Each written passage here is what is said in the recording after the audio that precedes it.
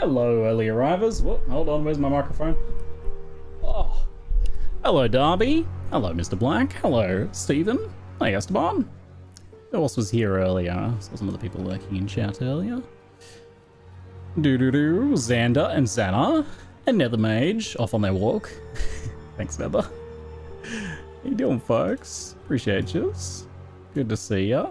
Sorry I haven't been on too much past couple days. Just brains have not been very cooperative for working last couple days. It happens on occasion. Amber Sue, how you doing? Hey, Hussy. Hi, Xander. Welcome back, mate. Thanks for cheering me on and chanting me over the last couple days. Pretty late in Argentina, mate. Hey, Norobria, thanks for the sub, mate. Appreciate it. We might be getting patch notes today, but it's probably tomorrow morning from the looks of it. They did announce that the patch is coming tomorrow.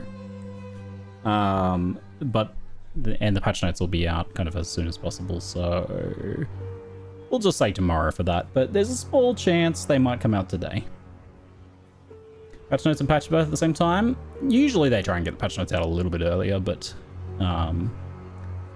it might be only a little bit earlier, indeed.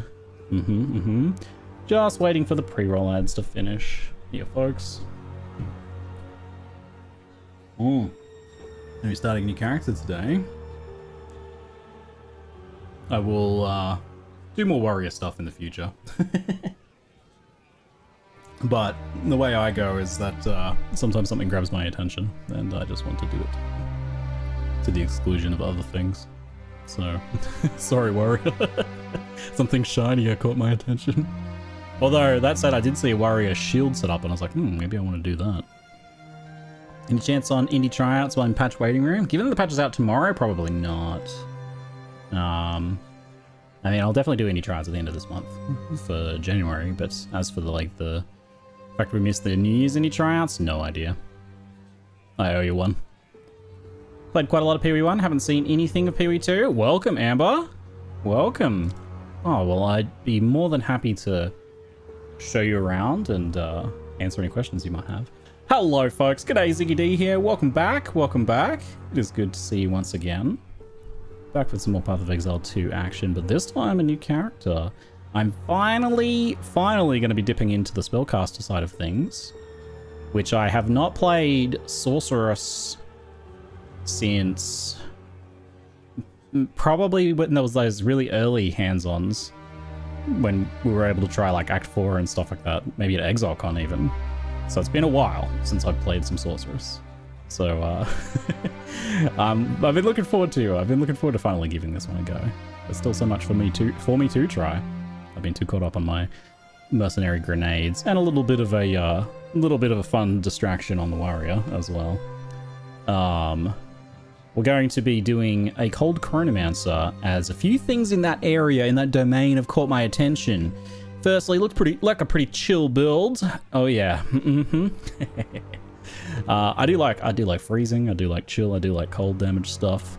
Always very fun. Chronomancer is like a little weird, but I do love the idea of like slowing enemies down. I've really enjoyed some builds like that in the past that have done that sort of thing, coupled with freeze and chill and temporal chains scaling. So I've seen a few kind of builds around this area doing different things with this, lots of different ways of going. Looked at a few different setups, and yeah, I'm gonna figure out kind of some sort of cold Chronomancer, probably blasphemy temporal chain scaling setup. In all likelihood, there's a fair chance that Archmage is still the right choice, even for a cold Chronomancer. And there's a few other things we can do, like you can do Blue Flame with fire skills. You could do like Flame Blast, Frost Wall. Probably going to be some Frost Wall shenanigans going on, from what I've seen. That looks very strong. And yeah, so something in that domain. Some cold, timey-wimey stuff right there. 10 ton, thanks very much for the sub, mate. Appreciate it, buddy. I'm probably not going to do much spark leveling. But we'll see how we go. I haven't played this one yet, so we'll see what it looks at. What are we gonna call this?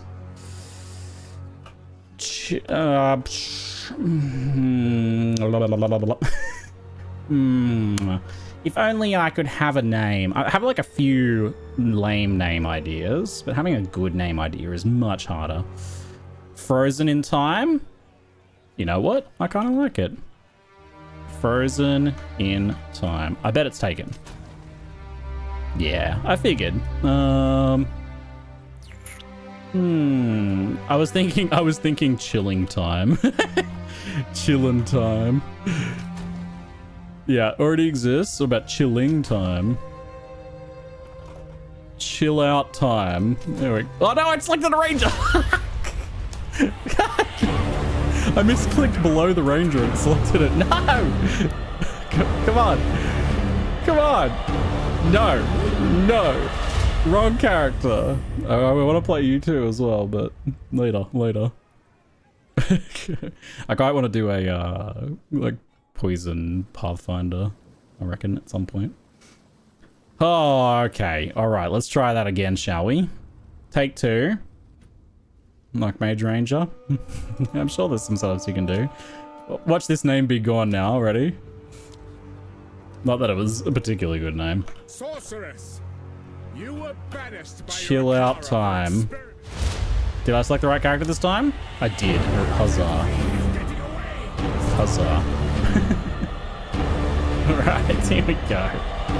Now, I've been kind of like waffling back and forwards on whether I like semi-solo self-found the leveling, or if I just go kind of like leveling with whatever I have, or if I go mega try-hard leveling. I think I'm gonna probably just level with whatever I have, and then in the future, if I want to do like more leveling guide documentation, I will, I might do another one as solo self-found.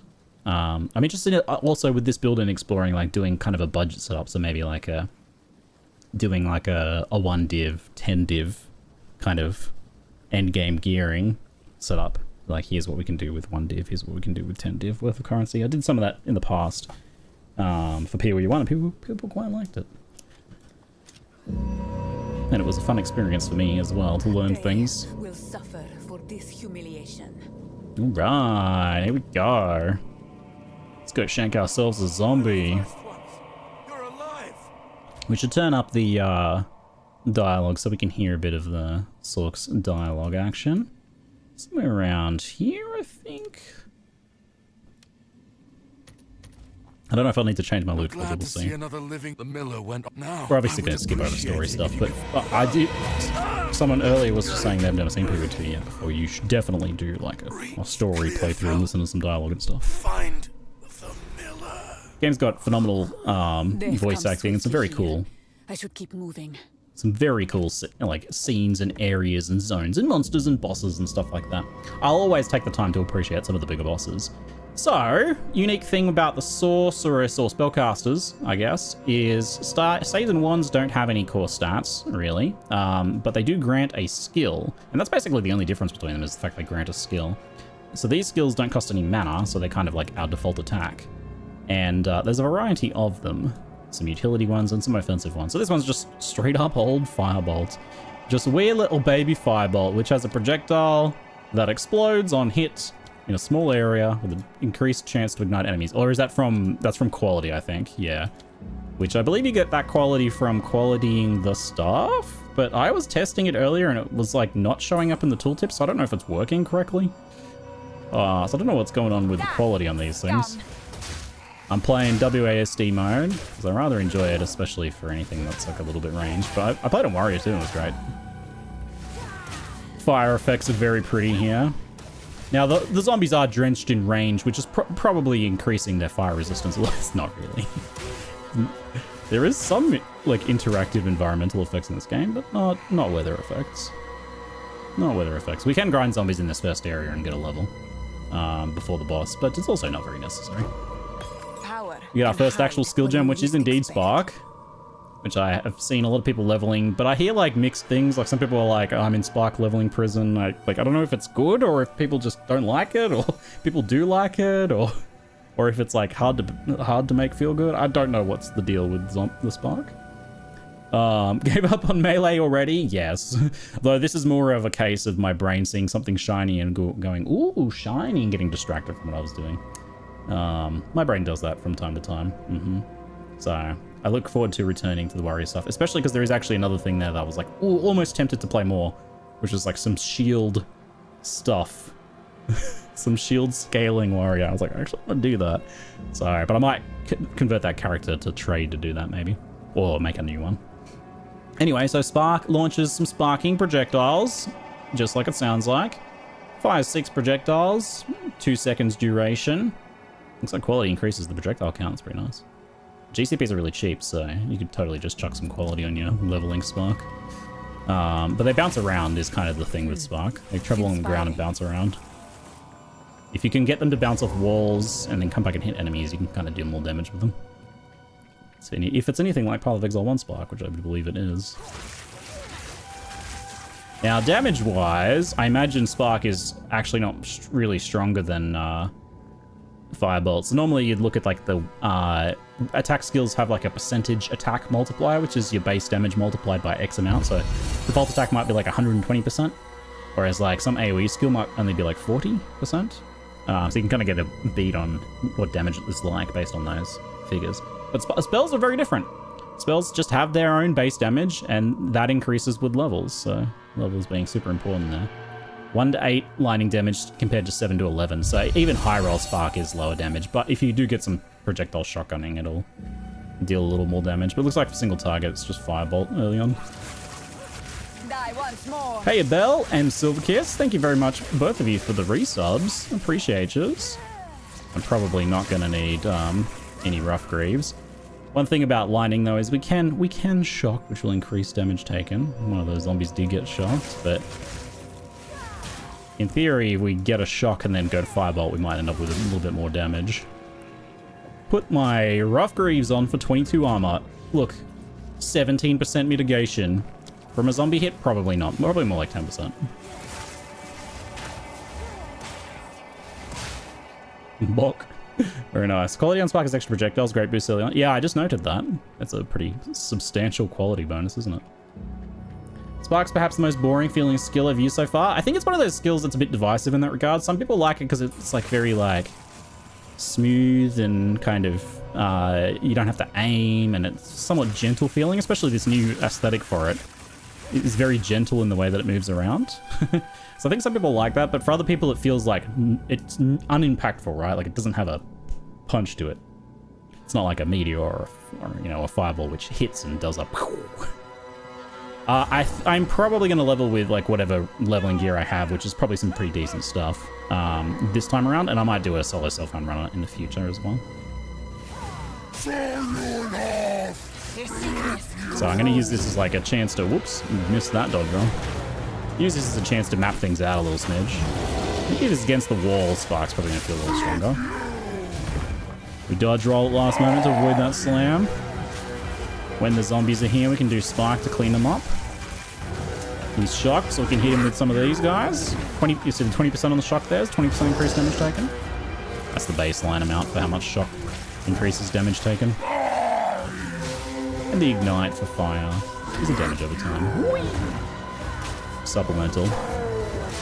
Oh man, it's I'm gonna have to get used to the idea of like, hey, we're not stunning anymore. I'm not a stun build, because both my warrior and my mercenary were stun builds. It just took a big hit but leveled at the same time. Hey, what are you still going for?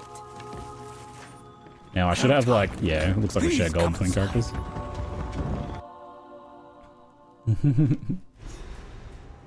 Spark scales like crazy, but leveling frost spells makes the game really easy. I was planning on leveling cold stuff.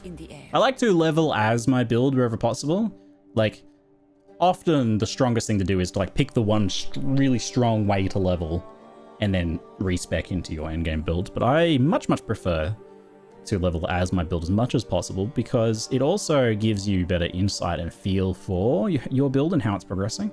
And you can use that to make corrections and adjustments as you go.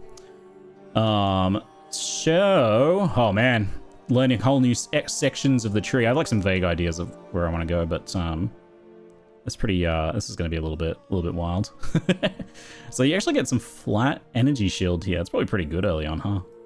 Defensively speaking, getting 20 flat energy shield. The amount of increase is just like so weird to me. I know it's like a completely different game and scaled differently, but it's like comparing that to like what increased energy shield you have in Path of Exile 1. It's so weird. It's such a high amount. This is like a notable in Path of Exile 1. Wilson still work at GGG? Yeah, he still works at Grinding Gear Games in like a managerial capacity, but he doesn't do much of the day-to-day dev stuff these days. He hasn't for some time. It's very difficult to get elemental scaling. That's okay. We probably will do crits, maybe cherry pick a little bit of cold stuff here and there. Probably some AoE scaling, and then maybe like, yeah, general elemental. And if we end up going Archmage, we might focus more just like on mana and things. Archmage seems like, especially because it's like percentage of damage added as lining, seems like a good way to scale even cold builds. Percent increased ES, meat, percent life. Oh wait, yeah, it's funny that simultaneously life is just removed from the tree, and it feels like it's actually like balanced reasonably well in that regard. Like that because they know exactly, you know, how much life you're going to be potentially getting. It's much more predictable. But like energy shield is just so wild. It seems to be balanced. It's pretty high amounts of energy shield, right? It seems to be balanced around the idea that it would be hard to sustain it, but it seems to be not hard to sustain right now. So I wonder if that's what they'll be tackling in the future. So what we got? Damage, mana regeneration rate over here. 30% increase maximum ES. I'm probably going to go through the ES line. Even though if we want to speed level, and if we have leveling gear, we probably don't need defensive nodes. There's a beast that protect. Now, if you could channel your violence. Flame Wall, Ice Nova, Frost Bomb. So Frost Bomb has a cooldown, right? Yes, 3.5 seconds cooldown. So we're probably gonna go Ice Nova first and then Frost Bomb. But I can cheat a bit because I'll have gems I can just cut. Well, actually, I might not have any low-level gems to cut. Low-level gems are a little bit more restricted, actually. So Flame Wall Spark is good. So Flame Wall makes it so that you can shoot projectiles through it, and they gain extra fire damage. So that's a good way if you're going Spark Flame Wall. Otherwise, we can go Ice Nova, Frost Bomb, and Frost Bomb makes enemies have cold exposure. Looks about the same as Path of Exile 1's Frost Bomb. Frost Bomb pulses with ice, reducing enemies' resistance to cold damage. And then it explodes, dealing a large amount of damage. Ice Nova can chill and freeze enemies. So it's got a little bit of knockback and chill magnitude. Chill Ice magnitude, Nova. Interesting. So it's like Ice Nova can chill. how much it slows them by. That's fun. We'll get Ice Nova first. I'm probably not really going to use Spark now, I think. What sort of hotkeys do I want to do for this stuff? Let's go with my most casted skill on right click. And I'll do maybe Frostbomb on left click or something. Take a look. Oh yeah, we don't have the guy to ideal our gear for free anymore, do we? No. His burden is heavy. Alright, let's have a look what sort of He hides it well. OP leveling gear I have, huh? What can I set myself up with here? Igniferous does mana regeneration, fire res, and then life regeneration is not applied stuff. I mean, that's just okay, because I can just equip it, and it gives some mana regen and fire res, so sure. I'll probably use Sure-Fitted Sigil later on, though. I might put that in my inventory. Good on you for going and getting it checked, McCoy. It sounds like it got dealt with. I really ought to get in and do that. Me and Amy, actually. We're pretty overdue, I think. In our mid-30s now, we should be getting skin checks. Get skin checks! It's a good idea. It's a very good idea. Glowswarm is a great leveling item. Gives mana flasks. It basically just solves mana. That's all it does. Mana flask charges, flask recovery rate, flat mana. All good stuff. None of the other ones I can equip requirement-wise. That's okay. There are some high-level ones there that I won't be able to do anything with. Just check some of these. See, there's nothing goofy in there. Those are all going to be high level, so I won't be able to use any of those. They dropped it endgame. Mentionords, 49 strength is just 100 life. Cold res and flask charge stuff, pretty great. Pretty great. We can also look at my list of my list of leveling items too. That's cold damage to attacks, anything low level. Mostly attack stuff here. Skill speed on Loctinial's pretty good. Requires a bit of strength, but Megis takes care of that, doesn't it? They haven't patched this yet. Tomorrow this will be better, because it'll be the added damage. But right now it's try resist, so Can't really complain, but it does mean that... Actually, I might not want to use this because it's going to kind of screw what my skills feel like. Like, it'll convert a third of my cold damage to fire and lightning. It's actually fine, but I don't want to mess with, like, the feel of the skills too much here. So I don't think I want to do that. Later on, it's probably more worth it when it's being changed tomorrow to have added damage of each type as well as the conversion. Yeah, if you're trying to do anything with ailments, it will screw you potentially. Unless you're trying to do, like, mixed ailments for some reason. Mostly that's probably for, like, Monk with the bell. I have some Luminous Pace here that I corrupted with slowing potency reduction. Fantastic. These are really good. 10 move speed. These are top tier leveling items here. 10 move speed, a little bit ES. They make your ES better because they make your energy shield start recharging faster. So after you take damage. I also have Wanderlust that I could use later. If I wanted more move speed there. Those are pretty good for now, though. What else have we got? Ghost Ride is probably the play for the chest slot, I have to imagine. Let me just check if there's anything else. Probably nothing else I want to use on this character. Yeah, so Ghost Ride converts half of our life to energy shields, which normally would be a little bad, but it does, with Luminous Pace, is going to help manage that by making it easier to recover it. So we only have 76 life, so if we ever go below our energy shield, we're in a bit of trouble. But it does, this one has some nicely boosted energy shields, and I can whack on some energy shield runes too, to make it even better. I did not put a socket on these boots, unfortunately, like an idiot. Hey Nathaniel, thanks mate, appreciate it. Do you have a Crown of Thorns? I don't think I have a Crown of Thorns. Let's see. Oh, I probably do, you know, actually, I do. So Crown of Thorns makes it so that we lose a little bit of life when you use a skill, but if we're not taking damage to life, that's probably not an issue. I suspect... Can that kill us? Because I don't have any life recovery. I might have to test if that can kill us. Might be fun. But Crown of Thorns just gives like a ton of energy shield. That's basically what it does, right? We can... Do I not have access to the... If I don't got it. Trade? I don't have access to the trade. Headstrong and Oh. overconfident. Like To get more armor as scraps. I could buy them on my other character and do it. It's kind of weird though. For this one... Now, resists are pretty good for leveling too, but we can also just go with like big old energy shields on these guys. Probably makes sense on these, since they have quite a lot of energy shield for leveling. So we've got 240 ES and 160 here at the moment. Oh, so much energy shield. So much energy shield. Is there any other interesting helmets? I do have a gold rim. And then I've got some melee leveling ones, which are not so useful for us here. Any interesting shields? We're going to probably use a staff or something, I imagine, so... Or whatever weapons we happen to find. We might just use non-leveling weapons. Rampart, don't need that. Unless we have something juicy here. Chance for energy shield recharge to start when you kill an enemy. Okay, well that's really good too, but we need a wand for that. So Death Rattle gives us a little bit of energy shields, but more importantly, it gives us another way to start our energy shield recharge. So that one's very cool. No interesting scepters for us, and of course these aren't relevant. Amazing, great, looks good. You know what we can do though, is leverage our gold here to buy some wands. Oh, I can't do any, I have no gambling stock because I gambled some low level stuff on my other character. Oops. Alright, so we have a casual 530 energy shield. It's gonna keep us pretty out of trouble. Also, we look wicked cool. Hold on, bring up the full screen. Yo. Ghost Rider's proper creepy. You Ghost Rider. Pretty creepy. Pretty creepy. Crown of Thorns are so pretty now. And the Luminous Pace boots are really cute too.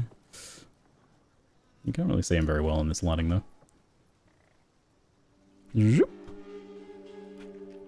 Alright, beautiful. Well, I would gamble, but I'm gonna have to just trade for something for now. You don't actually technically need a spellcaster weapon, but we'll get one. Mana Drain, Bone Blast, +1 all physical skills with spell physical and bone blast. That's actually like an amazing physical leveling one. Maybe I'll just use that. Should I just use that thing? It's pretty hilarious. This thing's got quality. So watch this. If I put this on here, in theory, Mana Drain should have quality. Leeches 10 mana, additional effects from quality, so it should have 10 quality, making it leech 15 extra mana. So let's see, what does it do? We look at our skill listing here. Mana leech per cast. Oh, it is working. It just doesn't display on the gem. See, it says 25 mana leech per cast. So it's actually working. It's just not displayed at all. It's probably just a display bug. That's cool. Her mind tends to wander. So I could She do reminds me of one of my sisters. quality bone blast too, which does increased radius.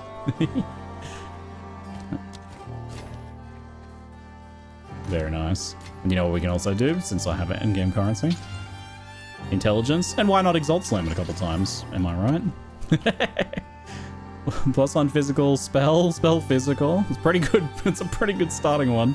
Not that we'll be using any other physical spells except Bone Blast, but what does it even do?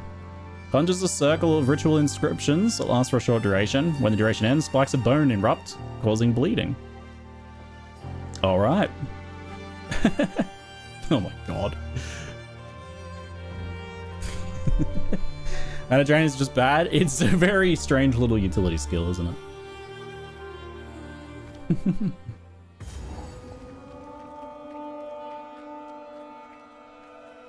I was very divided on whether I should do like a solo self-found leveling or whether I should do a you know, this leveling with all this gear here. Wild beast. But yeah, I couldn't I think I just opted to go for, I was pretty interested in the end game side of this, so I opted to go for the bringed out leveling for this time, huh? The spell is not that good. I mean, it's dealing the most damage of anything I could do right now, but there's another uncut gem for us, and there's Frost Bomb. That gives us our Ice Nova Frost Bomb. Let's go Frost Bomb like so. Alright, you can stop now. Thanks, very good. Transmute. I need some gloves. And we won't get a ring for a while. How good is Frost Bomb for just popping things? Not bad. Chunk. If it scales, then it could be good on bosses for Mind Over Matter. So the skills on weapons like this scale with the item level of the actual one. So it will be stuck at level 1. So this will be only useful for a few levels before its damage starts to drop off. It's basically just like a high damage default attack that I can do right now. So if I run out of mana, which isn't really going to happen, if I do, I can spam Bone Blast.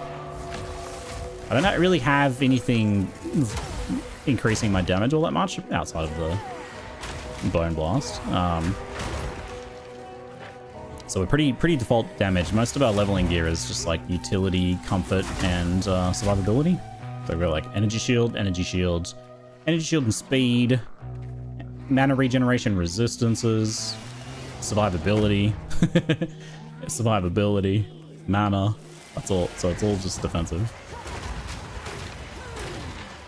But our Exalt Slam to 1 is pretty good though. Yeah, where is that's our extra cold resistance boss? In the middle here somewhere. Oh, we can come back and get it later. Mudburrow time. Get the waypoint. You can just kind of snipe across the screen with this, huh? Pretty cool.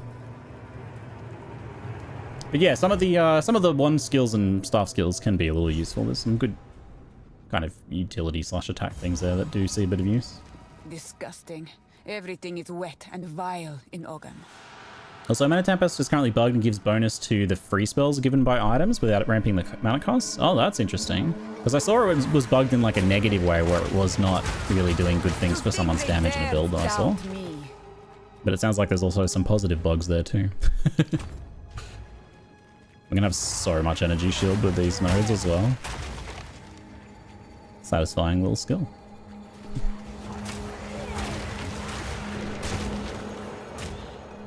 What's the actual damage on it right now? The damage is 7 to 11. Because it's level 2 equivalent. That's actually a bit higher because of the scaling we have now too. Pretty funny to get that +1 and the physical rolled on that as a magic. Actually crazy wand. You'd be a little sad if you saw that when you were leveling normally, so there's a level 2 one there. Because you wouldn't have enough gold to buy it if you were like starting out fresh. You'd actually just not be able to get it at all. I mean, a couple hundred gold probably. It's like even the Ice Nova's doing decent damage here. Anything tougher we can use Frostbomb to lower their cold res, but really, Bone Blast is doing more damage. Of course, naturally. For now, at least. Till we level our cold skills a little bit. You know enemy HP bar? I like the HP bars to come up when the enemies are damaged. Actually, no. Wait, do I have it turned off? Wait, have I always had it turned off? Normally I play with it appearing when they get damaged. I must have like not turned it on at some point just to enjoy the aesthetics of PoE2, and I literally did not notice until you mentioned it today, which is actually crazy. Because normally I play action RPGs and I want that feature because it makes it easy to see which enemies are damaged, right? And where you're hitting. But the fact that I've not even thought about it means that I guess the game is signaling well enough, or I've just been not feeling the need to get it at all. It's kind of wild. That's very strange to me. I had no idea. Let's compare Bone Blast damage now.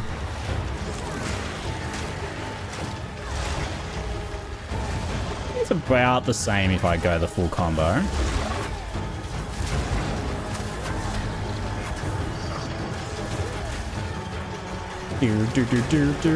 So support gems don't have any level requirements. They do have some attribute requirements, but if you meet those, you're fine.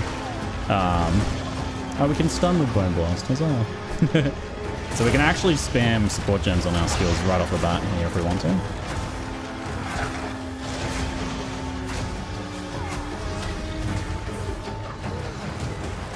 Watch that slam.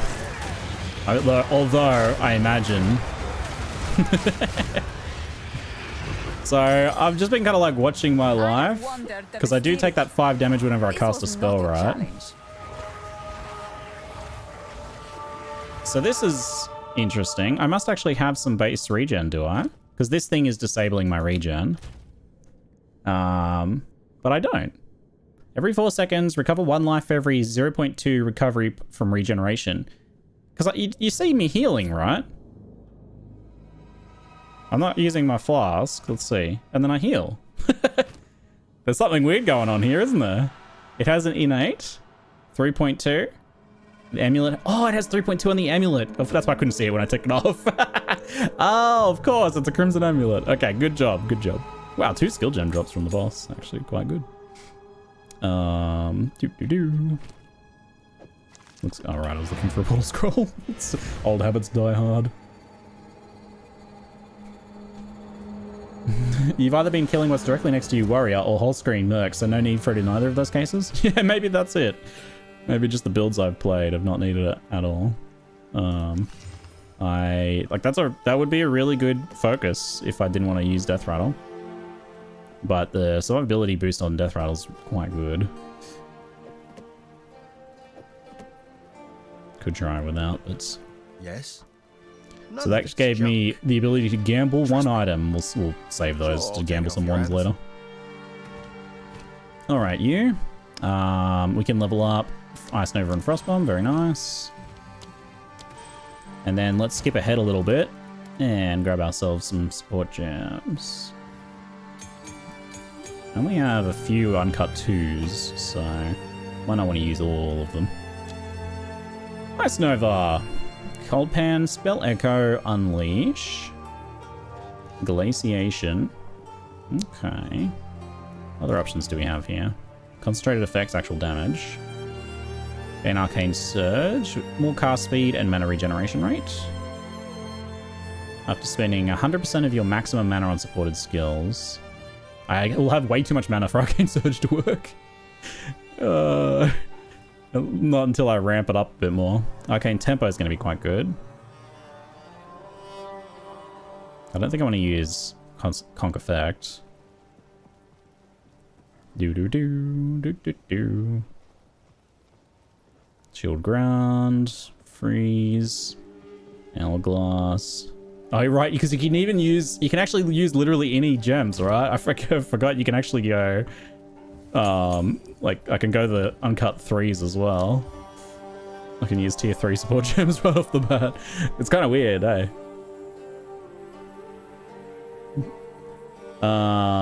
Is there even a way to turn the health bars on enemies even on full life? You know, I don't know for this one. Games often have that one. Interface.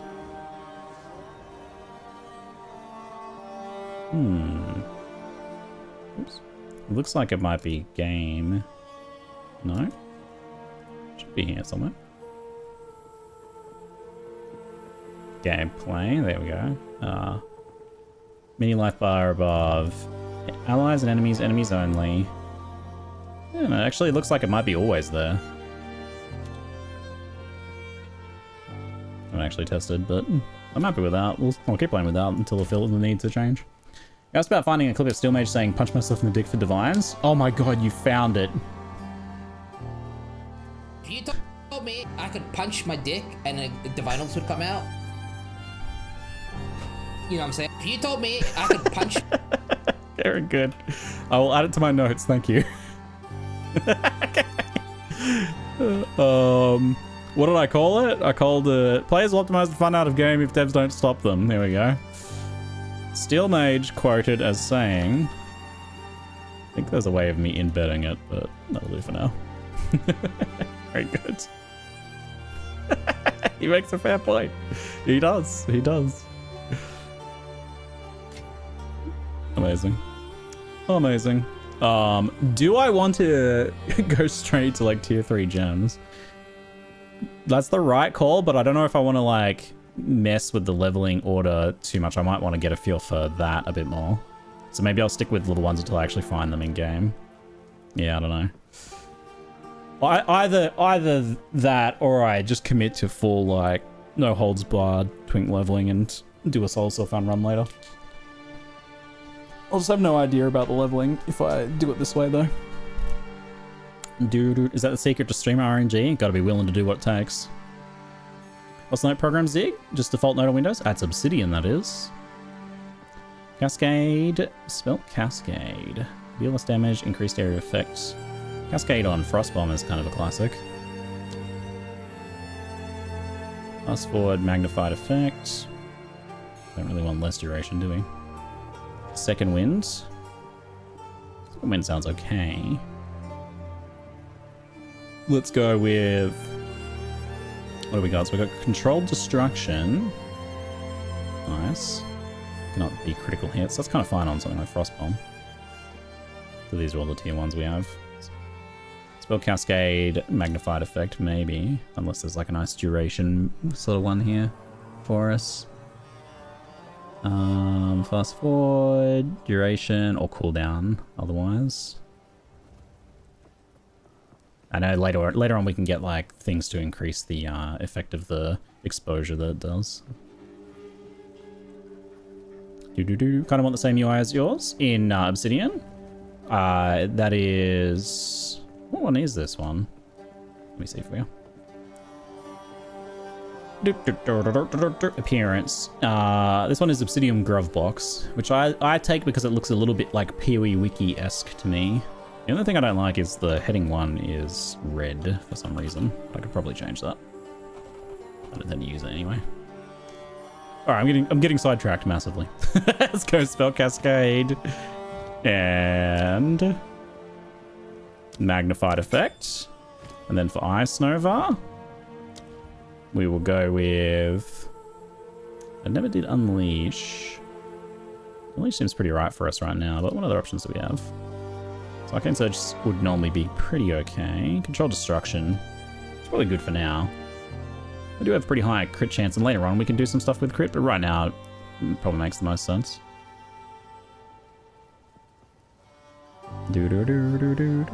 Hourglass. 10-second cooldown. I feel like Unleash is going to be great. And then...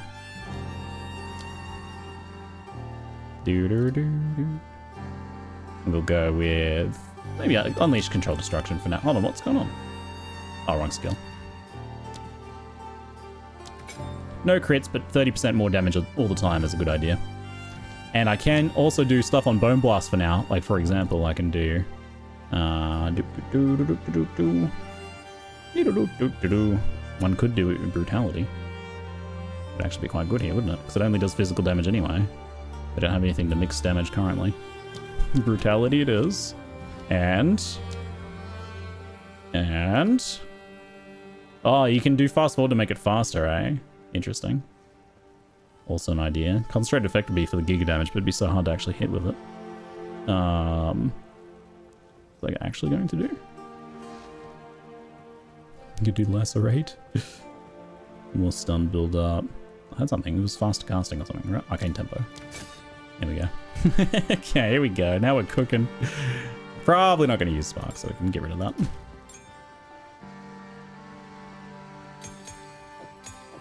Like a couple more of these in here for later. I went to look at gold rooms and they're so cheap now. Week 2 they were like a div for some reason. Yeah, they're a little bit rare, but at this point, anything like moderate rarity is just super supplied and there's just tons of supply of it. Back to Clearfell. You want overlap, so you want the magnified effect? Oh, on Frostbomb, what did I do? Yeah, I did magnified spell cascade. Unless you mean for one of the other skills. Should be good for now, though.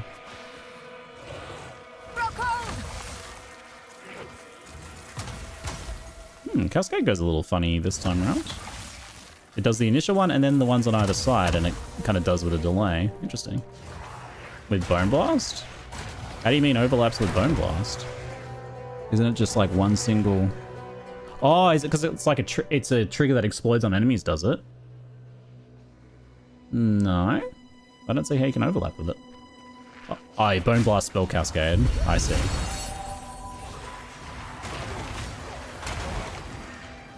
Aha, gotcha. Lazaric, thanks for the 85-month sub, mate. Appreciate it. Can you do market manipulation so my 40 div wand will sell? Yeah, I can manipulate the market now, ready? I'm manipulating the market. Lower the price. Lower the price. The price should be lower. Lower it to 35. If it's a 40 div wand and it's not selling, it's not a 40 div wand, right? It's a lower than 40 div wand. Clearly.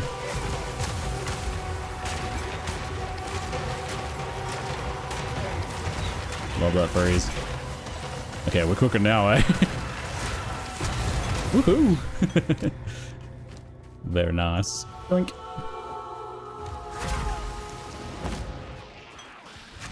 Beautiful one. Oh, we don't actually... Oh, we do have a belt. Belters in Frostwall. Frostwall will likely be a part of whatever cult setup we do. It's looks very good. I'm leaning towards Frostbolt Snake Pit from what I've seen, but there's a few setups that are interesting to me, including Blue Flame Bracer Flame Blast as well. That's another interesting alternative.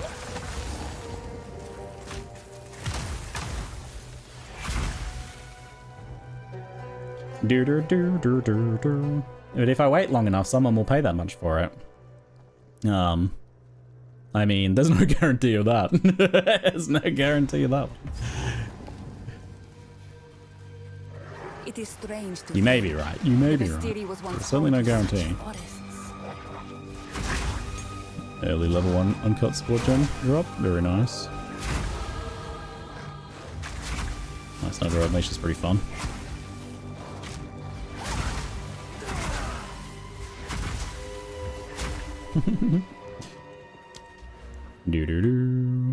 Faster start of energy shield recharge or max. I don't know what we're going to do recovery wise. Early on this would probably make more sense. We can rest back out of it later. Just give another way to get that energy shield recovery back nice and fast. Can you actually steal the flask before fighting it? You can. Haha, I have the flasks. Suck it, nerd. Not about that freeze though. Oh baby. Not even using freeze build up gems. Amazing. Corrupted or not, your kind deserve no better. Blue flame braces are fire to cold, yeah. Normally fire to cold wasn't a thing in PoE, but it is now. This tree has an abundance of energy. What happened here? There is a back. I'll wait here. The old magics will Run, run, protect run, me. run, run.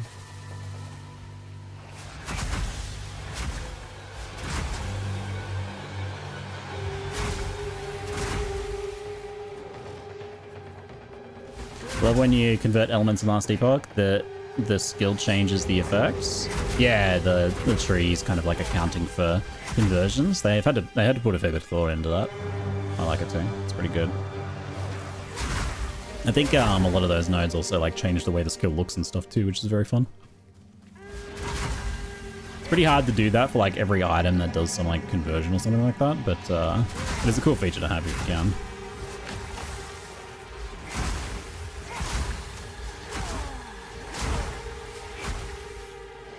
Satisfying. Very satisfying. Feels like I'm turning everything into powdered snow. They changed the shadow effect so much, and yet it's still quite satisfying, but in a different way. It was chunkier in PoE 1, but it's still got a satisfaction level here. Yeah, it feels more you're turning them into powdered snow rather than crunching them into ice. The Red Veil. You didn't accept a new quest? Oh, I don't think you even have to. Generally, you don't have to accept quests in PoE. I know what I need to do. Which I love that design as well. The Ezomites buried their dead. This must Love have that if been you know some what to do, battle. you're allowed to use that meta knowledge.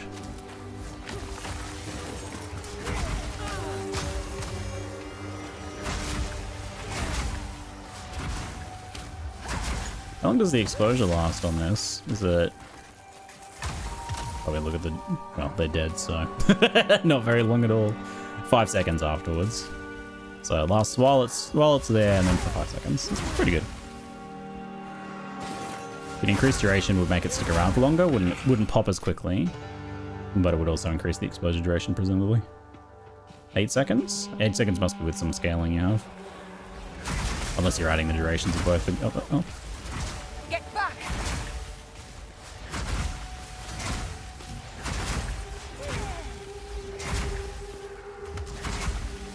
So the thing, damage-wise, like I have probably a better than average one that you have right now, but really not too much difference in that regard. I'm just instinctually picking up things I don't need to. The biggest thing is just having more support gems than you normally have at this level. Forward is clear. But I've often dropped one and gotten one from the witch, so that's usually 2 around here is pretty normal. The other thing we can do is we can use dual absorbs on our skills and actually put more support gens on early on. But I might, I'm tempted to not push the damage side of things too much. I don't know. Maybe I'll just change my mind and just be like, blast.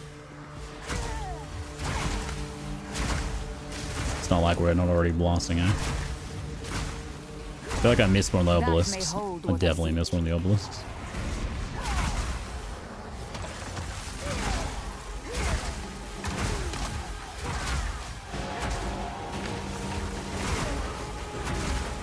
Still need the mana? Yeah, the mana would potentially be problematic, except that I have some items that are making mana really easy. Ugh, the dead seem to rise in every direction. No matter. Recovery rate.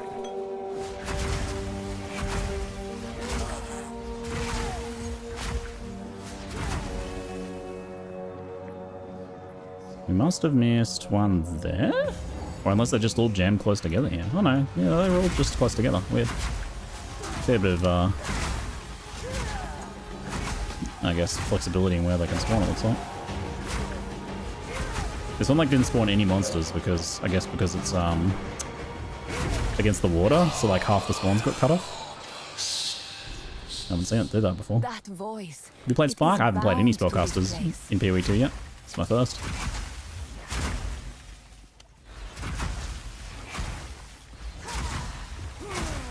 How's Frostbolt Nova? I don't know, I haven't seen Nova stuff specifically. I couldn't tell you about that, but one of the setups I was looking at potentially doing here is Frostbolt with Snake Pit, using Frostbolt to trigger like frost walls and clear. But there's a few setups I'm potentially interested in messing around with. And it seems like Archmage is a likely choice for damage scaling, but it's just because it's just so efficient, right? It's like, it's obviously I'm a bit busted right now. It'd be silly to not. But it seems like there is also some ways of doing somewhat comparable damage on a higher budget with non-Archmage. Archmage is just going to make it a lot cheaper to do more damage.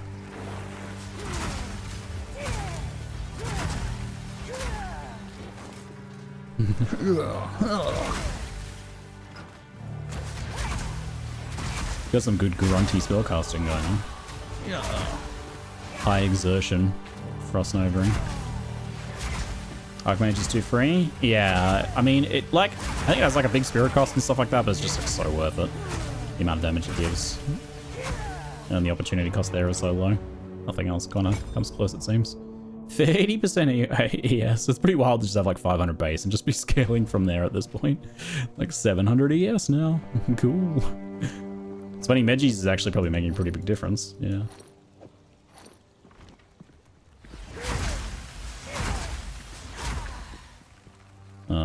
That was weird. This was a weird layout. The last one's probably in the middle here, right? But I did that whole loop around there. That's so strange. I got tricked into doing a big old loop for no reason.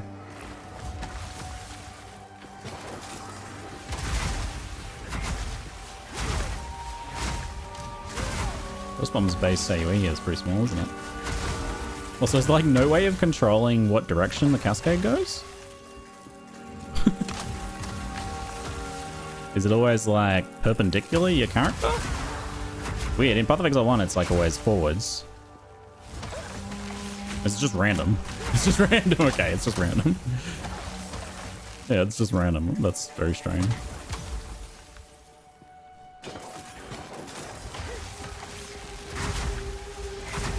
If you get your AoE big enough, you don't really care which direction it chooses, but that is a little weird, isn't it? Usually scaling AoE kind of like makes them move out at the same ratio, but and I think it does, but it can still work for overlapping because of the size of enemies. So like if an enemy's large enough here, right? Like look at this. If an enemy's large enough here, they get hit by all three. And scaling AoE kind of works favorably for that. Also, yeah, just hit them stuff. Easier to hit them. Shall we do some blasting?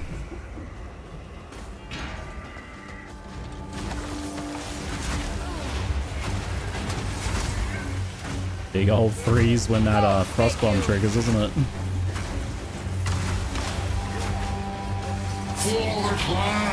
Oh, my focus is selling.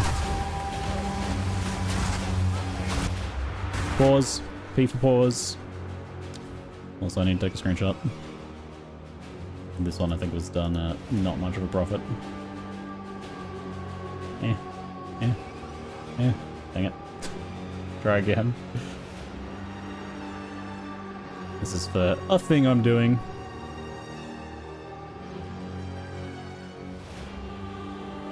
There we go.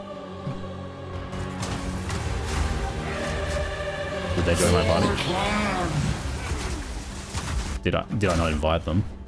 Oh, there they are. Sorry for interrupting the boss fight. It's not like he's doing anything anyway. Whee!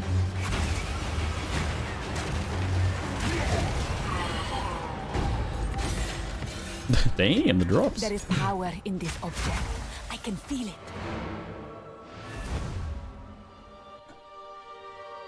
Ziggy's doing a thing? Doing a thing. Recording some proper profit crafting I've been doing in case I want to make a guide out of it. Doo-doo-doo-doo. This one was one of the worst ones. See how much I made on it. And what I did. What did we do? Do do do do do. 24x. Oh, so that one sold pretty badly. That one was Soul Chant. Wait, that's another Soul Chant? Oh, I had two names Soul Chant. That's funny. Focus, Soul Chant. This was the Mist Vial, yeah. Yeah, it hit the attribute requirements. So it was this. I bought it for 10x. And then I slammed it with 2. And a landed cast speed and mana regen. Both pretty good. So good suffixes. And then quality socketed. And corrupted, but the corruption missed. And it only rolled 420. So it only sold for 24 compared to 10. And what was the cost of doing that? So 2x plus 20 qualities, another about 8x, about 10, about 11x. So I didn't make much profit on that, like a few x. So that one was like basically break even. Let me just save this.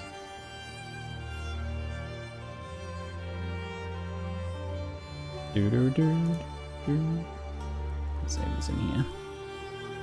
Rename. Soul Chant 10x version. Sold 24x. About break even. So that one was pretty bad. Making an item flipping guide. Might do like a basic beginner's profit crafting thing maybe.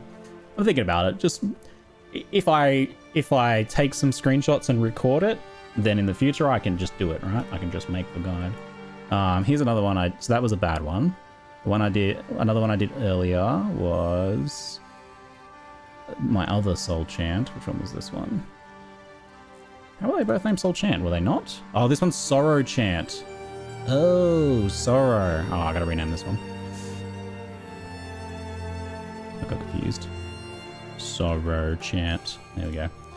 So this was Sorrow Chant.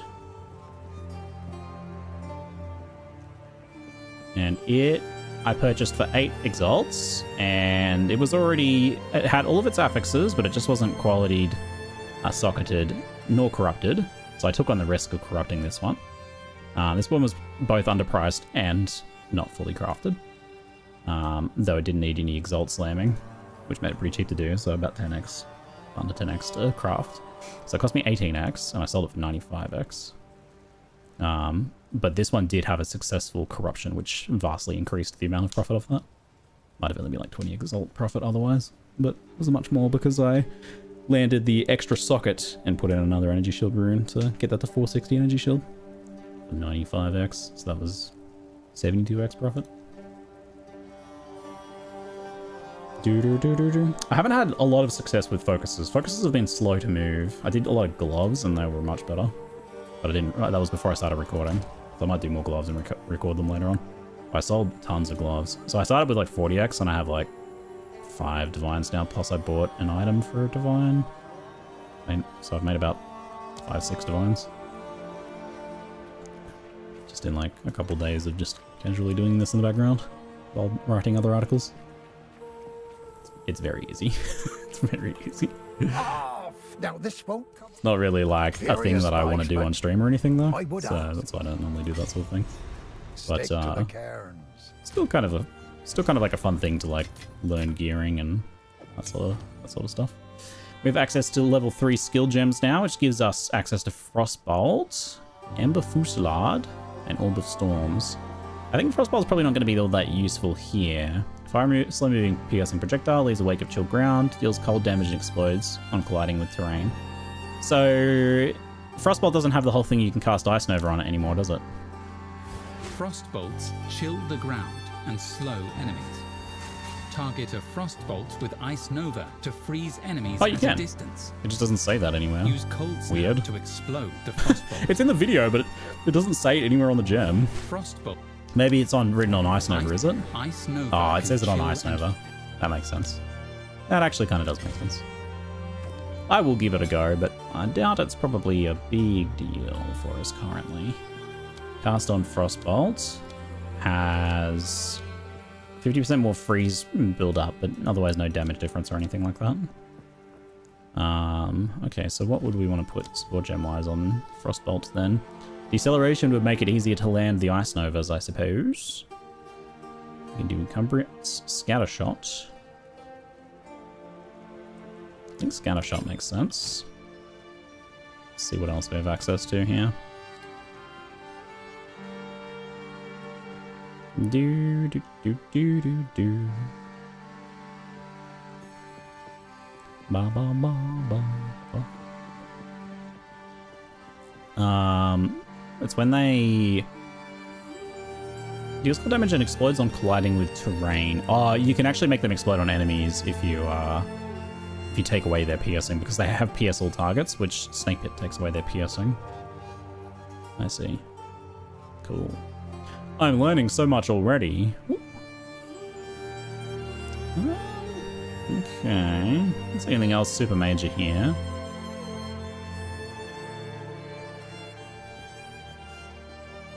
Could do that for damage since the area doesn't really matter too much for Frostbolt.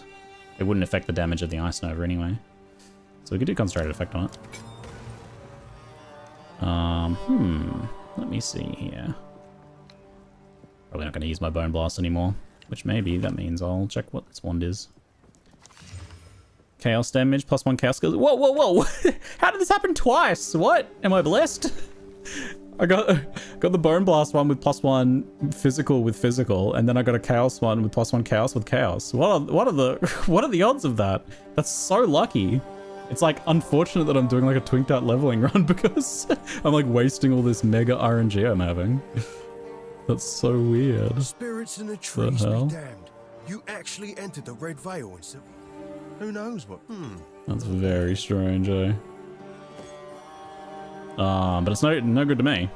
I'm not planning on doing any Chaos Bowling action. Watch yourself. Una, where are you? Renly's done a fine job. These are just some odds Give me and ends scrolls. of mine. And what do you got wise?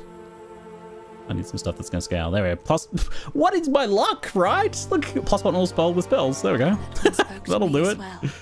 What the heck? What the heck?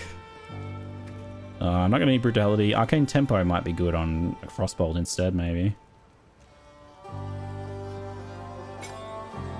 Of course, I could put a Jeweler's Orb on it if I want to go that route. Crazy. These like low-level ones might actually be sellable, come to think of it. Crafting. Also, I don't have any gloves, so I could do that. I could fix that. Regal. Intelligence. Very nice. Exalt Slams. And regen. And nice. Extra cold damage. Oh my god. Wait, it's still got one more slot. And spell damage hybrid with mana. Nice. Jesus. Mate, I'm getting like the best RNG exactly when I don't need it. Absolutely filthy. Just filthy. I need to gamble some gloves. Why look? Crazy. Could actually gamble a ring too, couldn't I? Any ring is a winner.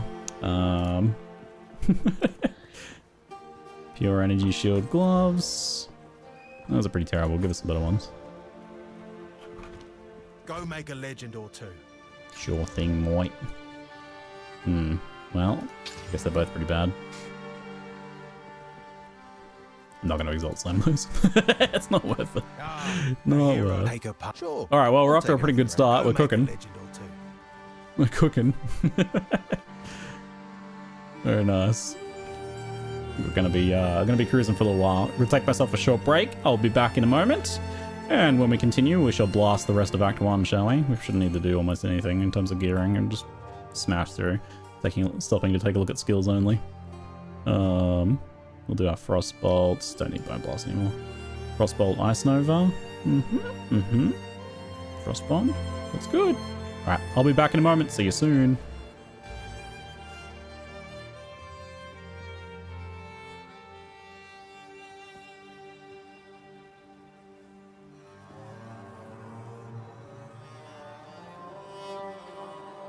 All the ones at Ellie, I'm pretty sure that all the ones have been a higher weighting to roll their relevant base. All the ones in Staves at Ellie bases, they always roll increased damage and plus skills of a particular element.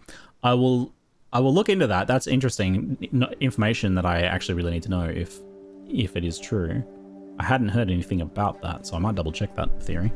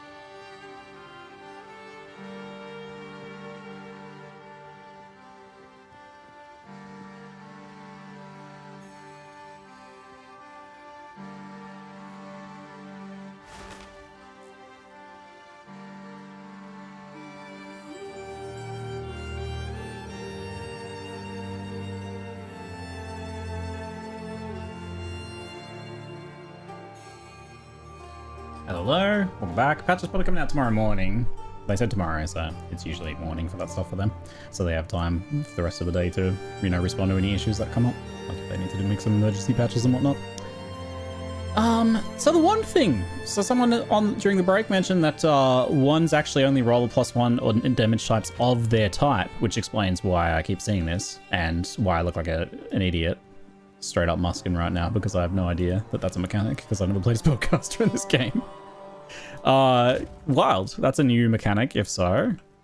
Where did you learn about this? Where is this known? Is it explained in game somewhere? Like... Agrarian build spells, blah blah blah, powerful bonus spells. Because like the way it's listed on the PvDB page is just as like a mod family, right? It's like these are all just the part of the same mod family. Just straight up from experience. Just kind of could tell after a couple of acts of looking at vendor gear. Yeah. I mean, the way we can confirm it is just to take a look at trade, really. Hey, Strike. Thanks, mate. So, if we... Oh, I keep getting PoE2. Trade. Ooh, PoE1 even. Strikefire, thanks so much for the 33-month sub, mate. Very much appreciated. Thank you, thank you. Rerolling before the patch hits. Very brave of you. So, sorry, I missed your comment earlier, that's hadn't done. I don't know why it doesn't show comments in this chat. I need to figure out how to turn that on. I only see them on my actual notifications. It doesn't seem like there's going to be any major balance changes tomorrow, apart from like some minor armor buffs and some other little bits and pieces here. That mod's is shown in a few times with lightning ones. Yeah, it does seem like it's true. let's just, you know, do the diligent thing and confirm. So if we take a look at, if we just go spell, fire spell skills, search, and they should all be, so it looks like attuned can be any, possibly, because attuned is just generic, right? And then Wand of Flames, Wand of Cinders, Immolation, Coals. So all these 5 themed ones that grant Volatile Dead or Mana Drain. Yep, we're not seeing literally any other ones, are we? Let's search like max fire spells. Mana Drain ones, Volatile Dead ones. Yeah, it's just all the Volatile Dead ones and the Mana Drain ones. So this is probably true for staves as well, I imagine. Staffs. 66 Trampled, thanks for the 22 months sub, mate. Very much appreciated. The ones have no X tag for all the elements that they are not in favor of. Is that in here? No X tag. Where's this tag? The Siphon one is for lightning. Power Siphon's the one for lightning. Click on the name of the base wand. Name of the base wand in PvDB or in game?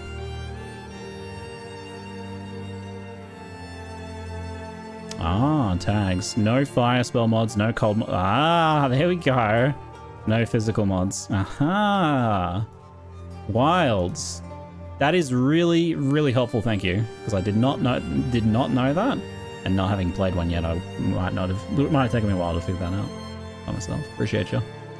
So, if we take a look at the Mana Drain one. Oops, wrong one. The attuned ones. So the attuned ones don't have any of that. They can roll any of them. Wow, big news. Thank you. I need to put that in my... Gearing one. Let me do a new one here for this.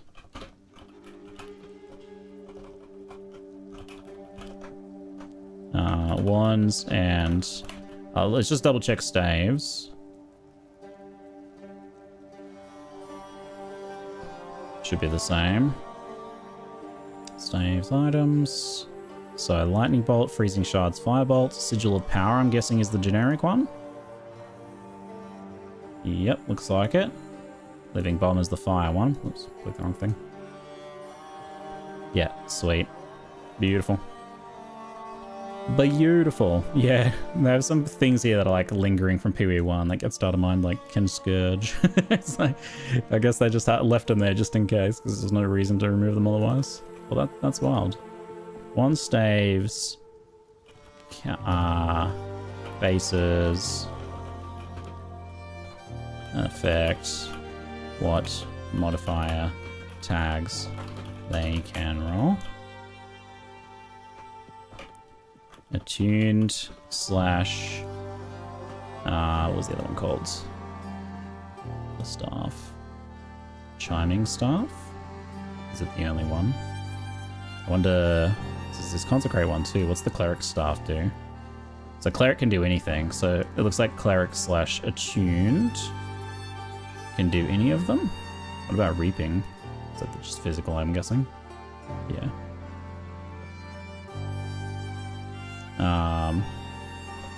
Attuned wands, cleric slash what's the other one called? Chiming. Everything. The rest are specific to their element.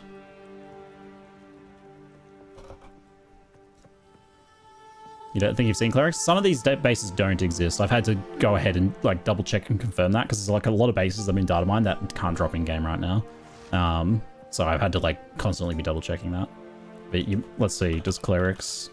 Yeah, it looks like cleric staff does not exist at all. But we can type it exactly just in case because that sometimes works. There's also an unleash one. Is that a thing too? It might not. Also might not exist. Roaring staff. Check that too. I'm getting distracted. Cleric staff. If we type it in, even if it doesn't pop up, you can still get things if they exist. You type it exactly. Nope. What about roaring? Looks like roaring staff doesn't exist either. So those must be high level bases that will be added with the later acts. So there's an unleash base. I remember them showcasing this, but it just doesn't exist because it's probably an Act 4 base. Or they changed their mind and turned it into a support gem, maybe. Yeah. Yeah, because I remember them showcasing this whole unleash mechanic like this, didn't they? Great. It looks like they might have just changed their mind and simplified that a bit. Let me just change that note then. So it's just the chiming stuff for now. Great note. Amazing. Very helpful. Thank you. Guess I wasn't as lucky as I thought I was. It's kind of funny. Not as lucky as I thought. Can't really equip too many of these yet. I can do a lightning one. Depending what affix I roll. That works for me. Alright, let's go. Still lucky? Yeah, still very lucky to get like the damages as well. To get them both and the damages. To even see the plus ones there. You're right, still very lucky.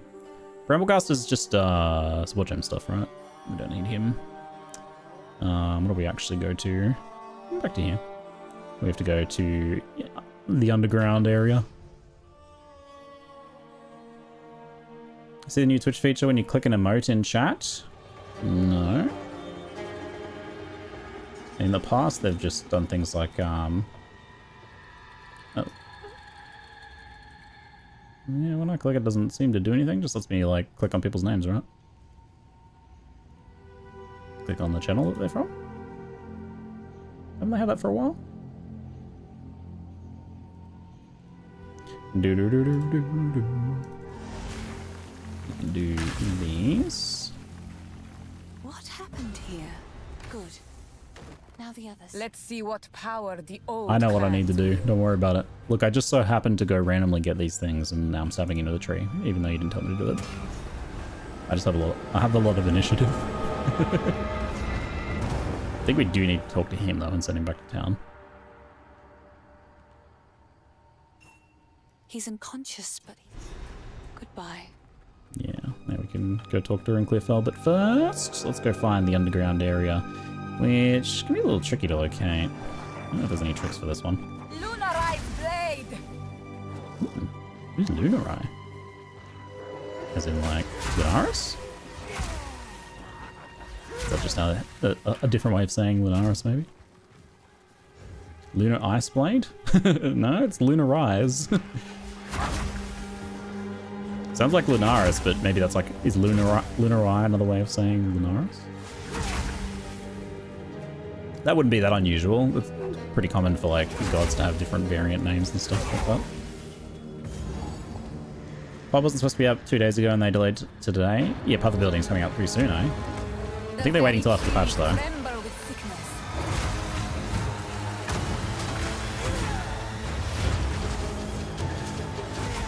I think it's just like unnecessary to frostbolt for bosses. Like it doesn't really enhance our damage all that much compared to just casting normally. Waste away. I guess Unleash Back to makes the it soil. slightly do so.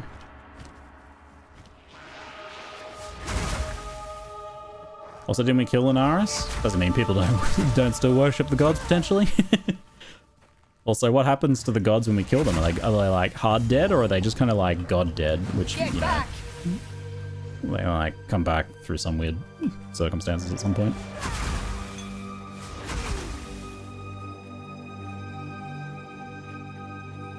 Doo-doo-doo-doo.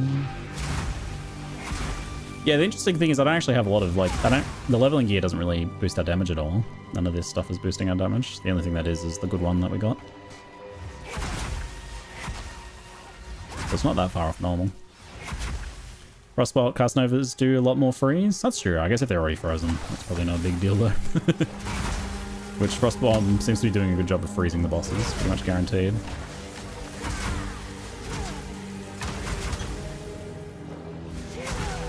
Pretty satisfying.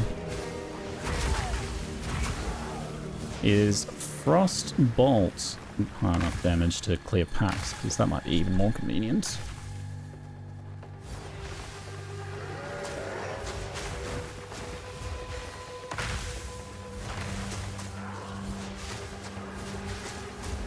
Not really.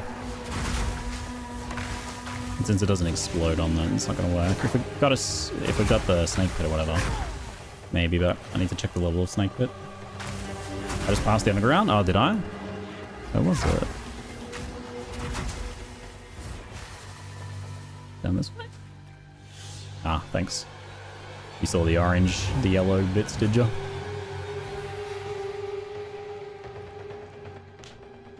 Sort is a tail woman. Of course, all her spells invoke historical figures, gods, as she hasn't shaken that adherence to tradition yet. Ah, that's interesting. Blocked for now, but I sense more. Gotta go back to town.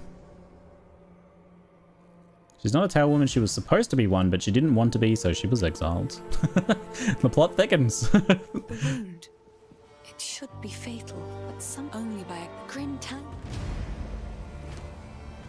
Please, take your time. Goodbye. We need anything else here? I don't think so. I think we're pretty good. Back to the Grim Tangle. That's why everyone mistakes her for one. I would be livid. How dare you mistake me for a tail woman? If the face I just happen to be a woman who likes telling tales, but I'm not a tail woman. Very cool, Una. Very cool. And coming from a cold sork, that's a high praise. Very cool.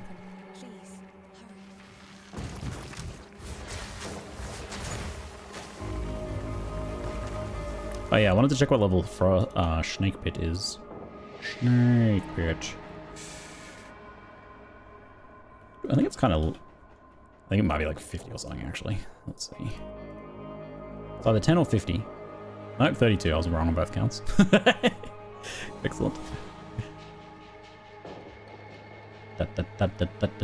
Anything I buy to use the endgame, I'll record because I want to maybe do like a initial budget setup. So I might just get the cheapest Snake Pit, because like the difference is a bit of cast speed and damage. I mean, the cast speed is definitely a nice one to try and get. We could probably sack spell damage. Here's how to do this, ready? Until they fix trade. If we wanted to find the highest combined cast speed, what we would do is grab both cast speeds and put weighted sum. We just both give them a weight of 1 because they're the same modifier. And then we can just search by weighting. We don't want to put mins in for that because that would be a minimum amount of cast speed. So that gives us a sum. So this has 18 weighting of cast speed. And 32 is the like top rolls, right? So this one, and these ones are in fact corrupted to be higher, so they're not going to be in our price range. It looks like, let's see if I can get one for like 10x.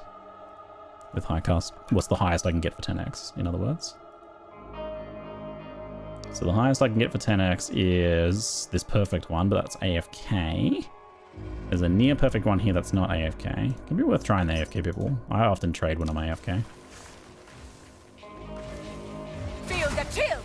Eventually the trade dev, the single trade dev guy, that one guy who does trade, will add pseudo total for different mods, so we can just search that way, but for now, we have to use things like weighted sums and stuff as a workaround. Right. Now it does have a middling cast spell damage roll, it's pretty alright. Get this one for 9x, that's pretty good. These are a good ring for corrupting too, they're relatively cheap. Low risk corruptions, and if you nail it, good money. You're playing Archmage? It's probably a good idea to go Archmage. Even on Coldcaster, yes. The current state of Archmage is such that, yes, that's probably a good idea. This was 8? 9. I will make a note. Seems like there's a trade.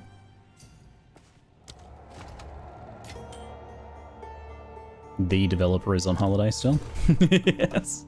So actually, because I'm not level 32 yet, the smart thing to do would have been to like set up a price search and wait and snipe a really good one, but for a bit cheaper. So I could have saved a couple exiles potentially, but that's pretty good honestly. Under 10 for basically near perfect rolls. He's pretty good. There's only 1x over the like minimum priced one that we saw there. Called Chrono Endgame. So this is the low budget endgame version, and we bought a snake pit for 9x.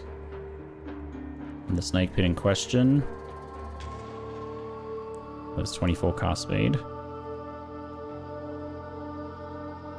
24. I don't know if I want to take screenshots or not. 25 spell damage. Good cast speed roll. Nice, so we can use that when we level up into it. Buggies. Back we go.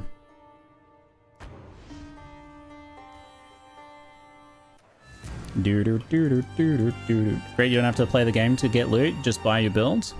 You're talking about just trade in general. Yeah, this is a trade economy driven action RPG, but I will tell you this, there is a mode called Solo Self-Found, which is reasonably popular.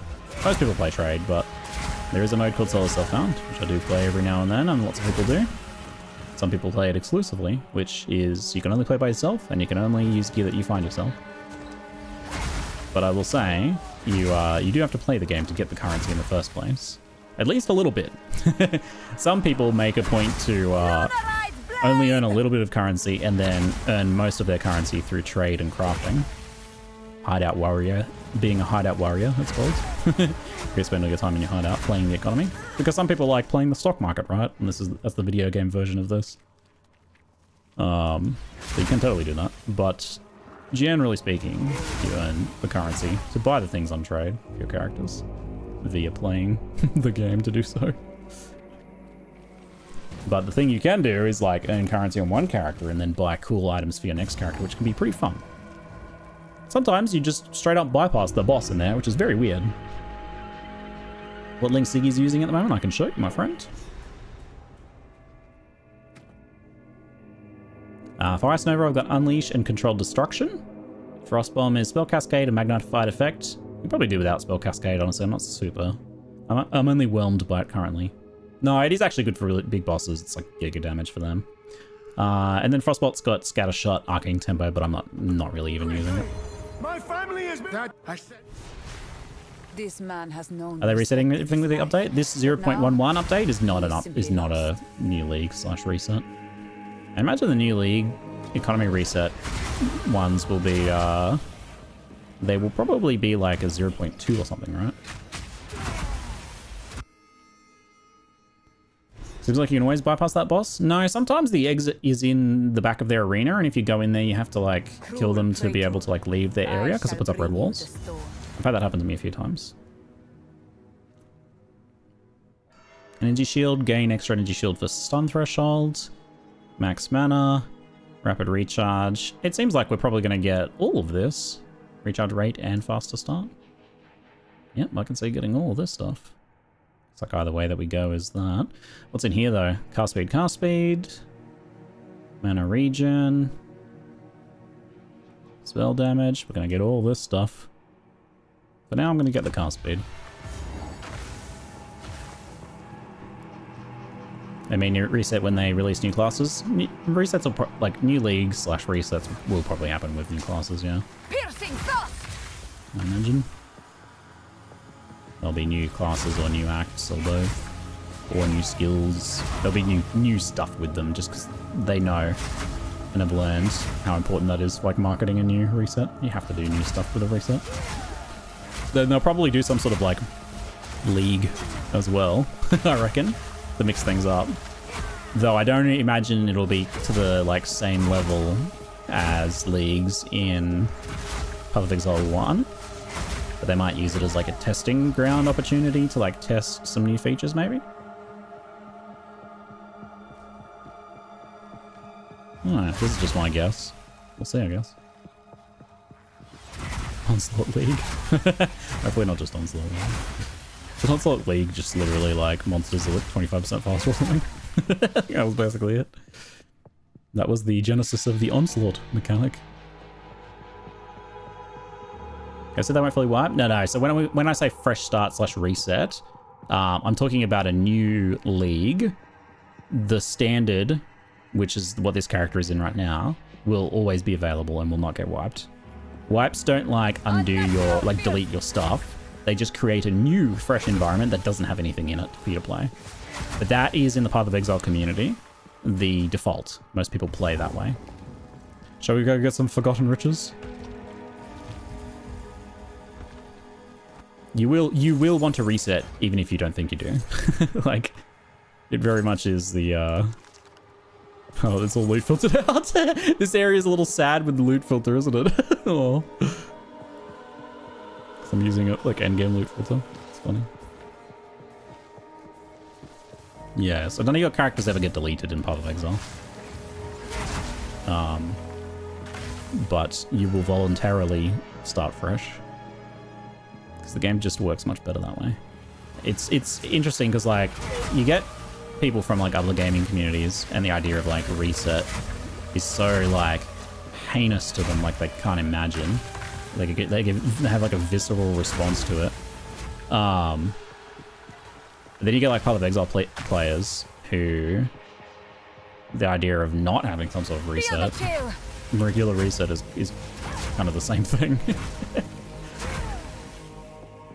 I didn't get it at first. Yeah, I mean the idea on paper of losing your progress, of losing something that you worked hard for, sounds really bad, right? Sounds really bad. Because that's like that's the thing you inherently focus on is what you're losing. But the far more important thing is what you're gaining, and like where is the most fun part of gameplay? It's like initially acquiring gear and exploring new mechanics and making new builds, and those all work much better with a refresh start.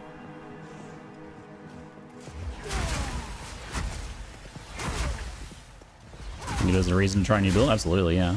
Because you would, like, and a lot of people don't if they don't have that, like, reason to as well. Like, you can just say, oh, you can always decide a new build, and you can always just, like, not use your pre-existing stuff. But a lot of people don't even know they could do that.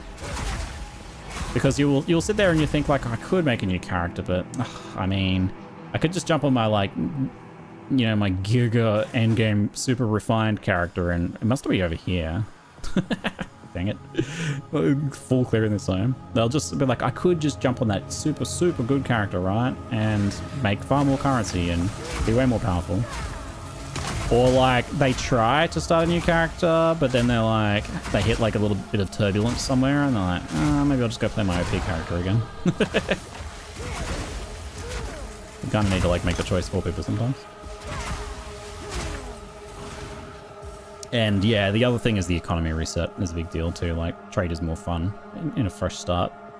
Everything is valuable, right? Like when you first start a new league, everybody's somewhere around the same level. Like, yeah, people will always be ahead of you, but everybody, like, those random 20 move speed boots you find when you first get to level 50, they're actually worth something. They won't be worth something in a week, but they're worth something, and that's really fun. Everything's worth something. So, like, and there's also like just higher volumes of trade. Will join my steeple of death. Steeple me up, baby. Let's go. The spirit's hunger.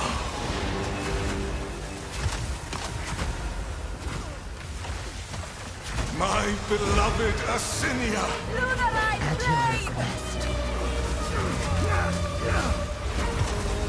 Your soul is mine. Rend your soul. Do it. WASD is really weird with like point blank. Like, I noticed that when I'm just casting back to back, my character doesn't turn to face where I'm going. It's really weird looking, right? Your intrusion will be my beloved Asinia. Endless life ends now. Normally your skills kind of like turn you to face wherever your mouse cursor is pointing. That's just like not happening here. It's very funny. Like I don't even need to look at him. Just like cast like this. Your demise is welcome. It's fine with like projectile skills because you're actually aiming. I guess for point blank AoE skills, they don't have that like character turn to cursor aspect, which they really should though, because like, is it casting exactly on my center? It is, okay. It's weird. It's just weird visually though. That doesn't do that. It's the walk away without looking at the explosion move. Yeah, if I plan for that, I can probably make it look cooler. What? I just get. Damn, man. I can like walk past them like this and just keep walking away. It'll make it look cool.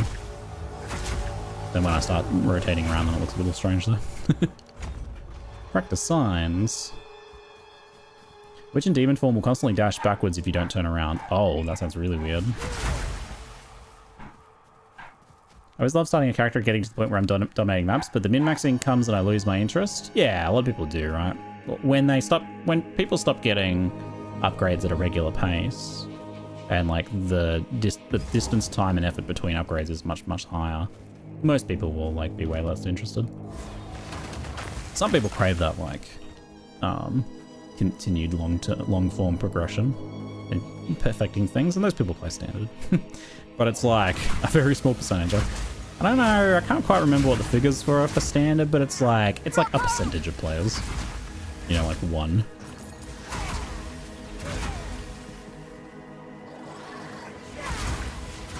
And it might start, I reckon probably it'll stay a little bit higher percentage for a while, yeah, because we've got like a bunch of new people joining that haven't played League resets before. But they'll probably see everyone else having fun in the new League, and after a little while, try it out themselves and become converts. Because that's the Path of Exile pipeline. These things are quite cold resistant, it appears.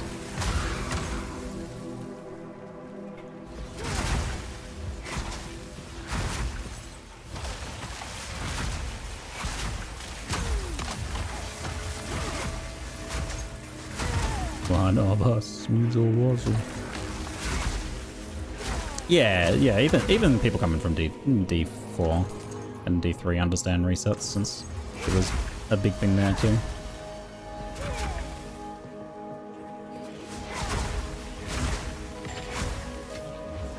Action RPGs do have a long history of that. It's more people from other genres. Like, yeah, random Souls fan who heard Path of Exile, thought it looked cool and heard it was a bit Soulsy now, and tried it out and liked it. You know, we've got a lot of people like that. Come and join us. Welcome, by the way. Love having you here. Those boss fights are pretty good, huh? Mm-hmm.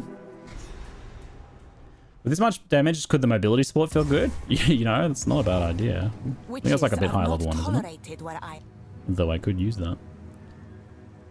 But, I don't think I would sacrifice current gems for it, though, maybe. But an extra gem slot, maybe, yeah. I always use mobility, need my move speed. Yeah. Don't even let him stand up. Don't even let him. Maxing PoE 2 feels kind of annoying. No harvest to swap resists. Yeah, I love resist swaps from harvest. At least we can change runes tomorrow, starting tomorrow, eh? That'll be a big improvement.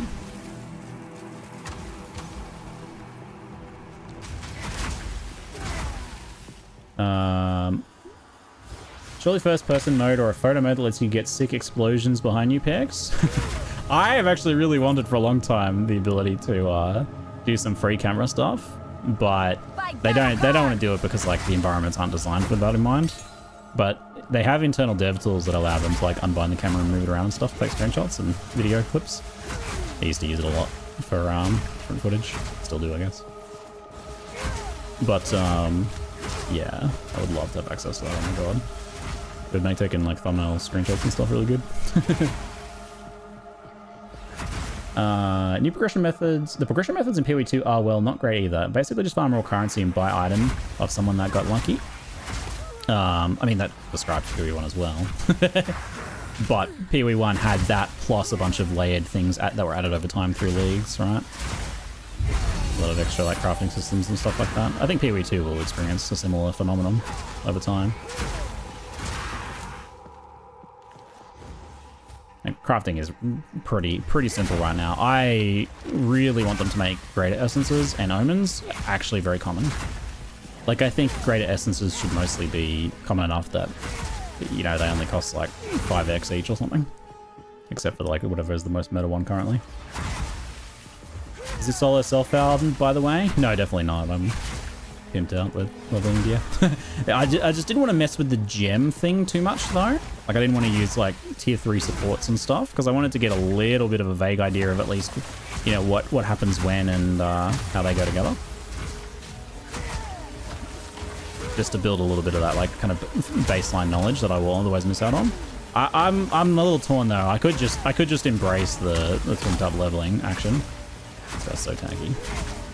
Does he actually block from the front of the spell? I don't think he does with point blank. Anyway, does he?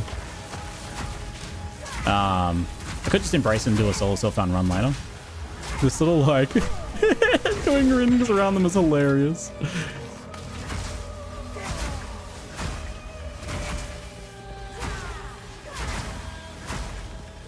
If essences and omens were dropping like candy, I'd be happy to try crafting my own gear. Yeah, yep.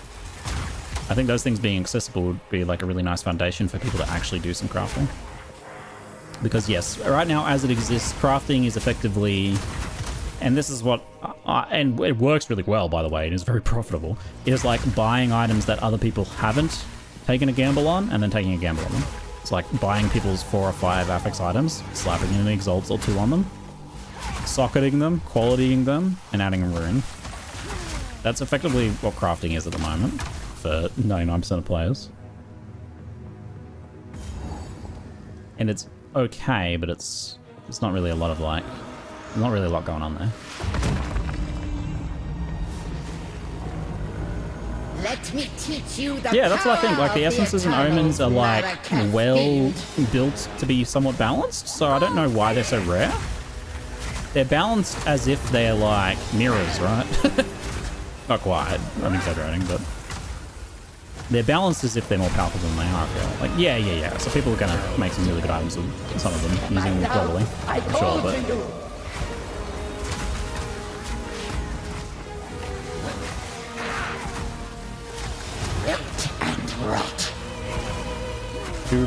But I think Gigi's gonna be a little slow to change this stuff. Yeah, a little cautious. My cold time? Do I have access to cold time? I haven't checked.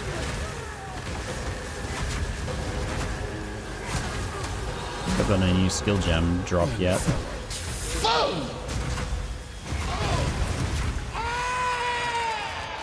Oh wait, these are skill gems. Yeah, it's level 5, but I should have access to level 5 now, I think. I haven't actually leveled these yet. Repulsive witch! May your misdeeds be long forgotten. Current crafting as it is still pretty fun to do, but yeah, I think like slamming exalts is fun, right? That's good. It gives you like a little bit of ownership over gear. It's cool that we're actually doing it and it feels okay to do. They really nailed that. So I like that. I like slamming exalts. And I think runes, especially now that they're going to be swappable, is a pretty good like alternative to the crafting bench for the basic like change one small thing about an item aspect of crafting. Because runes are effectively crafting, right? Where do we need to go? Back this way. I think people are approaching it in a goal-oriented manner where they want a specific thing. When they don't get it, they're unhappy, rather than just going for a general type of thing and rolling with it. But it's not like we don't even really have like a way of going for a general type of thing though. Right now, like you don't have a way of going for anything, really. Outside of just picking up bases and alking them, or picking up bases and chucking like a minor essence on them, and then exalt slamming to 6 properties.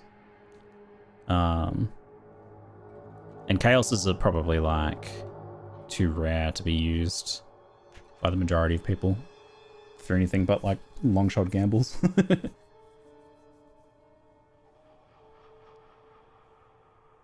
Patch notes are out. Patch notes are not out, I don't believe. By the way, if you use a spell that casts on Frostbolt with Spell Cascade, the Cascades will also cast on Frostbolt if it's the only one. So essentially becomes a spell echo instead of its intended function. Isn't, like... Doesn't that also work with this too? Alright. That's what seems good to me. Oh wait, you're talking about Cascade. Oh! I'm surprised you can use Cascade and then target like that. Yeah, okay. I see what you mean. Sorry, I thought you were talking about Unleash. If only I could read. So if I put unleash. Wait, no, wait, what? Cascade on Ice Nova. Yeah.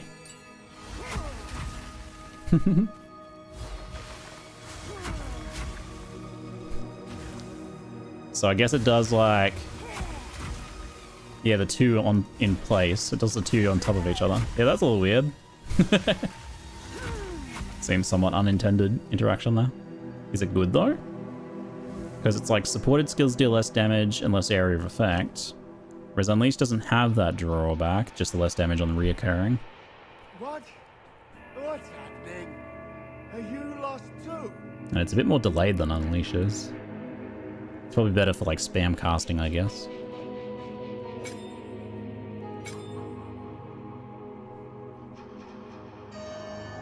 Spell Cascade Frostbomb, Font of Mana is where I put my Spell Cascade. That makes sense.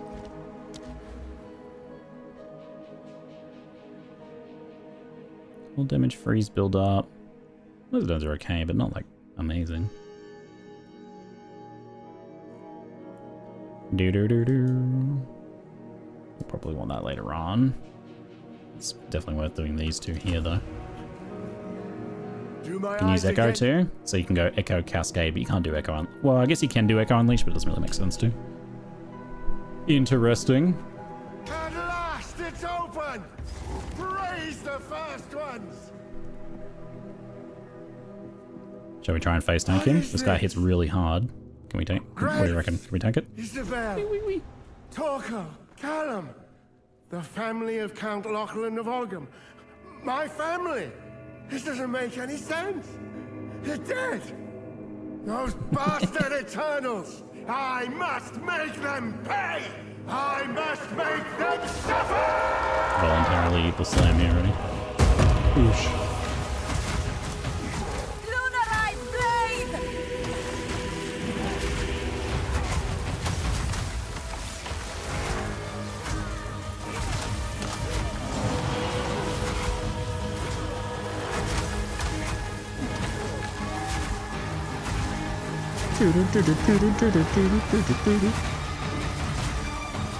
I really want my character to turn and face the enemy. It's so stupid.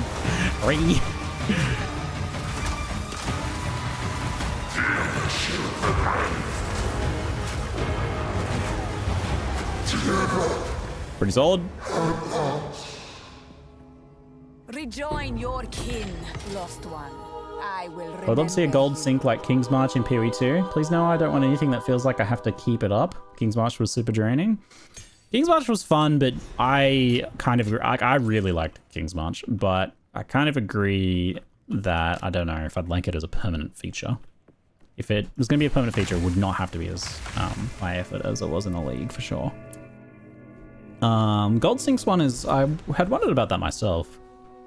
Like, people definitely seem to be building up more gold than they need, but you can just blast a ton of the gambling every so often. The gambling is like, okay, rings and amulets are kind of alright. Might be a few other like specific things you can gamble for. It's not particularly good though. I think probably every now and then they'll like do something that costs gold. I don't see why they wouldn't. Just a resource there sitting there waiting to be like tapped in somewhere. Right?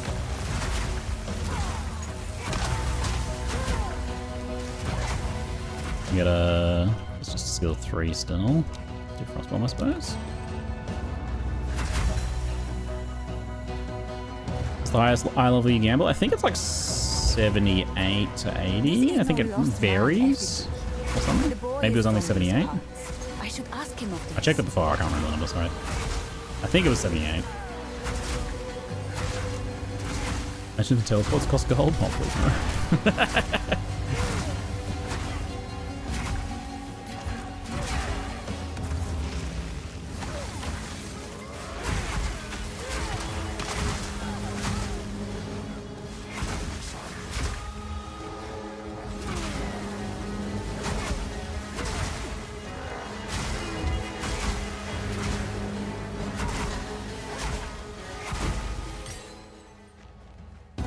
Yeah, gold seems to be working well as intended for providing some sort of limit on excessive exchange flipping. I was talking to someone who was buying soul cores and then 3-to-1ing them and selling them for a profit, and they were doing that in pretty large amounts and making a lot of money, but it cost them a lot of gold. They were only able to keep it up because they were playing at like a high level. So it's working well for the intended purpose there of like curtailing hideout warrior flipping. This is ominous. Skill level 4. Ice Nova. Yeah, we don't have any high level ones yet. Please.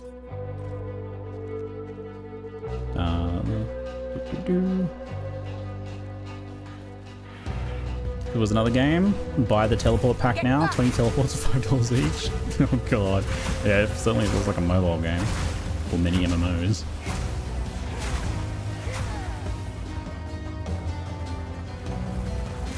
It'd also be like buy the knapsack, increase your inventory size for $15.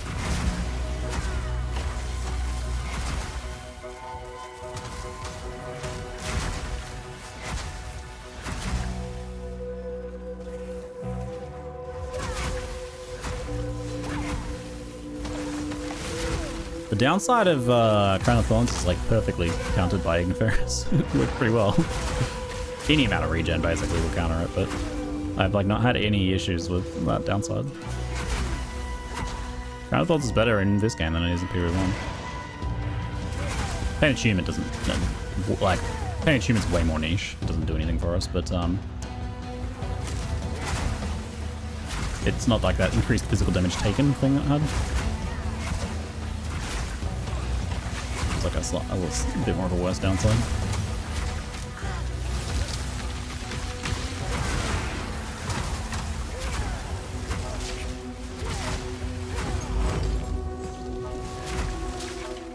Would I want to keep this for some time? Yeah, probably, yeah.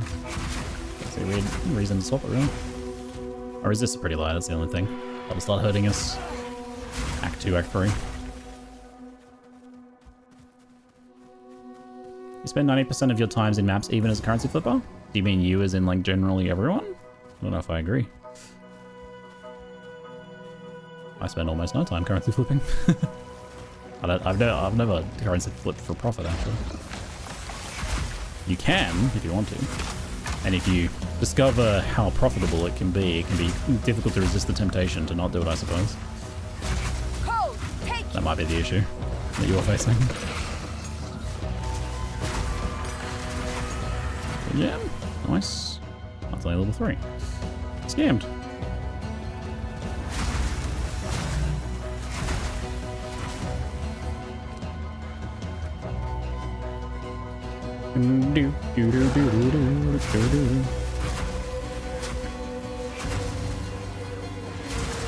Seems pretty good if you know how. I've tried a few times but lost money somehow. Yeah, if you don't quite do the math on your margins. Or if you do it in a way where it's a bit like speculative, you're buying things and then, yeah, hoping that the price goes in a way that you expect and it doesn't. Yeah, that can lose you some money. For me, doing the math kind of hurts my brain a little bit on currency flips to make that way too unenjoyable for me. I do enjoy like buying gear to craft and then resell. That's fun. I don't have to do like ratio math for that. Doing ratios hurts my head. I'd rather do it as infrequently as possible. Do we lose XP dying in a map? We do, yeah. Did they change the amount to period 2 or is it still 10%? I can't remember if it's 10 or 15. For some reason 15 rings true, but not entirely sure on that one. Being able to spend currency to block an unwanted mod before using Great Essence will go a long way for me. Yeah, the blocking aspect of the bench crafts was pretty interesting little feature, wasn't it? It was definitely it's probably one of those ones that was a bit like, if we're talking about the obtuseness and difficult to communicate to new players aspects of crafting in Period 1, that's probably one of them though. The idea of like crafting modifiers you don't want to block ones that you don't, to get the one that you do. For example. Probably one of those. It's probably an example of that. But if they did that concept in a way that was executed better, so like maybe an actual physical currency item that said, for the next crafting step, whatever, for the next craft, this item cannot roll fire modifiers. Imagine a piece of currency that did that. That would be very cool. I love that idea. These were some of my glove crafts. It's probably some like 5x gloves I flip for 24.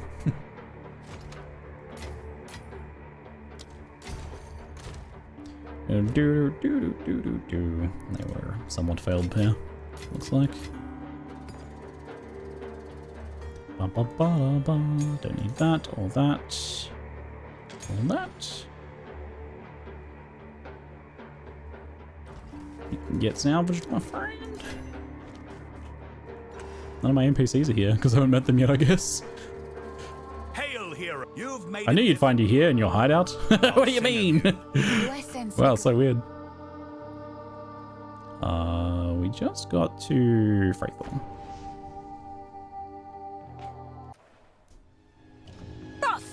Can we skip a map real fast? Do you mean like not have to do it so you can go to the next map on the Atlas? No, the only thing you can really do is put like a tier 1 map in and just blast through it real quick.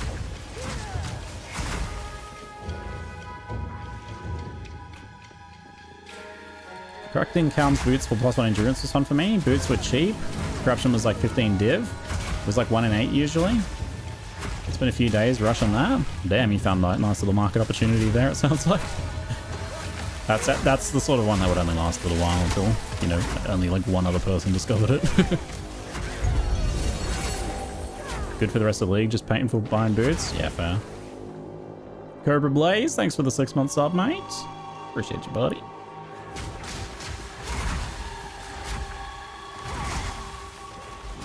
I find buying gear for myself to use more frustrating than buying gear to like craft and you know, flip for a profit. Because when you're crafting and flipping for a profit, you don't really care about a specific single item.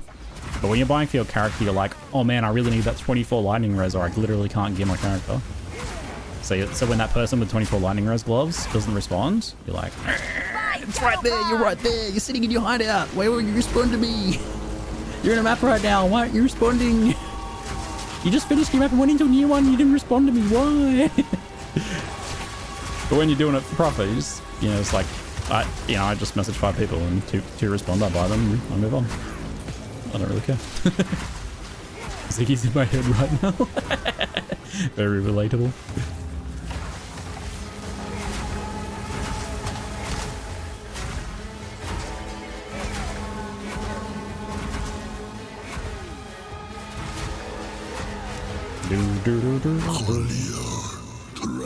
Actually, need something. Two of these right next to each other. To me from beyond the void. This ring is bad. I should check this ruby. Ruby's pretty good. Nice.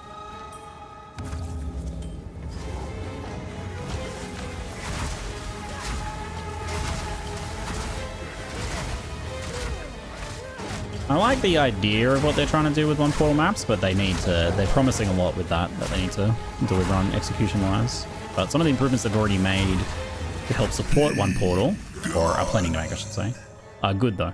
Like, so they're you know, the visual clarity stuff and their removal of some of the like lingering post-death effects that they're doing tomorrow. Some of that stuff is because it's one portal maps. They probably wouldn't do that much if it wasn't for one portal maps. They'd just be like, you got 6 portals, deal with it. Right? They'd only tackle some of the most egregious things. So I'm definitely willing to let them cook with this, because if nothing else, maybe later they change their mind and they say, you know what, we were wrong, we go back to 6 portals. But do you know what will have happened? They will have made like 100 changes in the lead up to that to try and make it work, which then results in a better game for us. So one portal maps result in a better game for us long term, even if it's not what they end up, even if it ends up being the wrong choice, because it's going to force them to make the game better.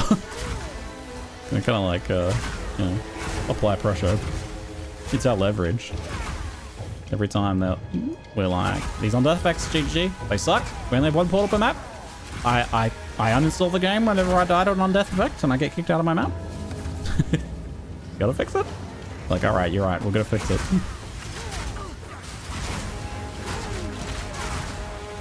My stun threshold with 140 life was hilariously low. Ouch. I'm being stunned.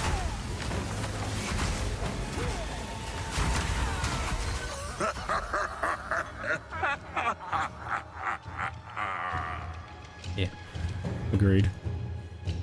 It's already funny, my dude.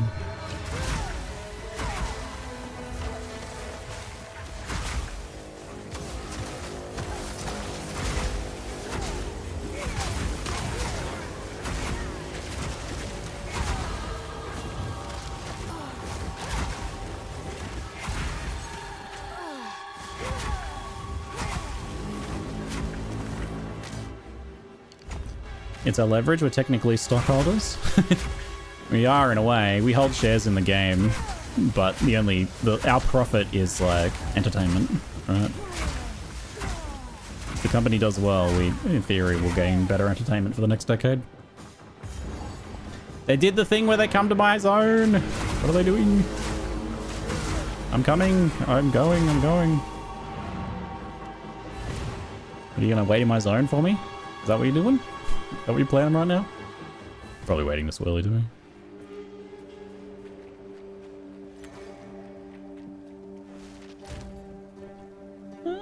Some little jewel they wanted.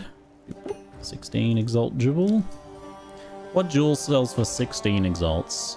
Elemental, magnitude of shock, energy shield stun, shield duration. You know, I should have just kept this one to use myself. It's actually a pretty good jewel. You know what? Sorry, I had already sold to myself. You found the... I could totally use that jewel. I wouldn't know how to price it then though for my records. Where are you, Una? I don't know how to... It's in my...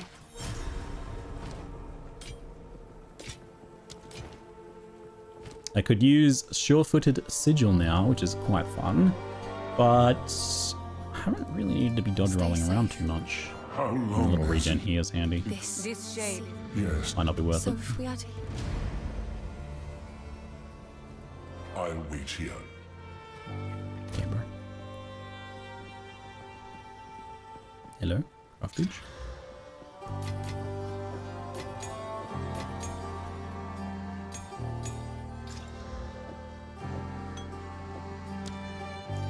You want to give me a better flask?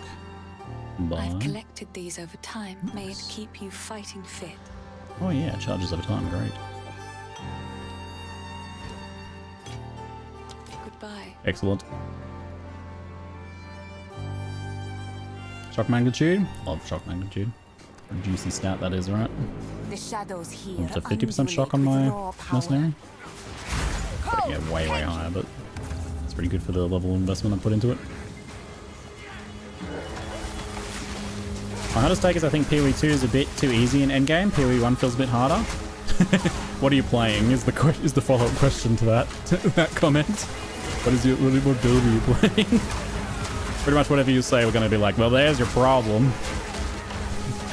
How easy it is depends very much on what you're playing. But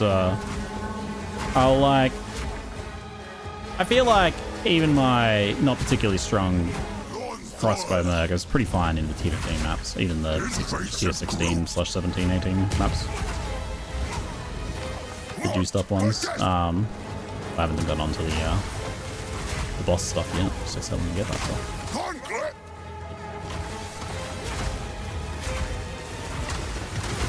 I think like if Path of Exile 1 is harder, it's just that it has more options for scaling difficulty. Not that it's fundamentally harder, I don't think.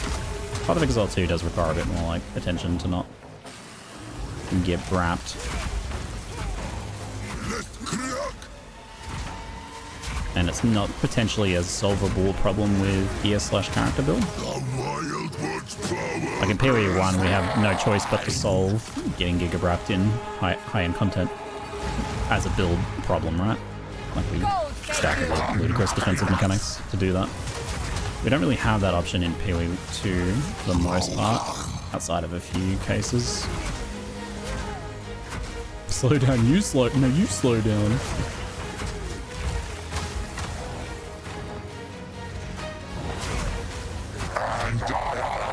Level is this character? Level 12.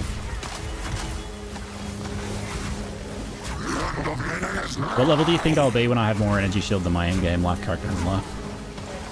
I reckon level 30.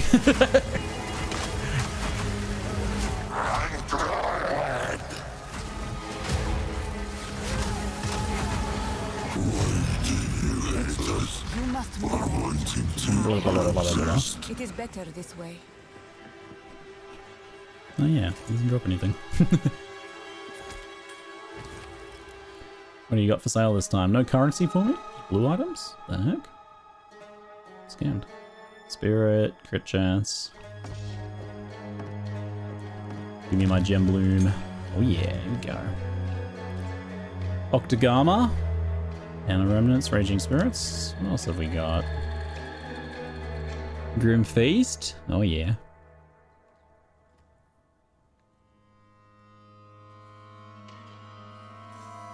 It may be worth getting Herald of Ice for leveling, actually. More, we don't really need the more survivability, do we? But we'll need a little bit of dexterity for that, which this gives me enough, but then I won't have any life recovery. I would need a regen affix on gear somewhere.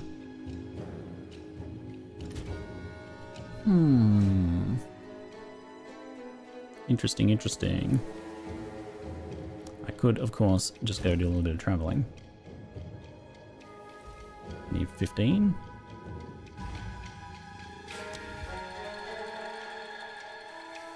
Bum bum bum bum bum bum bum bum. You got any dexterity for me? Maybe. It was a good try.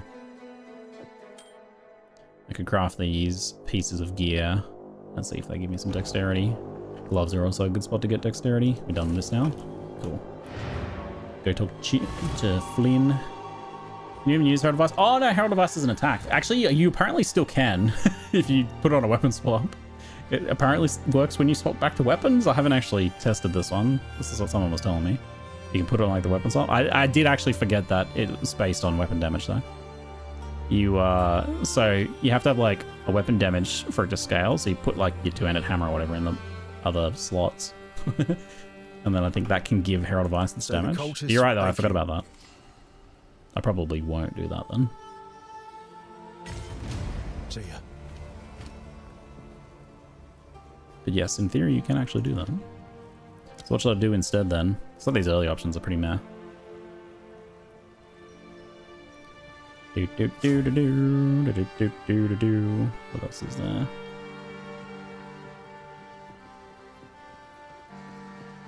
When hit, consume Ghost Shroud to recover energy shield equal to 5% of your evasion. Ghost Shroud's pretty cool. But I don't have any evasion gear on for that one. I have 63 evasion. It seems like it's probably just like getting mana remnants or something. That's only for shocked enemies though, isn't it? I guess I'll get Octogama. Conjures an icy barrier that gains stages. When the barrier hits stages, melee attacks that hit you will remove a stage to cause a burst of ice, deals cold damage. So it doesn't have any defensive part now. It just does damage, that's all. How is it Arctic armor then, if it isn't armoring you in some way, right? It should be like, you know, chilling riposte, yes. How is that a defensive layer? It's kind of like, the idea, I guess, is that you kill or freeze or chill the enemy that attacked you, but... And you can kind of build it in that way. So in theory, I could put it in here and give it supports to build it that way.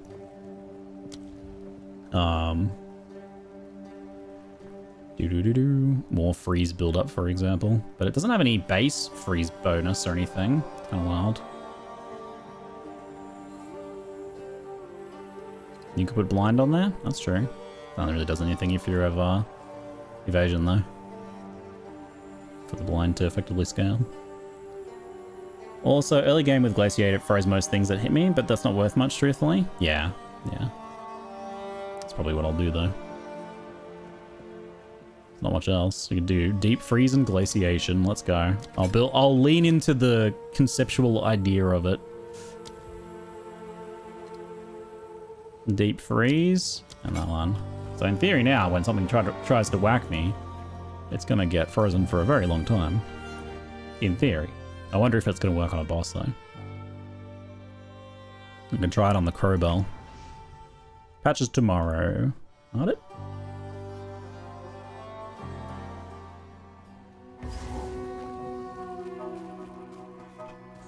I don't mind the idea of an offensive defensive layer. It's just weird that it's called Arctic armor. I find that offensive. Defensively. Not to get all defensive on you, but I find that offensive. Needs to be melee attack, but that should apply to most campaign bosses early on. Yeah, most bosses will have a melee attack if you stand next to them, which we're doing with this anyway.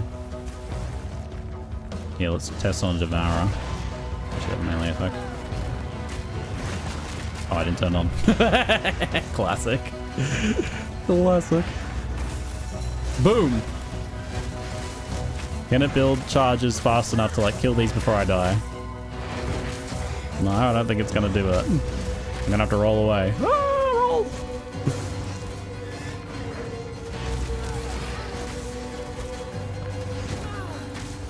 It's a pretty long freeze. In theory, this works pretty well with like a pseudo evasion setup as well. So you can like invade in between hits. I guess like a cooldown or duration thing might work too. Build those charges faster. Game looks so nice on our levels. The game is gorgeous. You know, you lose a little bit of that when you start moving faster at endgame, but it's still pretty good. I just think like the endgame maps aren't very good looking because the layouts are a bit boring for the most part. They could do some work on making those endgame look a bit better, I think. No, not where I need to be. Wait. So yeah.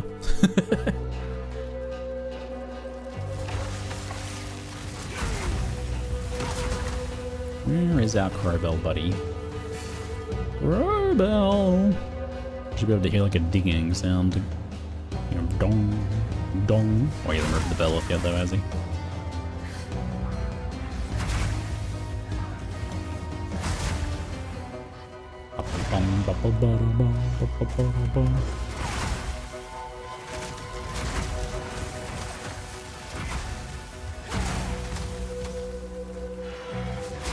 It seems like as long as you craft a few wands, Frostbomb, Ice Nova probably is pretty solid. Crowbell! Off-topic question. Do you know which is easier to set up on Evoker and Gemling? I want to play a Quarterstaff build, don't know which to try. I do not know. I haven't had any experience with like I assume you're making a stacker build with any of those ones yet. I see people doing them on both. I think Invoker has been the more popular article on Maxroll from a metrics standpoint, so it's probably the easier one. Invoker's cheaper. Invoker for sure. Chat says Invoker. The numbers suggest Invoker as well. Come, I will release you of your pain. Oh wait, I was gonna wait and see the freeze of this thing. Oh, he's done with his phase for now. Get back here, creature. He's faster than my projectiles.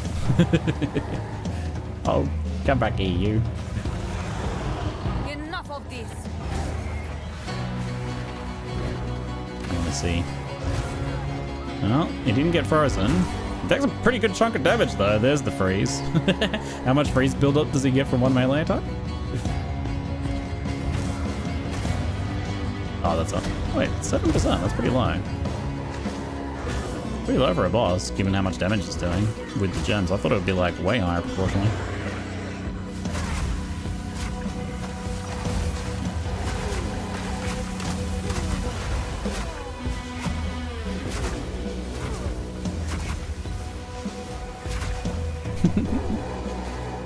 It was like 50% the first time? Yeah, that makes sense. Why it triggered so fast. I wonder if his slam counts as a melee attack for this. That was a punch. Feel the chill. Yep. He does. Oh, do you only lose one charge when you hit? Oh, you lose only one stage per hit. Oh, that's nice. No creature is safe. It's cute. That's about it. It's cute. I don't see using it in game, but it's pretty cute. Alright, we need to go back to there, which I can do from this checkpoint. Oop. See you guys. My ranger says cool off when using a cold skill. Love it. Nice to meet you. That's all we need. My mercenary says lather up when he chucks an oil grenade. That's my favorite so far. Of his skill callouts. I love how there's some specific voice lines for certain skills. Lather up. Do you folks have any other skill callouts you've noticed that were kind of funny? I just lost my Pillar of the God and my 100 Spirit chess piece to a monkey in Hardcore Solo Self-Found. No! The monkey? Was it map boss or the zone? Either one has been giving people grief in Hardcore. I've seen multiple people dying to it. Someone said they died to it 5 times in the campaign. 5 times! Brutal. Piercing shot. Nice one, Nova. Favorite skill voice line. Ah, my piercing bolts. Oh, the classic. The classic from the original reveals. It still exists. Shocking gets old real quick. He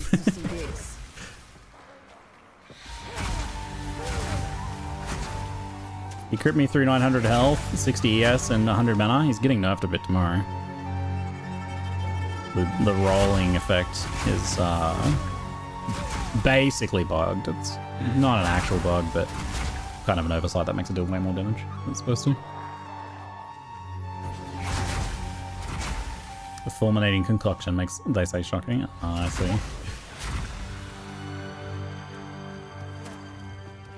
I'm pretty sure you can set the grass on fire, right? That long wheat. I don't remember if you can. It'd be cool if you like freeze it.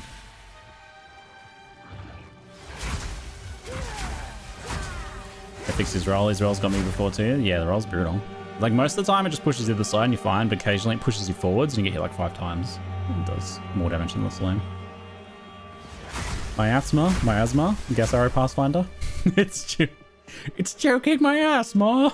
These pants are too tight. It's choking my asthma. My favorite Pee-wee meme of all time. It was from Chaos, right? Like whatever original Trial of Chaos was called. What was it called? Ultimatum. I think it was from Ultimatum. Because one of the effects was choking my asthma. This is some random little comic someone made and posted on that. These pants are too tight.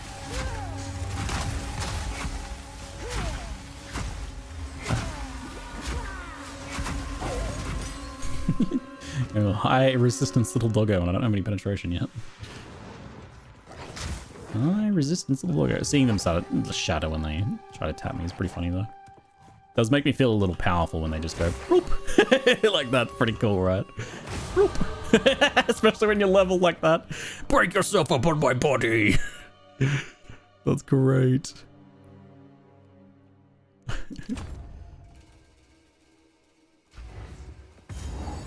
We have the loot, so we got everything we need from in here. Huzzah. Flame burns the grass, but I'm not sure if any other fire does. Yeah, I don't remember my explosive grenade not doing it. I cannot control this much flame. This village is beyond saving. You are nothing. I like actually being out. I pick up rares sometimes to disenchant for regal shards for mapping, but a rare at endgame is just the same as a rare while leveling, right? Get the same regal shards. So I figure I might as well. Although I can go longer stretches without emptying my inventory. It's probably wise. I just play solo self-found into an economy reset because the market feels so bad right now. The market for like low-end stuff is kind of fallen up. It's somewhat non-existent at this point, which is pretty typical for an aged market, but it's particularly exacerbated by like certain setups being way stronger than others and stuff. So if you're buying like stuff on meta gear, it's gonna be, the market's gonna be a bit whack. The market for like non-meta stuff is probably really good though. I gotta take a short break. I'll be back in a moment.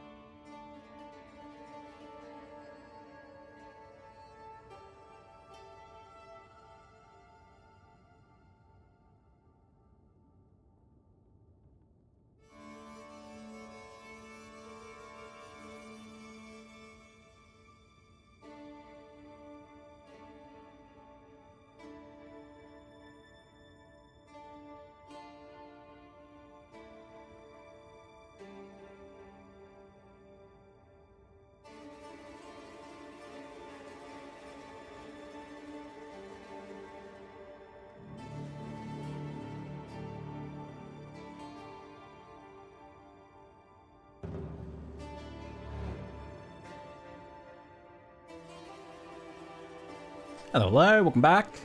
Welcome back. Alrighty. Thanks, Fade. I assume you're talking to me. Might be talking about chat. My chat's fun too. I prefer your silence over your words. See you later. Oh no!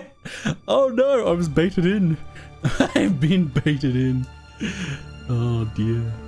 I have been savaged. Brutal, savage, right. Stop. Just wait. Surely we can. Hi Ziggy. I think you're pretty cool. You know what? JK. Great wolf take you, bastard! The Marrakech do not forgive. Let's do Nor it. do they forget. Because no patch nights? Fair. Waiting is difficult. It is a skill that is difficult to learn. I've been teaching my 2-year-old daughter the meaning of patience and how to be patient.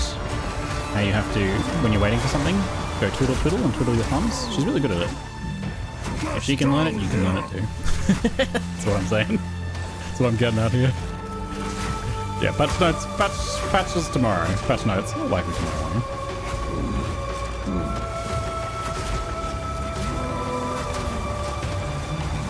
Cowards, fight or die. Guillotine. Such good music. Oh my god. Music volume might need to come down a little bit. I was just thinking it's loud, but I was also thinking, oh my god, it's so good. I'll nudge it down just ever so slightly. Short-lived. It is a shame. But it's absolutely giga banging. Right.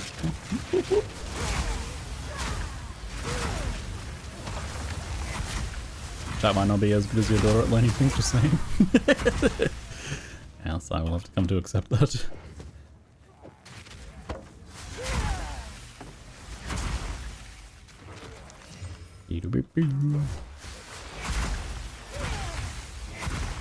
Does Scepters have any of the same kind of restrictions on modifiers? I don't think so, but I'll double check just to be sure. I might check Foci and Scepters too, see if they're both anything else has that effect. Scepters. So, because like Scepter items have like, you know, a mixture of things. So this Shrine Scepter, for example. Tags, Scepter offhand. Wait, was it modifiers or tags? Yeah, I think it was tags. What about like Omen Scepter? Doesn't look like it. Other scepters, yeah, doesn't look like it. What about focuses? Or foci? Foci don't grant any skills. I don't think there's anything that distinguishes them.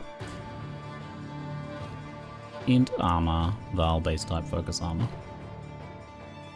Yeah, just regular, normal stuff.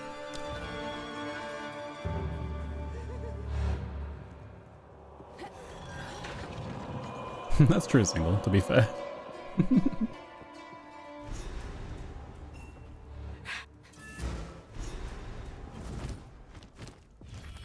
I forgot to get my passives from Cribble earlier. These walls are oppressive. Who chooses to live? Okie dokie. We're gonna come up this way and do some traveling now, I think.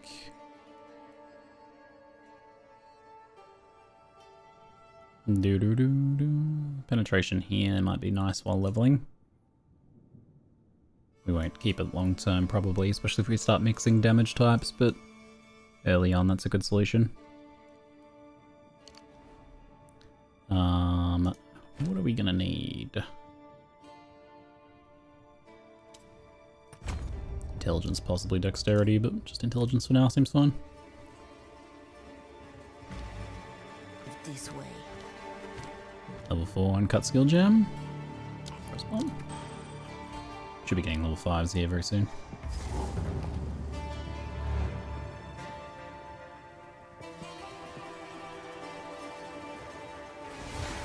Pathetic. I want to grab loot when it's on the ground. Make boss drop it late if you're going to attack me. Yeah, anything... especially bosses. Stuff attacking me after you've killed them and are trying to loot is always feels like a cheap gotcha to me. Like an adversarial dungeon master in Dungeons and Dragons being like, there's a shiny golden chest there. you know, you like lockpick your way into a room. It's the treasure room. You defeated the final boss. And you like go to loot the shiny treasure chest, and they're like, it's a sweet magic item. And then they're like, sorry, rocks fall on you, you die. This room was booby trapped. I wasn't gonna tell you. Like, come on. Joke mimic. Mimic on occasion's good fun. You gotta lay some clues quickly though. What about a boss that intentionally threw loot on the ground and then dropped a slam? So, there's a guy, I've seen that before. I've seen that idea before.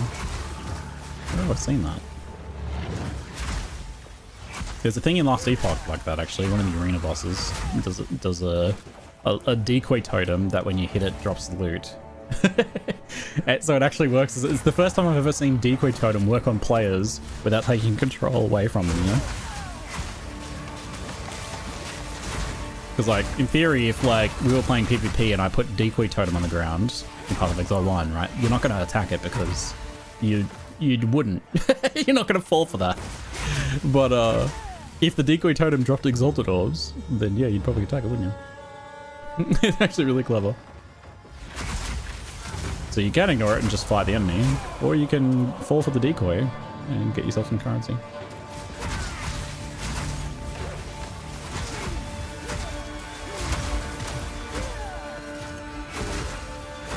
Play enough Soul games to know better than to trust who's not trolling me.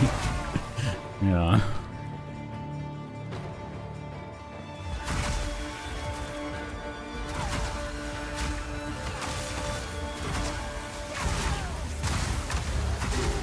A cute little cheap shot when the stakes are low every now and then. I kind of just like, yeah, have a little giggle and move on, but as a regular facet of gameplay, I'm not so keen. That poor guy got shredded. Be-do-boo-boo-do-do-do-do.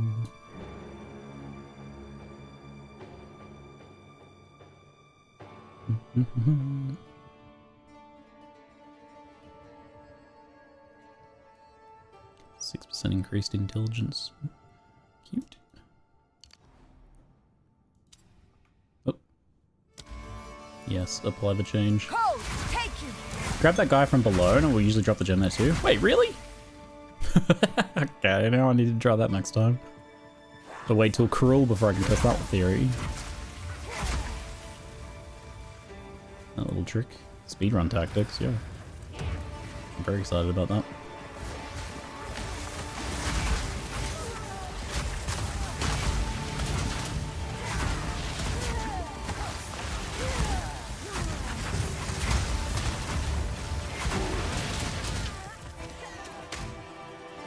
Gonna forget by then? Totally. Nah, that's too interesting. I'm not gonna forget that. I'm too intrigued by that fact. I'm getting trolled by a Cascade so much. I'm so used to... It's like, I've played Frostbomb Cascade before in PoE1. It was always so satisfying, like dropping the big Frostbomb Cascades and... But I keep like casting and it's leaving this big gap. Ree! Hey guys, thanks for the 52-month sub, mate. Appreciate it, buddy. It's been a long time, but I figured it was about time to come back to the first streamer I subbed to. Thanks so much, mate. Good to see ya. Hope you've been well. This mad wolf. May he howl like a ravaged deshre. Let's go back to town for a moment.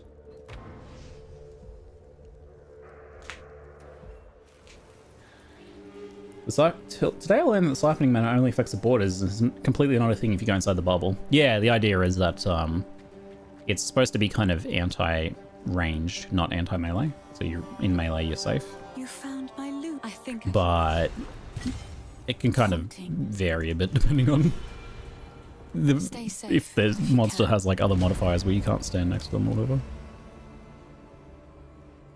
Yeah, when you're ranged and you're running away and the monster's like as fast as you or a little bit faster, it's pretty difficult modifier. For what it isn't worth. As I call it. Level 5 gems now, unlocked. So that gives us Cold Snap, Solar Orb, Arc. Solar Orb repeatedly unleashes It's so bright. explosions. Some But fire pleasantly skills, so. such as Flame Blast, can be cast from its location. Ooh, you can cast Flame Blast from it. Solar Orb. Interesting. Cold Snap explodes the ice on frozen enemies, Oh. dealing a lot of damage in That's a what it does small now. area. You can also cast it on a frost bolt to explode the bolt and deal really? damage in a larger area. Cold Snap. I had no idea. Sounds lit.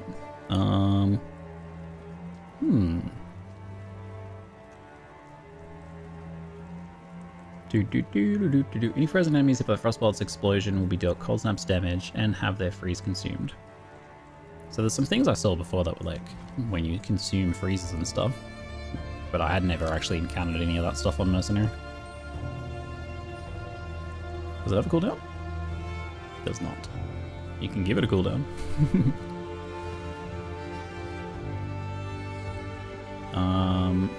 Seems like it could be a good concentrated effect sort of deal, maybe.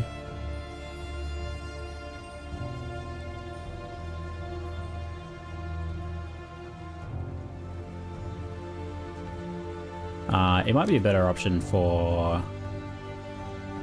Didn't I have... Oh, I had Controlled Destruction, not LE Focus. That's later. Cascade Magnified Effect. Grip Shot, thanks for the 103-month sub, mate. Appreciate it. Don't really have enough gems for it. Seems like Concentrated Effect is potentially a good one.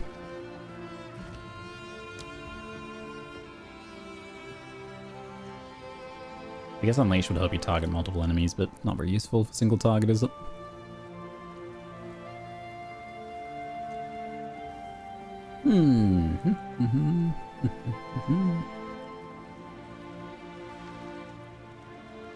I can see doing it with like Hourglass and just using it as a occasionally when you freeze thing. I might test with and without that one though. There is only one. Enter. Thank you.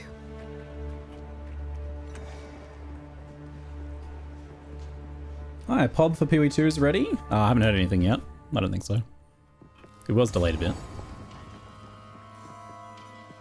Wait, why am I in Fraythorn for? What the hell? It's not where I'm supposed to be. Was my portal in Fraythorn the whole time? Yeah, I just came back through the waypoint, didn't I?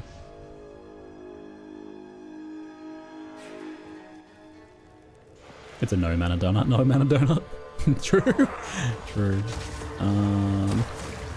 Let's go with Cold Snap on here, maybe. Implode! Just like detonate frozen enemy.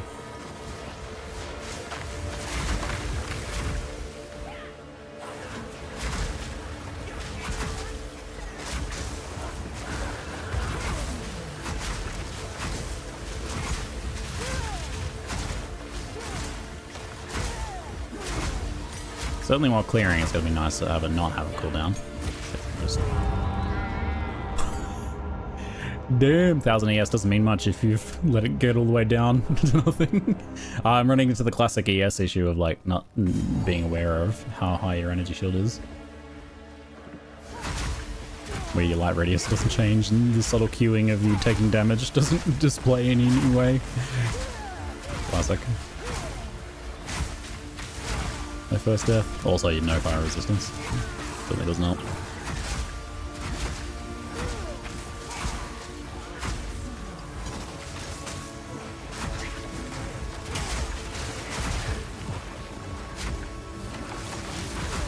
Yeah, I'm gonna go get some spell anyway. It's probably pretty high on the priority. Eh? Oh, the freeze wore off like right as I cast it, but it still like activated the cooldown on it. Probably not a good skill to have on cooldown.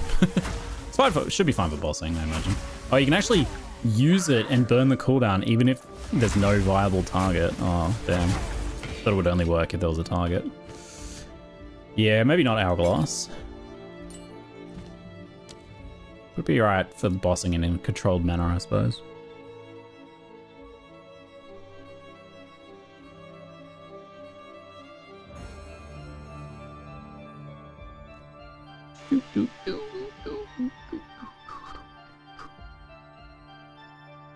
Seems like there's nothing super useful here unless I'm using something from another skill. What do we got? Scatter Shot, Arcane Tempo. Unleash, Control Destruction. I'm really be using Frostbolt. I'll put it on there. It's pretty fast cast time, right? Die, scum! Chance Shard. Oh, good Chance Shard.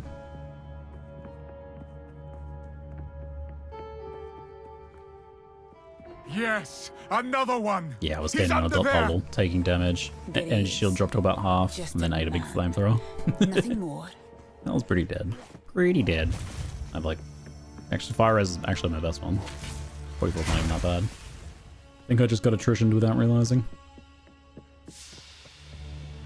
I think it works the same as PW1, right? Where your light radius is only based on your life. So... you lose one of the kind of indications of you taking damage. It's just this bar. Which is actually like... much more subtle than PW1's, where it's over the top of your life bar as well, huh? I saw people with blue life orbs. It must only be if you have CI, I imagine. First ones. What foul energy gives life to you?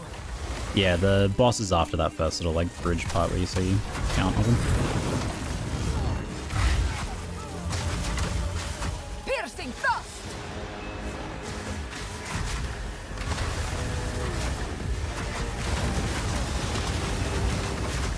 I don't know if it's really worth detonating the freeze on a boss all the time though.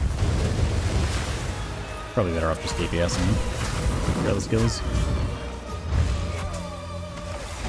You can do it like at the end of their freeze. It's like hit them a little while. And then you gotta kind of get a feel for how long your freeze is though to do that. See how much damage I do with it. Oh, he's probably gonna die.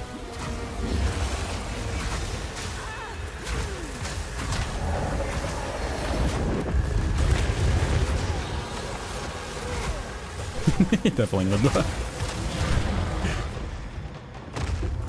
Go now, defiler of flame. Gotta check the staff. Alright, it's a quarter staff.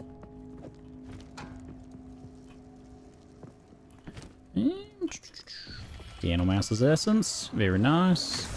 Inhuman beast! One button, panic. Panic.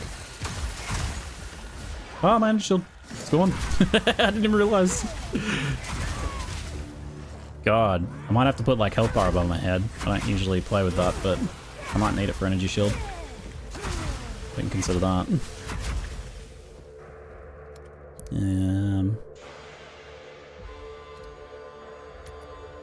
See if that works for me.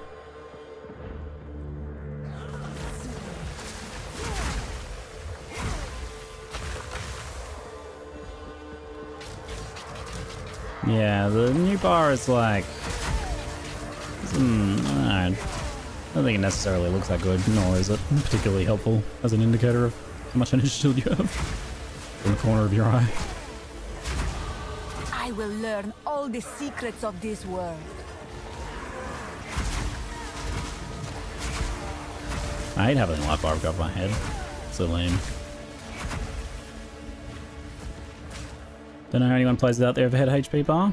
Just like a decade of training just to see the red, you know, there's a big red bubble in the corner of my eye, right? Like I don't have to look at it. I can see if it's halfway or full or nearly empty. Plus life also has like the edge of your screen gets, you know, dark and red and all that jazz as well. I just remember we're actually using Frostbomb anyway. Enemies typically only have like 25 to 40 resist, most of them, which is how much we get from that anyhow. So we might not really need. It's minus 20. We can scale it up later. Yeah. But we don't really need the penetration, to be honest.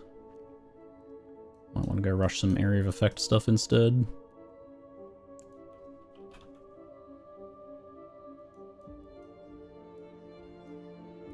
Over here.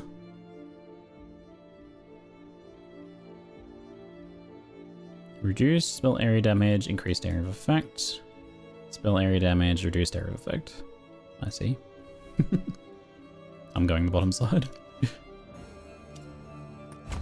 And where is Mind Over Matter as well?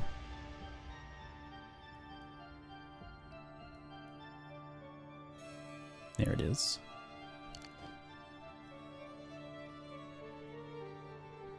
Do do do do do do do do. No, and you've got like adverse regrowth over here. Nice. Hey, Criminal Origin. How you doing, mate? Penetration has a pretty big bait. It made Pen feel bad.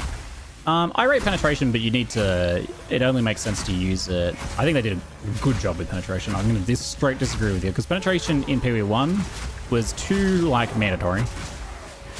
You would, you're crazy to not, like, get as much of it as possible, right? So it was a bit too, like, ever-present there, with, like, only very minor exceptions, like ignore resist effect from Templar. Whereas here, penetration is very good if you're not building curses or exposure effects, or if you don't have access to those things. And then getting like 75 penetration or near thereabouts with a mixture of like jewels and maybe a couple well-placed passives, you can efficiently just completely ignore resistance as a mechanic on enemies, which is really cool. That's what I've done on my Voltaic Grenadier. Couple penetration jewels and the like lightning is lucky cluster, which has penetration anyway. It gets us to full 75 penetration, and that feels really good. So there's no, and there's no good way to get lightning exposure, so that that problem's solved, and I don't need to like consider having to stack intelligence to build a curse or something like that. You know, the opportunity cost is there. Oops.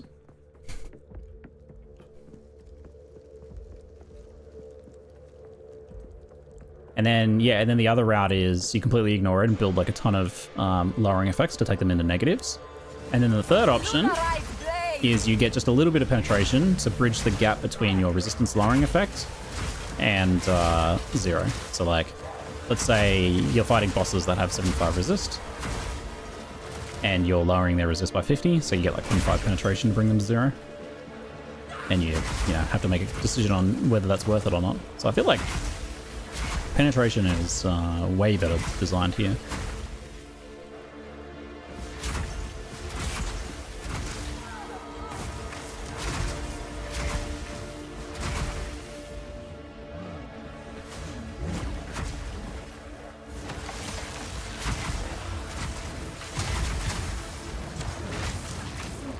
Why can I not? Was I pinned, was I? Yeah, I was pinned. Yes, more. Don't stop. The beast hungers. And it is not good. Monks have an interesting ascendancy notable. Sunder your enemies ignores non-negative resists on crits. So if you do take the negative, you still gain a benefit from it. But you probably wouldn't take that note if you're doing that though. It's cool though. This interloper has the power we need. Kill her, and you shall have everything I promised. No noose this time. I'll remove your head myself. I think not, Mad Wolf. Let's do it. Easy prey. You'll pay with your life.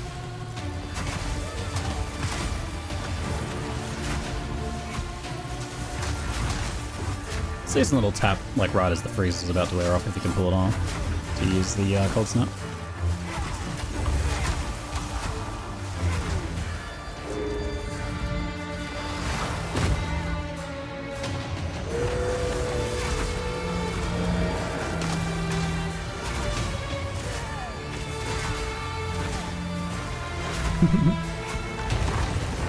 Oriana, open the cage. Release the beast. Give me what you promised. I think not. I expected so much more from you. Since you are too weak to do the job. Energy should recharge on bosses is great. Especially if you're freezing them. How dare you abandon? He's talking through gritted teeth while frozen right now. I've given you.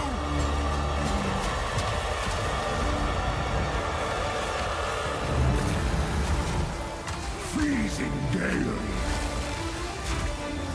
Requiem on high. Oh, he got me.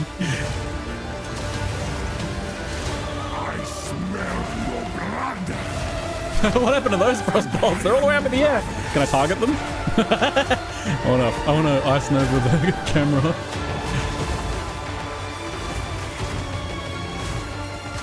Freezing gale.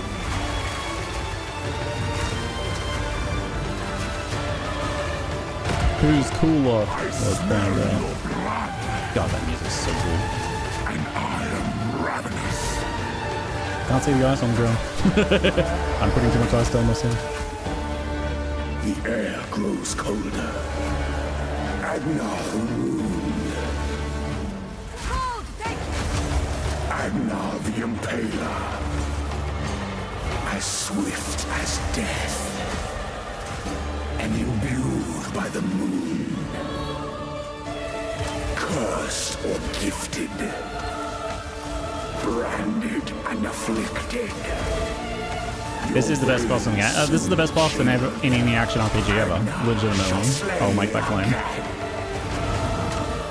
I think this is the greatest action RPG boss of all time. I will Any take like out Devil I your Top of Exile, hearts Last Day Top, etc. and savor each bite. So far. I'm sure GG's gonna put out some more bangers, yeah. Let's wait and see what the other end of act bosses are, right?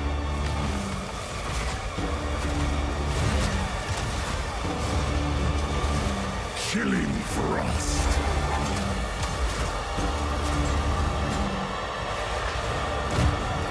I smell your blood, and I am ravenous.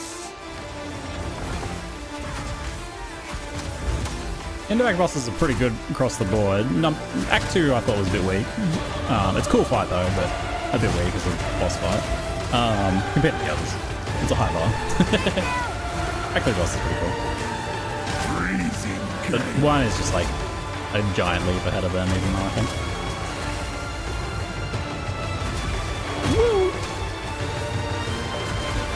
Doriani's problem is that by the time you get to Doriani, most builds are really strong, so you kind of grab him and then you don't really get much of an epic fight with him.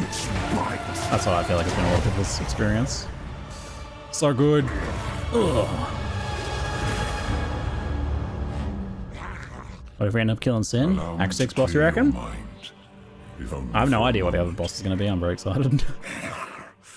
The madness. It consumed If Sin's our, my like, being. Katava final boss, Oriana work. used It's it against me. a bit of a trope, but The beast. I found full of them. messages from the desert. From the Vastiri? Yes. did you not get the art book? There's spoilers in there, or I haven't. Kill her. I haven't looked. But first, Actually, I don't think I have the art book. please stop Maybe I the do. madness. As you wish. Splep. End of each line boss's poem recital is a dodge window. Yeah, and it's done with a timing as well. Like it's like done to a poetry beat. So you can kind of like do a 1 and 2 and 3 and 4 and dodge. It's pretty great. Last boss is innocent. Last boss is going to be Piety again. Piety just inexplicably comes out of nowhere. We can find them. No build up or What would you anything. like? She's just like, guess who's back? It's me, Fiesta. Stick to the care. She starts You've spinning done around, well, going stranger. "Ew, woo, woo, woo," with a laser going around in circles. You are the darkness. Good luck.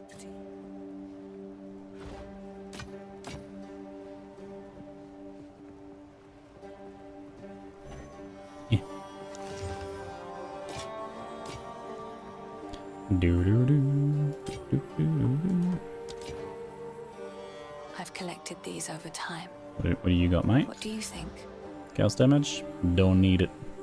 Oh, I like this one. It seems shadows haunt us both.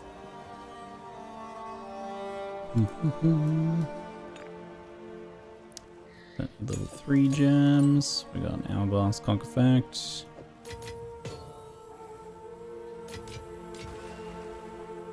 I haven't checked it to see if there's any other cool uniques that I've leveled into now. Can use Birthright Buckle, but the strength on Megidorns is just too convenient. It's great anyway. Edges is pretty legit.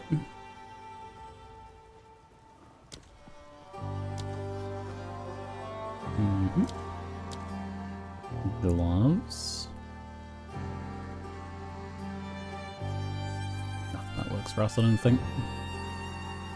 On Caress would be like okay. Two Ages would also be okay. I don't really like the reduced cast speed though. Who does? Who does? I could use Wanderlust now. Do I want to go to Vanderlusten? I've got Baby Wanderlust here with the reduced slowing potency, but we need that 20 move speed. Gotta have that 20 move speed. I want to make a note of Igniferous and Crown of Thorns combo. Leveling. Uniques. Igniferous plus Crown of Thorns. Regen effect. Counters life cost comfortably.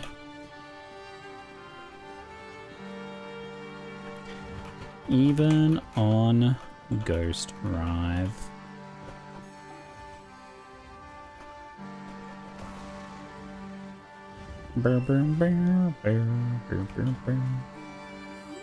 Off we go. Next. Next. Betrayal. Yeah, I looked at a bunch of monsters on PoEDB. Most resistances are like 30%, but when you get to endgame, a lot of the time they're at 75. We have arrived. The Bastille. Silver resist is 30, I think, and then gold ends up being like 40 or 50 in the campaign, but then 75 at endgame. Seems to be part of I think the threshold is probably like anything over 40 is gold resistance.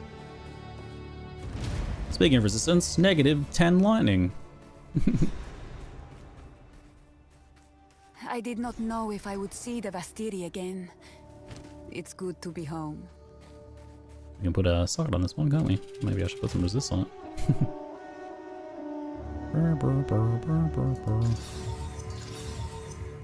Should probably get some new gloves. Lightning resist. Much needed. And for this one, don't really need energy shield scaling on that. It won't be much energy shield ultimately. I could add regen and then drop Igniferous. So I could use Sure-Footed. Regen 0.3% of life per second. How much is that actually though? I have 180 life. Loot Colleen on wheels. I can't believe they brought the whole sewers with them too. 180 times 0.003. It's half a life per second. That is going to be insufficient. Insufficient. And before it rounds down as well. Guess I'll get some more resist though. Probably does round down. Hilarious. Well, Sorry about the ice. You guys will clean that up, right? +1 all spell skills? I mean, honestly, it's gonna be really hard to beat our current one. Not even worth buying. What am I looking for, actually? Gloves. You're not even the person. Is the person here? No, I think we're gonna go do the boss first.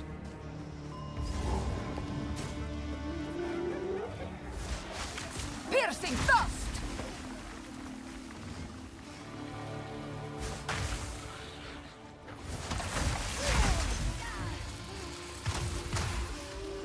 It's one of the weird things about caster weapons in the campaign. Yeah, you can absolutely find like a level 1 item that will carry you through the campaign.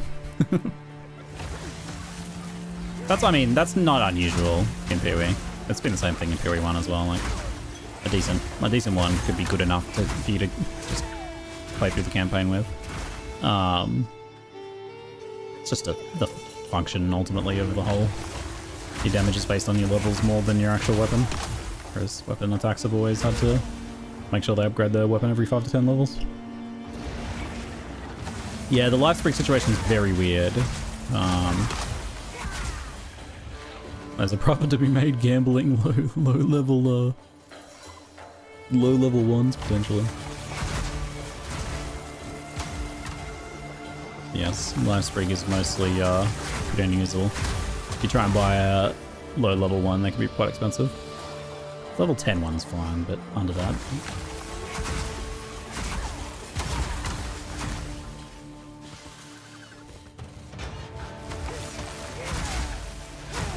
Feel the chill. What is he gonna do with all that life per second? He may be unstoppable. With my 0.5 rounded down to 0 life per second. I just might be unstoppable. You wait till I get Zealot, so I'll have 0.5 energy shield regen per second. It's really unstoppable. How do you combine splinters once you have a stack of 300? That's a good question. I figured they would just combine automatically like they normally do. Try taking a splinter off and putting it back on in your inventory. The pack leader, up there.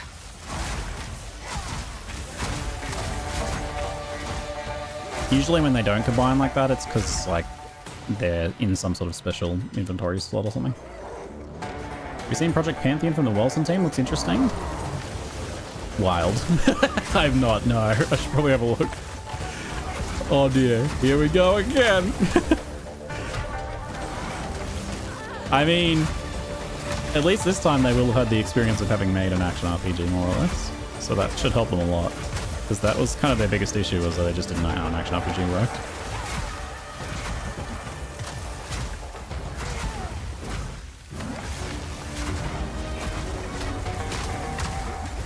The game did way too well. But I have to say though, the devs didn't just seem to cut and run with their earnings, they seemed to actually be reinvesting it. So, it wasn't just pure cash grab. So I gotta give them that credit.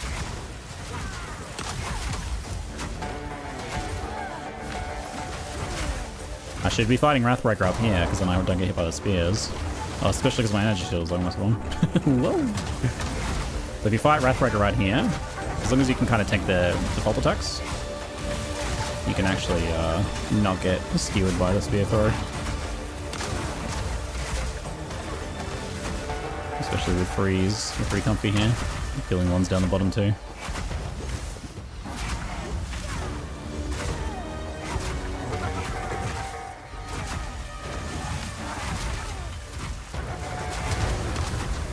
It's in a post-apocalyptic grounded dark fantasy world, this new mixture of extraction and action RPG games. I know that extraction's like current meta, but I am kind of waiting for some more good PvE extraction games. So, keyword being good though. But I might be interested in checking that out. I crave some good non-PvP extraction stuff. Dark and Darker Clone? I hope not. I hope it's not just another PvP extraction game, because I don't enjoy those all that much.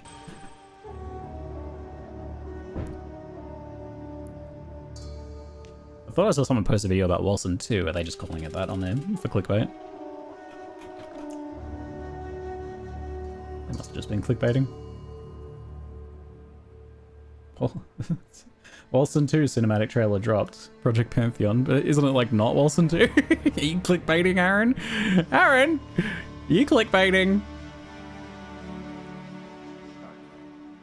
PvE? I don't mind like competitive PvE, but when you introduce the other PvP component of it, I'm not as keen.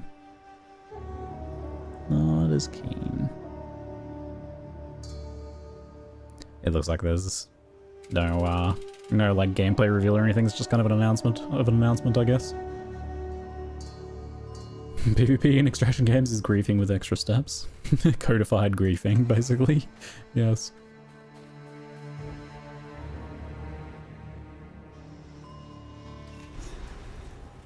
Witchfire is a frighteningly good PvE extraction game. What frightened you about it? I'm curious about that turnip phrase. Tell me about that turnip phrase. What's it called? Witchfire. With fire. Close enough, apparently, for Google. How addicted I got? Love it. Witchfire is a first-person dark fantasy RPG shooter in which you play as a wicked sinner turned witch hunter on his final mission to reach salvation.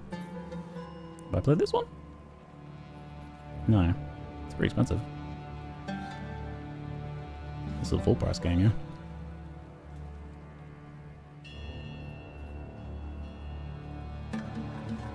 And I need to pay for it.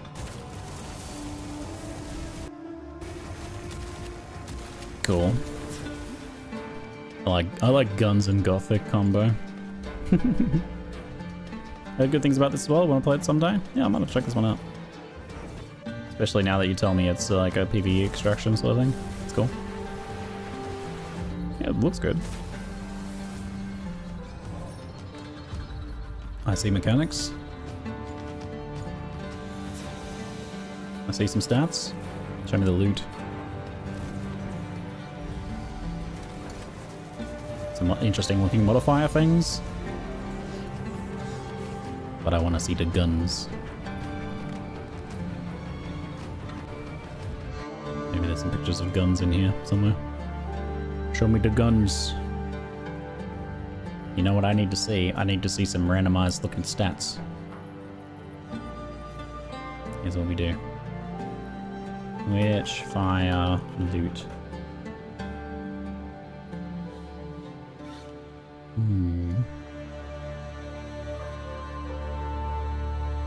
Unknown power to unveil. It's got unveiling! No! They took the worst part of Exile 1.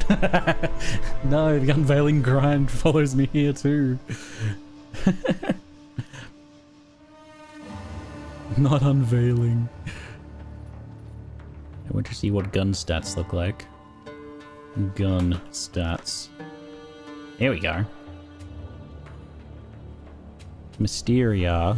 So it looks like you get kind of like maybe 3 special modifier slots or something. Guns are unlocked through a research system. I figured it was one of those systems where like the weapons are kind of like a base thing that you then modify, rather than like, you know, dropping 100 guns per run or something. Weapons and spells research, but then you modify them with the loot you're getting is enhancing effects. Gotcha.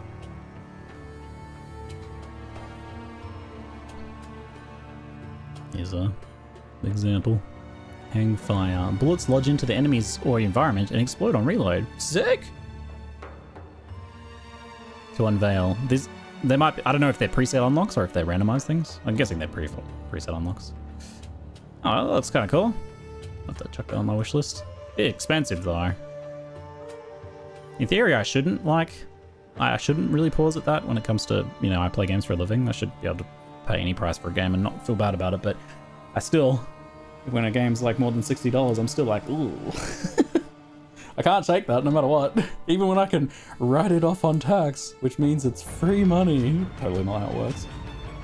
But, I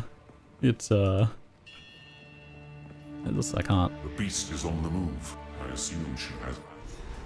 Inspiring. So it's a single player? Well, that was the reason I was taking a look at it, because it sounds like it is indeed a single player game, rather than being PvP. Does it have co-op? Like a cool... I do crave one day someone making a very good, like, Dungeons and Dragons style party co-op dungeon looter. In the flavor of Dark and Darker, but not PvP. And a bit more like, you know, navigating cool traps and stuff like that. Maybe with some like community built dungeons and stuff like that, where like people can, you know, play DM by making custom dungeons for other people to run. Yeah, Paper Mario, but you make dungeons for people to loot with their D&D party. Oh, how cool would that be? Then everyone hangs out in town. You mean like Wilson Studios' new game? Yeah, I'd said it was PvP, so not what I'm talking about. But if it does all the other parts, then that would be exciting. But it's probably not going to be that. I got you. You gonna make it? Please do. Do it. I dare you. Getting some AoE. Very nice. Salvage bench. Oop. There's armor scraps. Can't have enough of them. Crave them armor scraps. On behalf of Xander, any tryout catch up when? Oh, I was talking to him about it earlier today. I will do an indie tryouts at the end of this month, but I suppose I like a makeup thing for New Year's. I don't have a specific plan. Just got back from D&D. We fought an Elder Brain Dragon. Elder Brain Dragon. Awesome. Successful? So, No deaths? 0 deaths? First try? for glory. Nicely done. Here's Wrathbreaker done. Trial of Corruption. There we go. Did you enjoy Baldur's Gate 3? I did, and I intend to play it cooperatively with Amy in the future when such time presents itself as for us to be able to do that. So, when Tully goes to school, probably. The Halani gates have been Larian closed. Studio leaked their This developer has panel, not so people are happened now for making their own generations. campaigns and map. Leaked their developer panel? You mean they put out The a Halani gates. map, custom You map have your maker? orders. Wasn't unintentional. It's a terrifying thing. The breath weapon spits out mind flayer tadpoles. Ugh, for non-D&D nerds. These are like little things that crawl in your ear and take control of you. So it vomits those on you. Yummy. Delicious. I wanted to put it out so that... But Hasbro blocked them, so they leaked their own developer panel. Oh no, we were hacked. Why would Hasbro block? Oh, Hasbro, because of the D&D licensing. They didn't want people to... That's dirty, Hasbro. Come on. You can do better than that. Because it probably is going to compete with some custom D&D campaign building stuff. People will prefer to play D&D campaigns in Baldur's Gate 3. Well, that's very exciting because I played Solasta, and Solasta has a great scene of like community-made dungeons and remakes of like Dungeons and Dragons modules. Like you can go and download Temple of Elemental Evil and play through it with your friends in Solasta. The game's quite janky, but it's there and it's pretty well done. But that done with Baldur's Gate 3 will be incredible. So that's very nice. Yeah, I saw the Solasta 2 trailers. So I'm very excited for that one. I will definitely be checking that one out. Solasta was great. A few games I actually played through. Me and Amy played through the whole thing in co-op. It was wild. Now where do we need to go?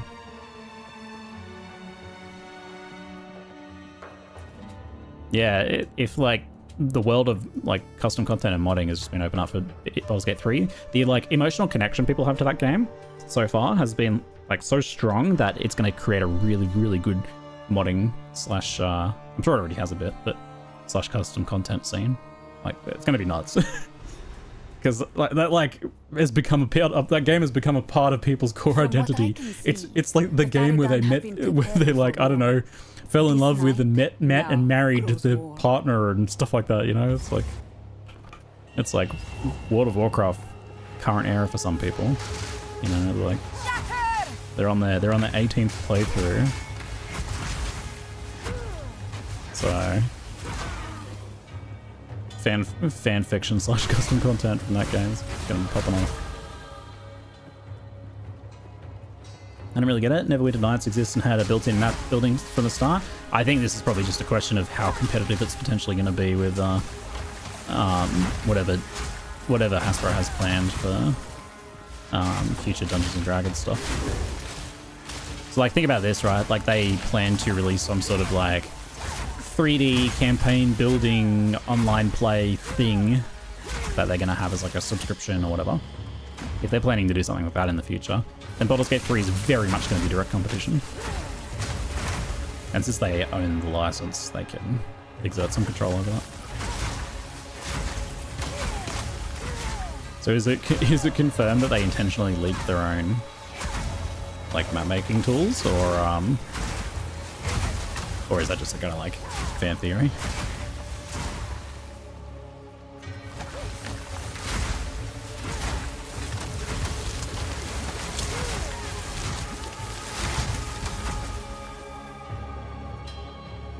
It was leaked right after Hasbro denied them. So just suspicious timing, eh? Fair enough. Our patch notes out, are they? Really?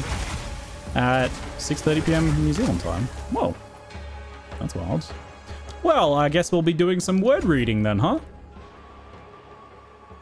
Alright. I guess I'll just pause. It's fine. Yo, man, read word. Let's go. Scrolling. Looks pretty chunky. Oh, man. Okay. Looks pretty chunky. Let's zoom her in a bit. Get it nice and cozy here for y'all. Some nice man read word action. I am man. I read word. Right after the break. Sorry. I just saw that Twitch was about to run a break on me. I will read word in just one moment. Don't read too far ahead of me, okay? Don't spoil it.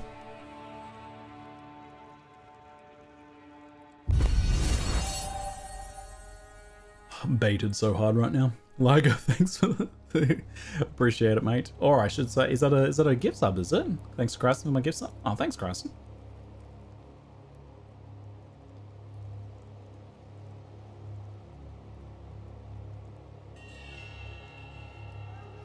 Yes, grab a snack or a bevy. I will do the same.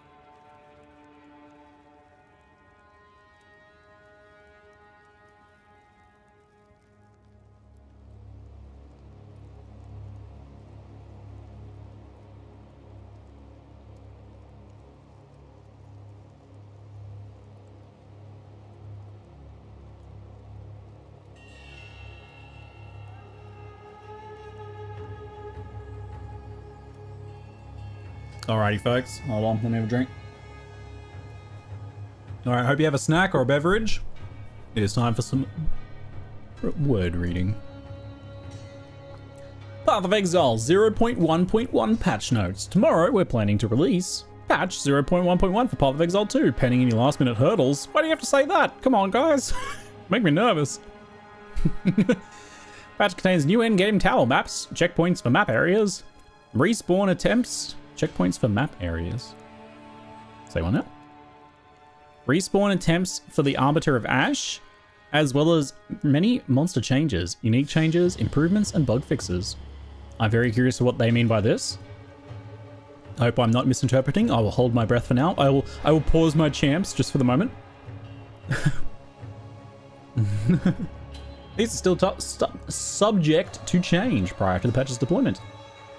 All right, let's have a look. endgame changes. Added 4 new tower map areas: Alpine Ridge, Bluff, Mesa, and Sinking Spire. So I didn't realize those were, I thought these were regular maps when they revealed them, because they kind of looked a bit like it. And then they revealed like a new tower map as well. But these are actually, so there's going to be like 5 tower maps of different types. It looks like they're themed after different biomes. I mean, making them more diverse is cool. Hopefully they also like kind of fix the current layout one that's there. And hopefully the new layouts are a bit better. They did look a bit better in the video. I don't think that's going to fundamentally solve the issues with the tower maps exactly. Lost Tower map has also been revamped. Nice. Okay, cool. So we'll see how the new layouts feel, but I question whether putting a waystone in the towers makes sense. Like if they should maybe just not be that. I don't know.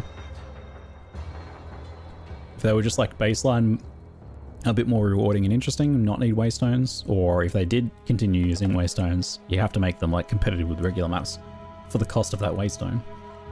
Anyway, still a good first step. To address the problem of only having 1 attempt at the Arbiter of Ash boss fight, you will now have up to 6 respawn attempts at this fight. Respawns can only be triggered by the person who put in the keys, and everyone in your party will be respawned at the same time. Leaving the map still forfeits your attempt, so you'll still need to fight the boss with the build you walked into the map with. Higher difficulties of the boss will lower the number of respawn attempts you receive. Oh. Well, actually, that's kind of cool, though, because my point usually is that, like, these pinnacle bosses need a way to be able to, like, do them without massive delays between attempts when you're first learning them. And then, yeah, higher difficulty versions can be, you know, the 1 attempt or whatever. Given that there's like 4 difficulties of most of these sorts of pinnacle bosses, I imagine it'll be like 6, 5, 4. 6, 5, 4, wait, 6, 5, 4, 3, 2, 1. I'm guessing you get like 2 or 3 attempts maybe on the highest difficulty. 6, 4, 2, 1. Oh, 6, 4, 2, 1. Does it actually say that somewhere, or you reckon? 6, 4, 2, 1. That makes sense. Actually, probably makes more sense than going down to like some random number like 3 or 2. We'll be looking to add respawn attempts to other pinnacle content over time. Great, great, excellent. The Arbiter of Ash can no longer be interrupted during his Falling Flame Seed skill. His Flaming Gale skill can no longer be locked. Arbiter of Ash boss is now invulnerable for longer during its emergence, and now takes significantly reduced damage while emerging. I've seen a lot of footage of people being like, watch me time freeze and giga breath this guy while he's doing his awakening animation. Arbiter of Ash is now way less likely to target minions when using his sword, which could prevent some of their skills from being used. Added checkpoints to map areas. That's it. That's the explanation. They just added checkpoints to maps, so there's just no further notes. It doesn't answer my question. Okay, it sounds like there's now checkpoints in maps so you can travel around them. Amazing. They didn't mention that. That's a big deal. I assume they're just going to be randomly placed, procedurally placed in some way. It's just for fast traveling around the zones, right? Seems like they probably would also restore your flasks, which is cool. I actually like the idea of there being like a well system in maps, and then you being able to back travel between them. Well, that's going to be, if nothing else, a great band-aid until they kind of figure out what they want to do with map completions long term. But yeah, chasing that, in theory, chasing down that rare that was at the start of the map is going to not require an entire map backtrack now. Maybe only like, you know, 1/5 of a map backtrack, depending on where it spawned. Just checkpoints cannot travel to them. That would be the biggest bait of all time. Oh my god, don't even say that. It's like, yeah, we just put them there just so you can check. You can just check them. And by checkpoints, we meant they're these gates that are closed, and there's some security guards there, and they have to check your papers. They say, papers, please, and you have to present your documentation and wait while they compare the photo, and then the gate slowly goes up. They make you do it. There's a lever that you have to push down to make the gate slowly go up. Monsters spawn while you're doing that. And then you can continue the map. So we just thought mapping was going a bit too fast. It was looking a bit too much like Path of Exile 1, so we added checkpoints to slow you down. There's no further explanation here. They're being very coy about it. Okay, it sounds like we'll have some teleporting checkpoints in maps too. Great. Hopefully that's what's happening. 99%.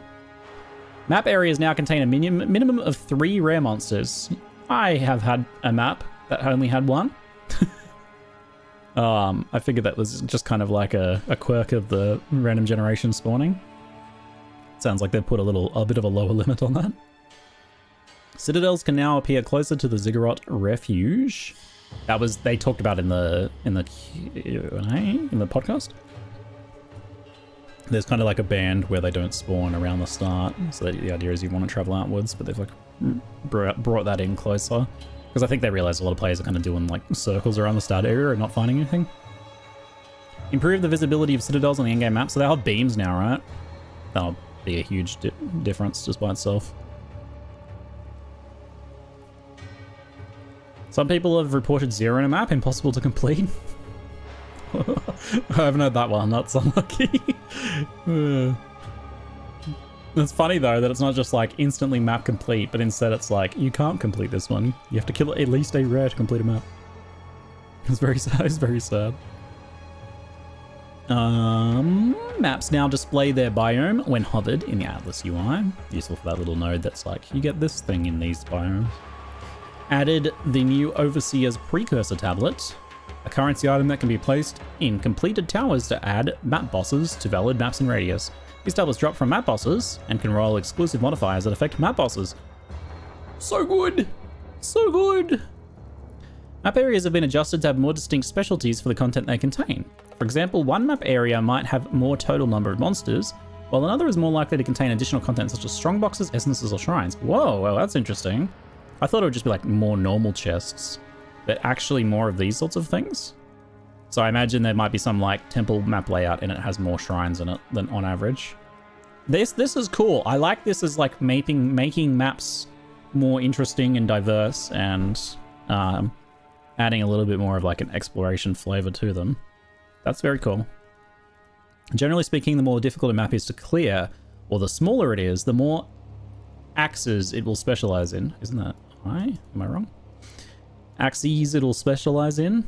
Here's an overview of changes we've made to give maps more discernibility. Ooh, discernibility. A number of maps now spawn up to double the number of chests and twice as many minimum magic or rare chests. And my axes. Augury's getting some strong boxes. What would Augury have? I can see Augury having some strong boxes, which is just so perfect for Augury, given how slow it is to do those levers. Here, have some slow opening boxes. Although I think they're buffing them.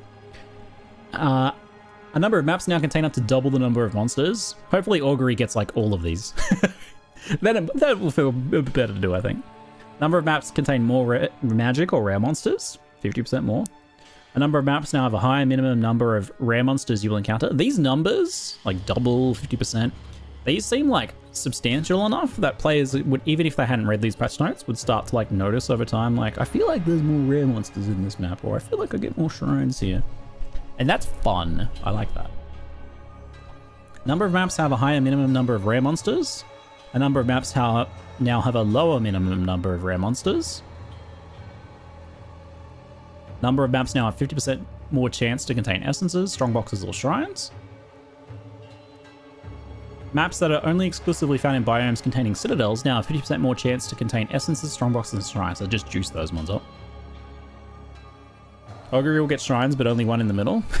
It's like when you finish the map. Sounds about right. Strongbox right near the lever. You open the box and pull the lever and walk away before the monsters spawn. Unclaimed hideout areas now have substantially more magic monsters and fewer rare monsters. Are they going to do anything about them spawning after you've already got them? Because it feels like they should not. I don't know. I guess they're like predetermined, so they can't really do that, but I don't know.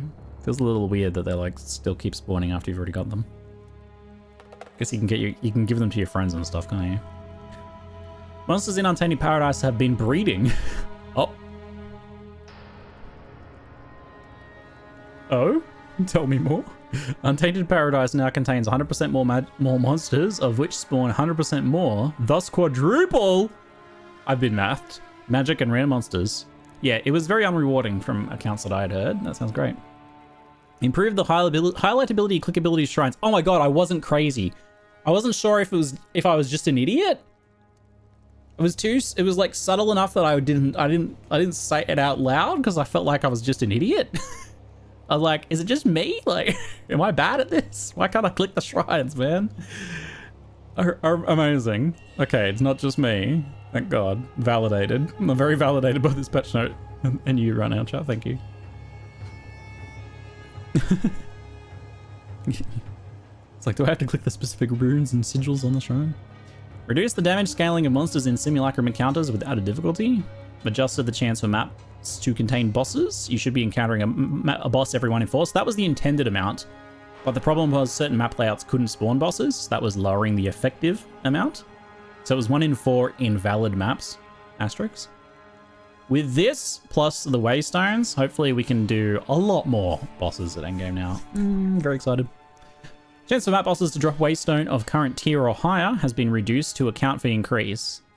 So no more 3 tier 15s per map boss kill, huh? Someone's got to give, I suppose. If that's the only nerf they got, that's not too bad. Radiant Waystone's Atlas notable passive now provides 15% chance to... Oh, they did nerf it on the nodes too, huh? So the passives that gave... The notable that gave 15% chance for map bosses to drop a waystone of current tier or higher, previously 25%, is now 15%. The small map boss waystones provide 6 instead of 10. I'm not afraid of you. Delirium Atlas passive now grants Delirium bosses in your maps drop 100% increased Simulacrum splinters, previously 50%. So that's not connected to these previous ones. So they just kind of lowered the map sustain, which the map sustain on bosses was very good. I think if you were like only dying every so often, it was like more than you need. If you're dying pretty often though, it's probably... it was probably helping you sustain, so it might hurt a little bit. Map nerf overall, I guess. It seems like it's probably... You're probably still getting more on average. Looking at these numbers. So what do we lose? Like 20-30% chance of one map dropping from those? And then... They say reduced, but I guess this part's not specific. So it's hard to judge with this part here. I guess we'll have to wait and see for that one. Because like this is probably... This one here is probably like a... This is probably like a 50% increase in bosses. It feels like you get 1 in 8 or something. So it might be literally 100% increase in boss spawns. And then the tablets on top of that.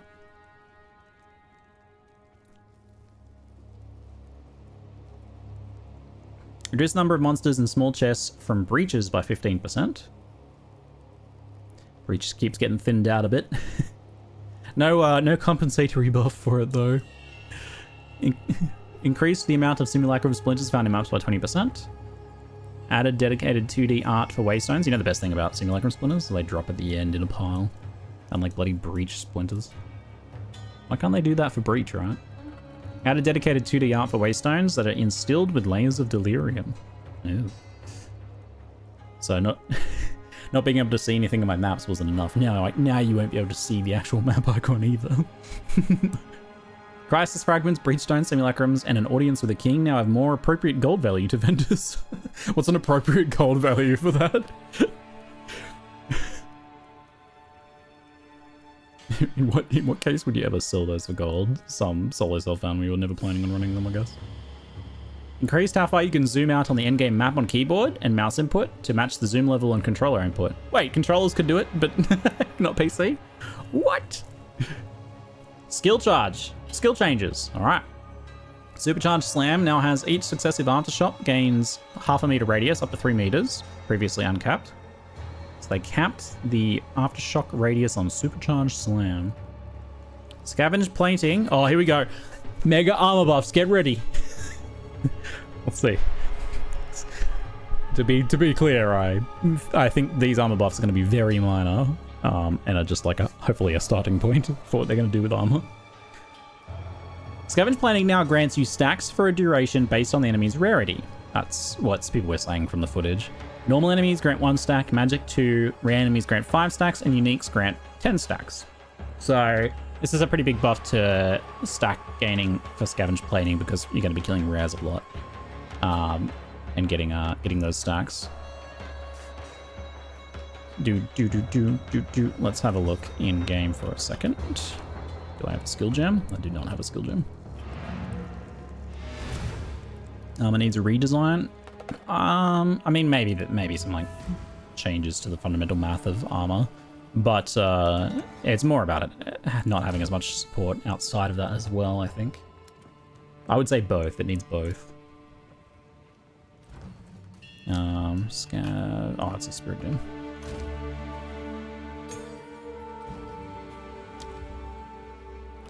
Scavenge plating. Maximum 10 scavenge plating. So you get your full 10 stacks on a boss kill, but I mean that's irrelevant, isn't it? 5 per rare, so it takes 2 rares to get to full on that. You get 4% more armor per. I'm surprised there's not like another buff there for that one, like a duration buff or something as well.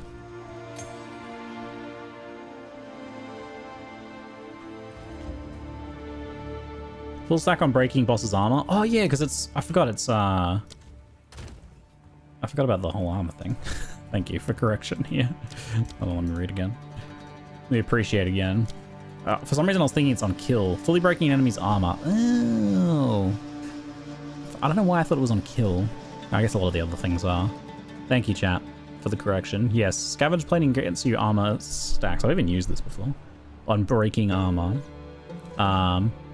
I used it with Flashbang when I was clearing, and it was like full stacks all the time. So I guess this might make it a bit more applicable to other setups, especially for boss fighting. That will be a lot better. So what, you get like 1 stack whenever you broke a boss's armor before? That honestly just seems like an oversight that it was like that before. one stack. Being able to only generate 1 stack at a time on bosses. I think they just kind of forgot for that. Yeah, gas grenade's gonna be pretty good with corrosion for that one as well.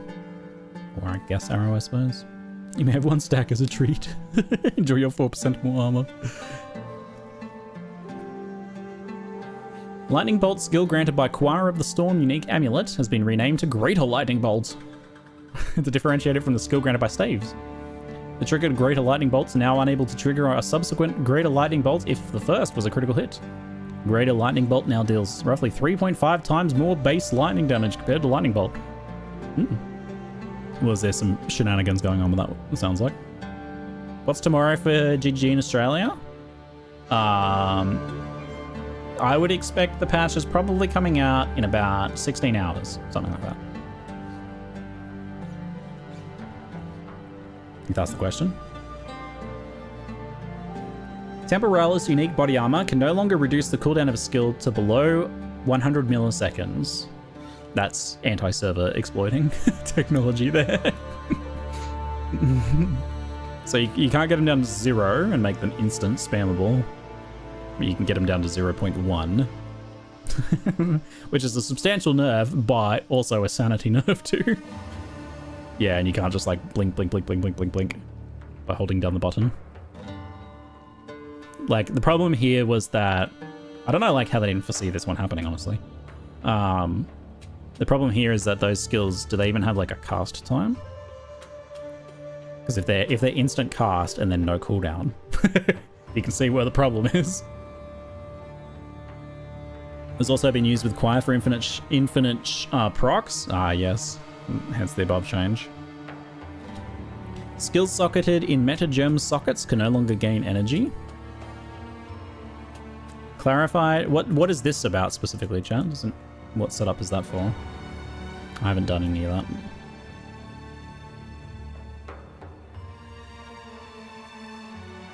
Looping. Yeah, it's obviously about some sort of like recursion / looping effect that triggers itself. It's about like some sort of looping meta effect. I was just wondering if there's like a specific build that was like doing this stuff. Like you can instantly see what the problem is. It's some sort of like recursive effect, right?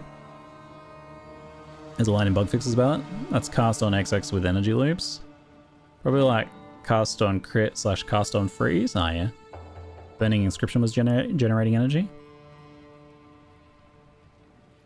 A triggered comment can't get energy for freezing to cast more comments. Yeah, stuff like that, I would imagine, right? Okay, so there's some loops. It sounds like there was a few things there. No metagem in metagems shenanigans.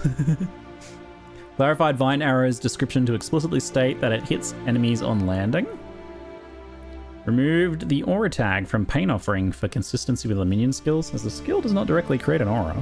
The aura is created by the summoned minion. Monster changes. Monsters now have increased toughness per essence modifier affecting them. Ah! Oh no! It's gonna be just like PoE1!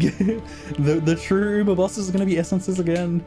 I had thought that essences were a bit, like, squishy, right? They felt like weaker than other regular monsters somehow. They were so squishy. Alright, we'll have to go back to respecting essences again. It's happening again! Unkillable. I can't wait for the reports of unkillable regen essence monsters once again. I had a setup where ball lightning would recur on bosses. 20 ball lightnings per second with cast on shock. Yes. Shenanigans. Nice. Added a small delay before monsters released from essence monoliths can use their skills. Nice, that stuff's good. Forsaken miners throw less grenades, which have also had their damage reduced and their visuals improved. Ruja, the Dread Engineer's grenades, now deal less damage in Cruel and mapped. Reduced how far away the Faradon Plague Bringers can use their Detonate Dead. Yeah, I had been like off screen by that before. Felt really dirty. I was like tilting a little bit the other day in maps. I was like, oh, I'll just run one more map, and then I got popped by this, and that was when I stopped. I got tilted pretty bad by that the other day. Telegraphing for the skill has been improved. It felt so dirty to be gotten by literal Detonate Dead. It's the classic rage Path of Exile 1 skill too. Reduced how far away Lost Men's Zealots can use their Meteor skill. I've had similar situations with that. Visuals of this skill has also been improved. Great changes. Lightning Storm skill used by Lost Men's Zealots should now always strike at the telegraph marker as opposed to somewhere random. Filthy Crow no longer uses their projectile vomit skill point blank in front of you, because that's just rude. I don't feel like, somehow I feel like the Filthy Crone wouldn't, you know, be too worried about being rude. And now has a basic projectile attack. Reduce the leap distance of Vile Vulture's leap skill.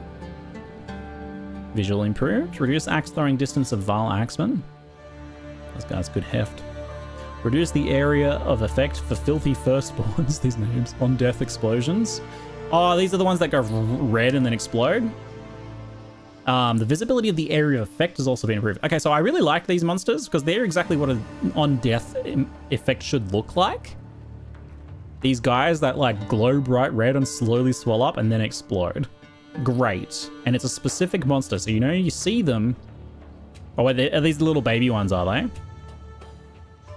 Are these the little baby ones, or are these the big guys with the trees that explode? Hopefully this is the big guy with the trees. Filthy Firstborn? That does sound like babies, doesn't it? Actually not sure on that one.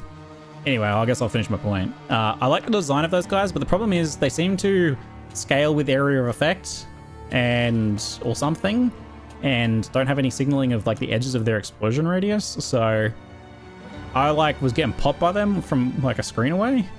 Sometimes I don't know what the deal is with that. You think the Firstborn would be the older ones? It is the older ones. Good. That does make sense. Firstborn. Pot bellies are the blood boy. Okay, cool. That's good. So it sounds like we'll be able to see the edges of it now, maybe. And they reduce the area of effect of it as well. Great. Because yeah, I think it was like right design, just like some issues with the execution there. Vomit used by rotting hulks and bog hulks now deal less damage. Can no longer be used point blank in front of you. I think these are like some shotgunning things going on here. Adjusted the damaging area of Bloated Miller's slam skills to be more closely match the visual effects. Adjusted the damaging area of Zalmarath, the Colossus attacks to more closely match the visuals. Adjusted the player targeting behavior of Zalmarath. Oh yeah, nice. Arms are no longer targetable. This is a big issue for people on controller especially. Adjusted the damaging area of Balak, the Sky Seer's tornadoes. Or is that that's the Chaos one, right? To more closely match the visual effects, tornadoes now push you slightly away when they appear, and now deal less damage when they first appear before ramping up. Reduced how often Prowling Shades can use their invisibility skill. Hallelujah. Adjusted the frequency of some monsters such as Prowling Shades and Gelid Zealots Ah, so there's not as many of them as well. So tower maps won't just have like packs of 5 of them who are constantly invisible. Nice. Vile Zealots are now less likely to repeatedly use their Eye of Winter skill. Ah! So these two changes along with tower changes is going to help tower maps a lot. Because these two guys in tower maps were the worst. Like, these guys like hiding behind doorways, you clear the room, then they turn invisible as you go to leave, and then they're like harassing you as you're trying to go through the tunnel. And then these guys like sending their things like downstairs, and I'm like trying to throw my grenades up the stairs, which doesn't really work. Improve the visual effects of Fiery Zealot's Firestorm skill. Adjusted the damaging area of Executioner's attacks to more closely match visuals. Telegraphing for Guillotine Slam has been improved.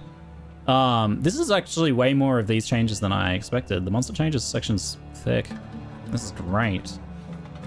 Improve the visibility of Cultist Archer's skill. Their Toxic Rain now also deals less damage. Oh, just just cover my body in all of these monster changes. Yaman Ra, the Risen King's Zombie Skirt. No longer spontaneously explodes on death. Wait, what? Yaman Ra, the Risen King's Zombie Skirt. Zombie Skirt. No longer spontaneously explodes on death. Okay. Mighty Silverfist Commando Roll now deals significantly less damage. Reduced how often Azak Stalkers use their Slam skill. Walking Goliaths no longer deal damage twice when they fall over. The Slam now deals more damage in the center and less around the edges. Oh, neat. But also, that explains it, huh?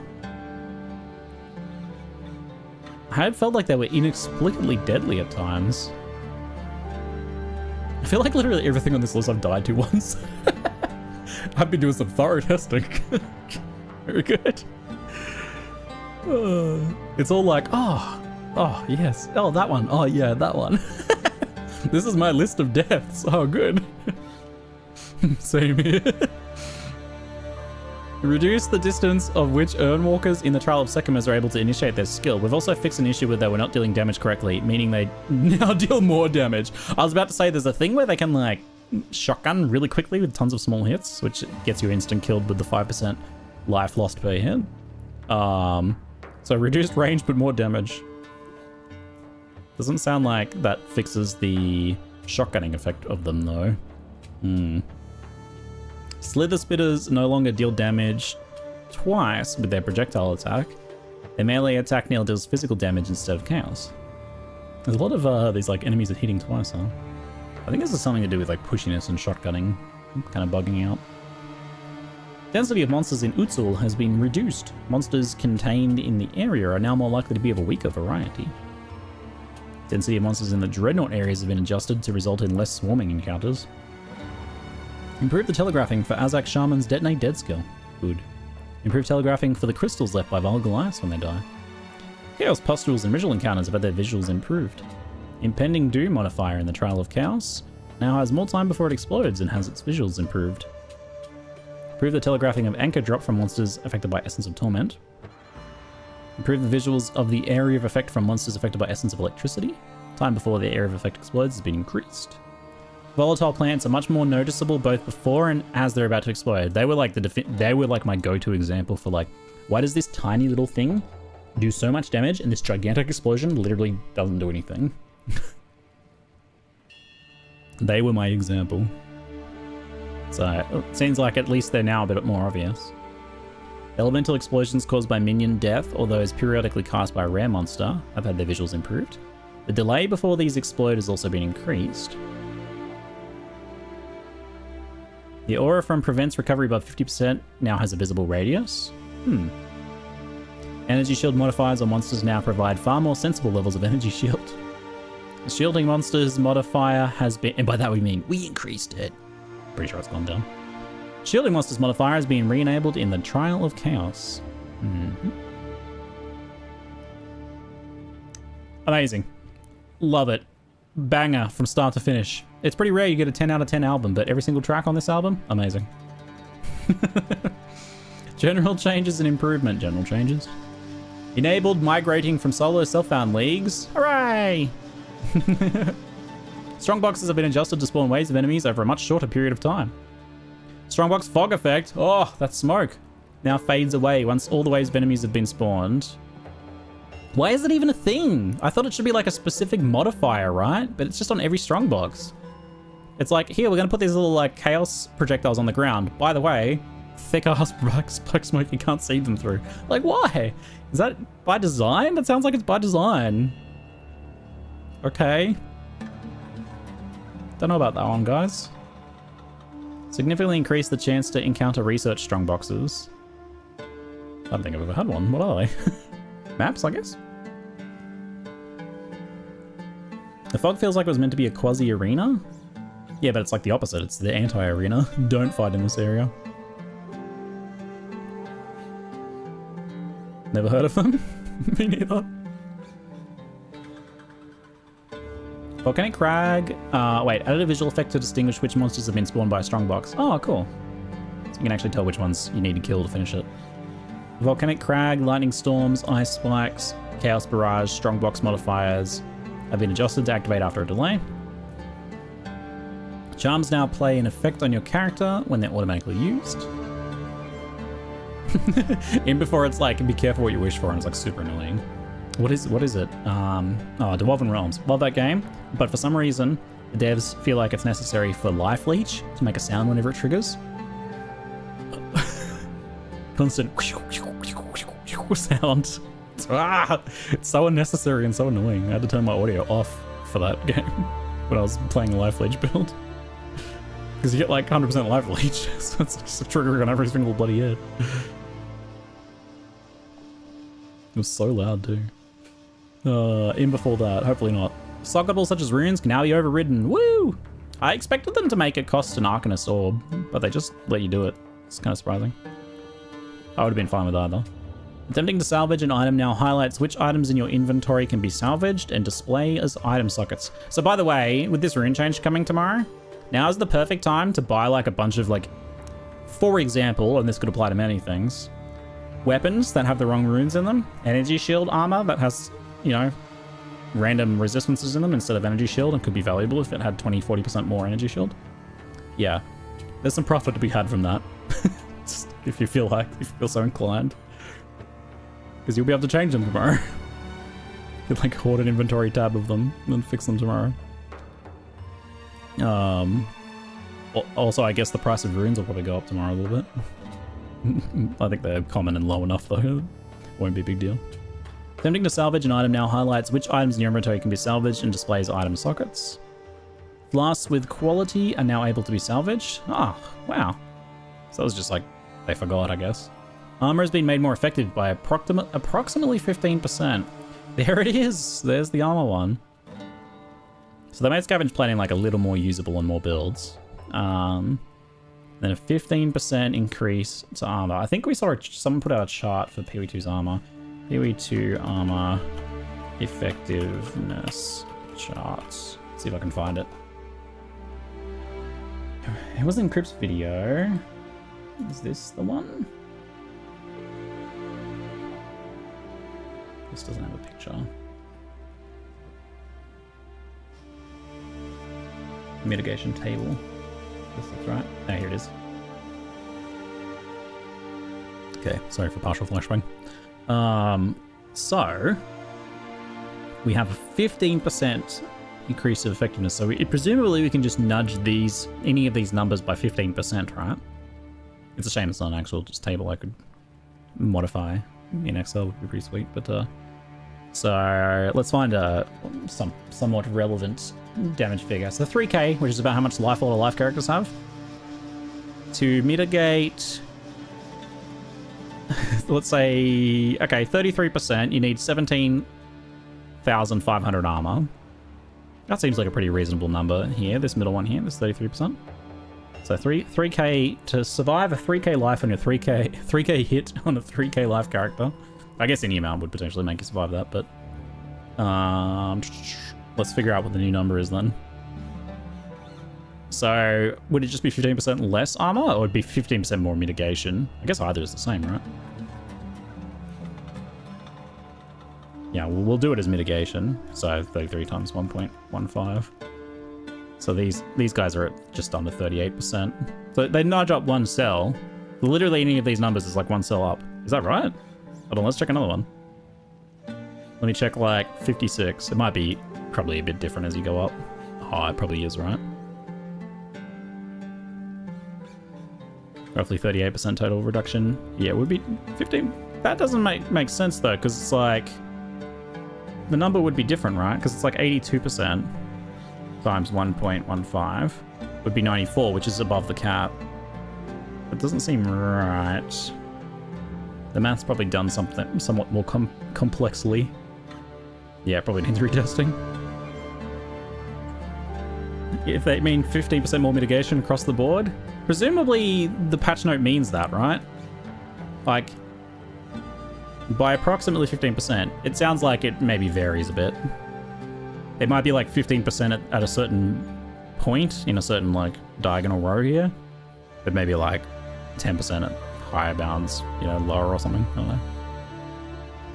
Multiply the armor at the top. Yeah, so maybe that's maybe that's actually how it works. So maybe it's more like in order to mitigate 33% of a 2500 hit, you need, what is it, 1500? 15,000 times 0.0. Oh, back. 85. So you'd only need 12,700 instead of 15,000 to mitigate that same amount. 2,000 armor would be 850, etc. Yeah. What's cheap now worth buying to sell after the buff? So damn poor. I don't know that this change is enough to warrant going and buy a bunch of armor gear. Don't know if I'd do that. I think the rune flipping is a thing, but need to divide by 115, not multiply 0.85? Really? What's the difference? Doesn't it work out the same? 1,000 times 0.85 is 850. 1,000 divided by, oops, 1,000 divided by 1.15. Oh, it is a different number. What the hell? Wait, no, wait, I did it wrong. 1,000 divided by 1.15. It is a different number.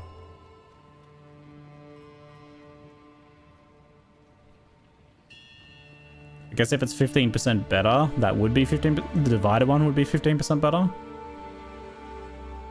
Whereas going from 0.85 to 1 to 100 is more, right? It's more than 15% better. Wait. Because, yeah, okay. I see the problem.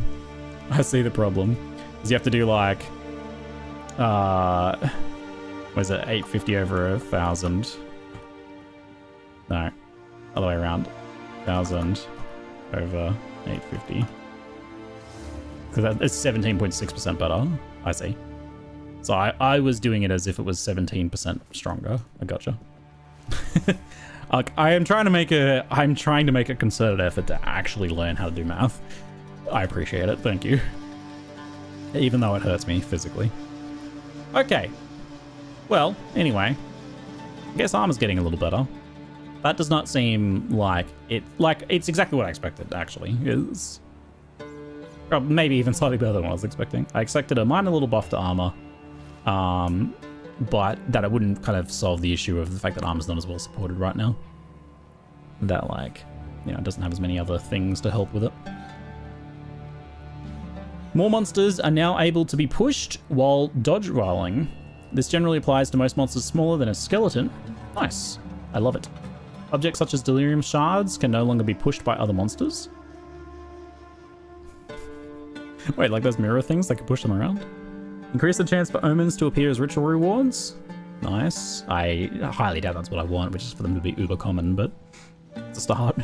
Reduce the chance for items to roll some of the less desirable item modifiers. Distilled emotions required to instill a passive skill into an amulet are now only displayed on the passive skill tree after you have picked up your first distilled emotion. Just not overloading info for new players. It was hidden by a modifier anyway, though.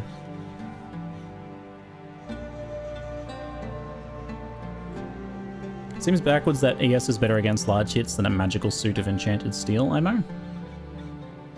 I don't mind the idea of armor being like really good against small hits but less good against big hits. Because to me, that, like, kind of makes sense. Like, some people, like...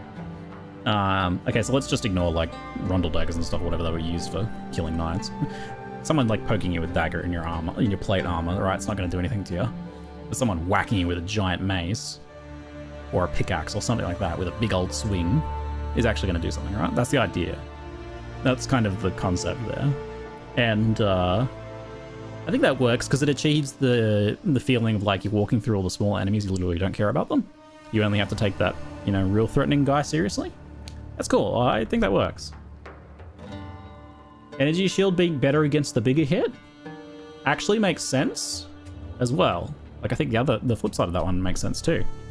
Like, hey, I have a magical barrier that can protect me from one big hit, and then it's going to be gone. The problem is, with the current state of things, it's really easy for that energy shield to come back. So it doesn't have a downside right now. You can get that really high value. It's okay to be able to get that really high value, but if that's the case, it needs to be able to not just come back instantly. And that's the current state of things. So that energy shield seems to be able to both reach high values and also have very good upkeep, up sustain. Be interesting if the system was that small hits bypassed energy shield. I don't know how they do that without it being like super broken, given the amount of like just things that spam with like tiny barrages and stuff. It'd probably be really hard to balance. But they have done a little bit of that idea with some things being a bit more dangerous, like chaos and stuff. So that's kind of cool. And these shows I have inherently still makes it worse than ES in evasion.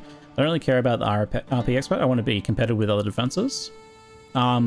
I mean, in theory, if it's tuned right, it is competitive because it does certain things very well, and then you cover gaps in other areas. So, in theory, Energy Shield would be bad against being constantly chipped. That's the idea, right, behind Energy Shield.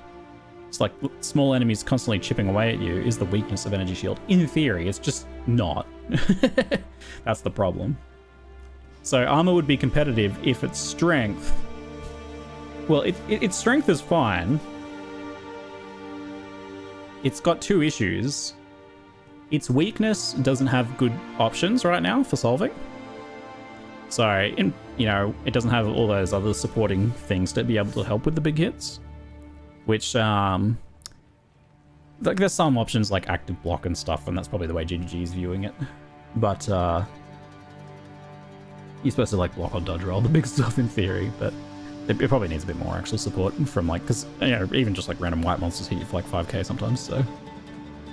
Obviously need to provide some more support to help armor with those specific things. So that could be like guard skills and stuff, right? And then problem 2 is the fact that its competition Energy Shield, its supposed weakness doesn't exist. Armor applying before resistances is an interesting choice. It probably makes sense in a bigger picture because it's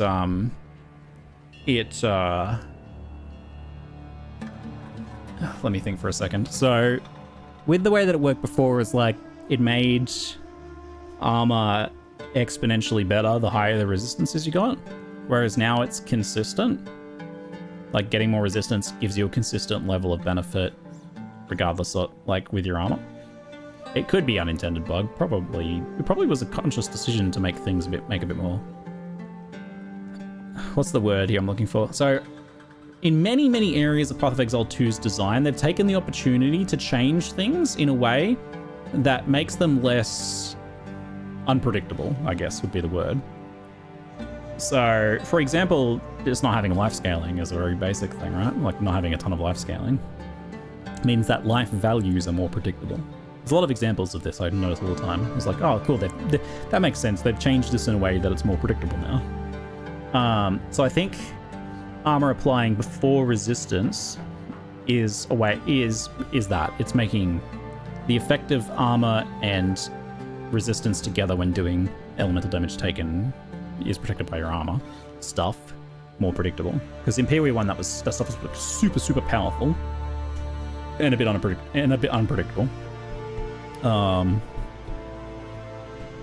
So that sense probably makes change. That change probably makes sense. Sense makes change.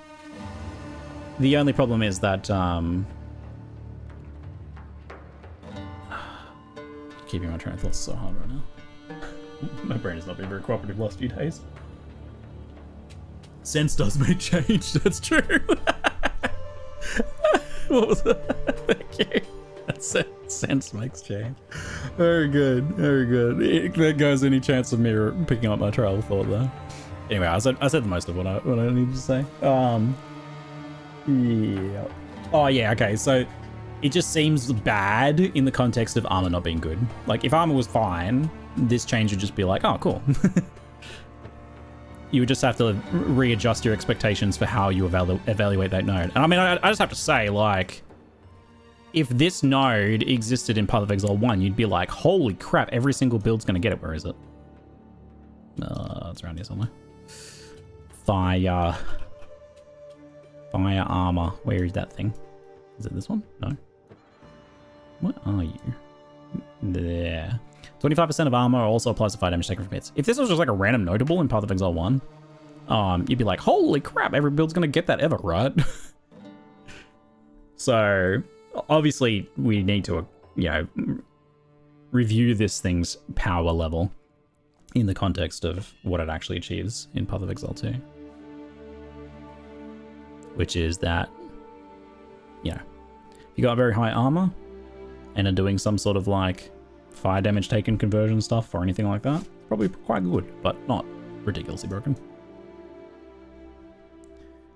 The problem with it being like a portion of your armor, which is then scaled by like the size of the hit thing. The size of the hit thing applying to the elemental damage part is like, is a bit weird. I wonder if if the whole thing would be simpler and less problematic if just physical had like a modifier applied to it to deal more damage to armor, and then elemental didn't have that, rather than the size of this whole size of the hit thing. So like the size of the hit thing makes sense, but I wonder if there's another solution. They probably considered this, but what if all hits were the same for armor, but physical had like a penetration effect that's scaled with the size of the hit? I can't. Oh my god! What if we, instead of walking around with our wheelbarrows with square wheels, what if we just rounded those square wheels a little bit? Huh? I just reinvented the wheel. How do you reduce that penetration effectiveness? Yeah, I don't know. The answer would probably be more something like specific attacks have some sort of like armor crushing effects or something. Maybe just armor break. Those enemies have access to armor break. I don't know. Never mind. I would need to cook a lot more with that idea to get anywhere. Armor has diminishing returns, so 1 point of armor when you have 10 armor is much stronger than 1 point of armor when you have 100 armor, for example.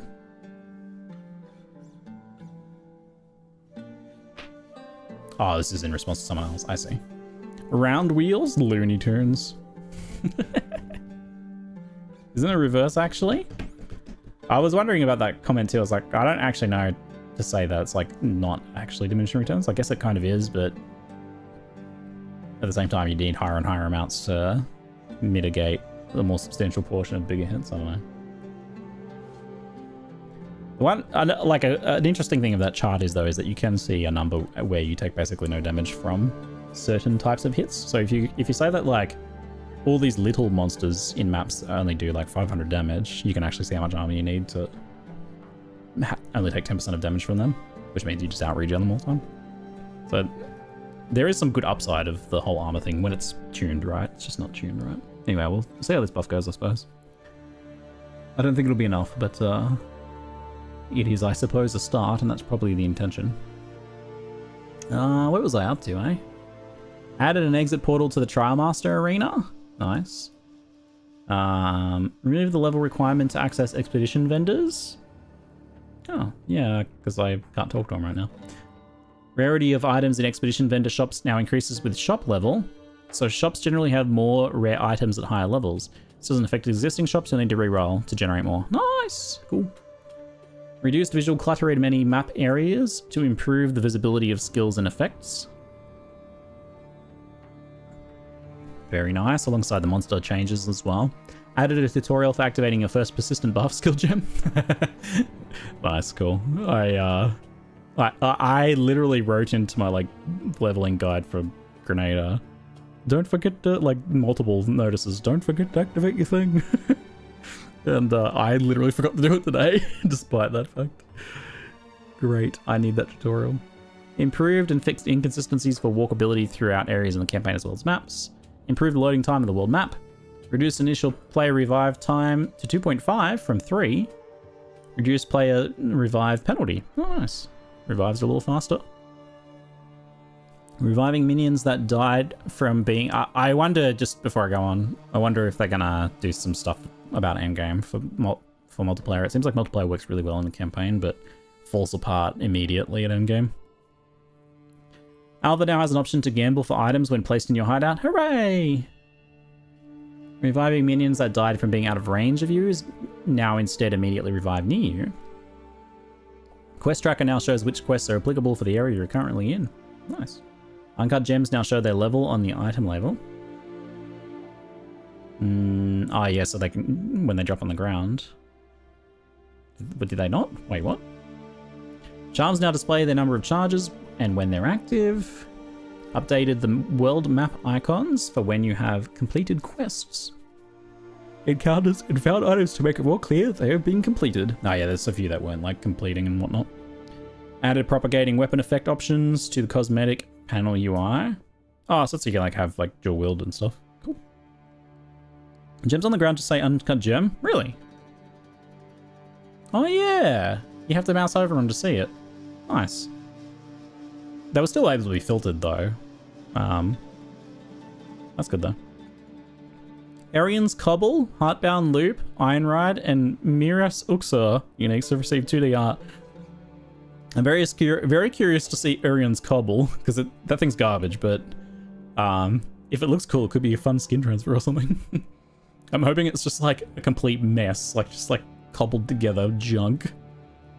I want it to look like proper, I don't know, Mad Max kind of post-apocalyptic survival trash.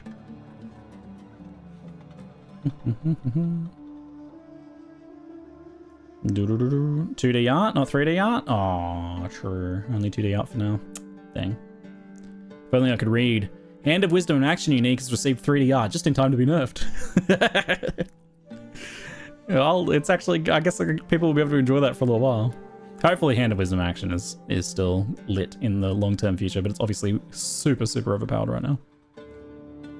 Yeah, I wonder how long... we don't like have an even vague sense of time for them to be releasing stuff, but I imagine a month. Yeah, I imagine a month. We might be seeing a new league in a month or something. Well, I don't know, because theoretically there's going to be like some Path of Exile 1 league in a month, eh? So it might be 2 months or something before the new PoE 2 one. In theory. Question mark. Don't know about that. I guess we'll see. Added flavor text for Erden's Tusks and Splinterheart. After activating an Omen of Whittling, hovering over an item before applying a Chaos Orb to it will now display which modifier will be re-rolled. Nice. That's really good. That's really good. This is the one that makes it so it's like the lowest modifier, but it was super confusing because there are things that were low modifiers that players wouldn't consider to be the lowest modifier. It was very confusing because of the tiering system. So it'll actually show you now. Improved performance of the Zyclusion, the Chimera boss fight. Improved performance of Lava and Molten Vault. Improved performance of areas with very bright lights that cast many shadows. Temple of Kopek and Ziggurat. Improved performance of Ziggurat Encampment. Burning ground can no longer spawn underneath interactables such as levers.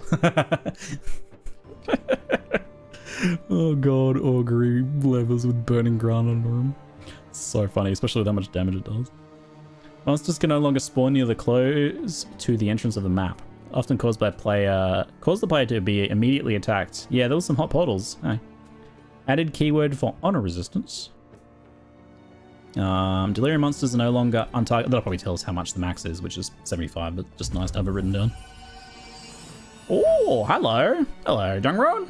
Thanks for the raid, mate. Hope you had a good time. We're just finishing our man read word action. Well, working on our man read word action. Going off on many tangents and getting distracted. Wait, who's John Rowan? Who? Which one of you is? Can you tell me which one is? Oh, it's you. Maze FPS. I see. I was wondering, thank you. Rage quit, huh? Rage quit? Oh no. We saw something that was like probably specifically you, Nerf. What was that one? Maybe I feel like we read something earlier. I don't remember. Looked a little specific, huh? He already said he's trying Effigy Vine Arrow next. Well, Vine Arrow now shows you, it clarifies that the initial touching is a hit. So you have that to look forward to. Okay, let's read some more words. There were like 5 jung nerfs. Nice. Nice. Yeah, a minimum what is it, cooldown on instant cast skills. Yes. Another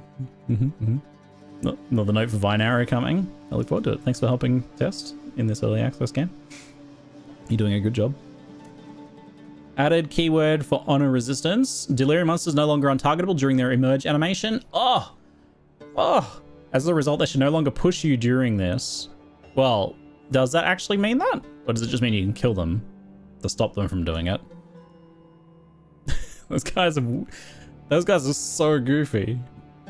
It sounds like they still would be able to push you in theory, but good change though. I have loved these patch notes. None of those changes affected me, because I'm not an unethical gamer. I'm an ethical voltaic grenader mercenary and the solo self-found trash tier warrior player. Although I am making a bit more of a meta build now. Possibly will end up using some Archmage and stuff.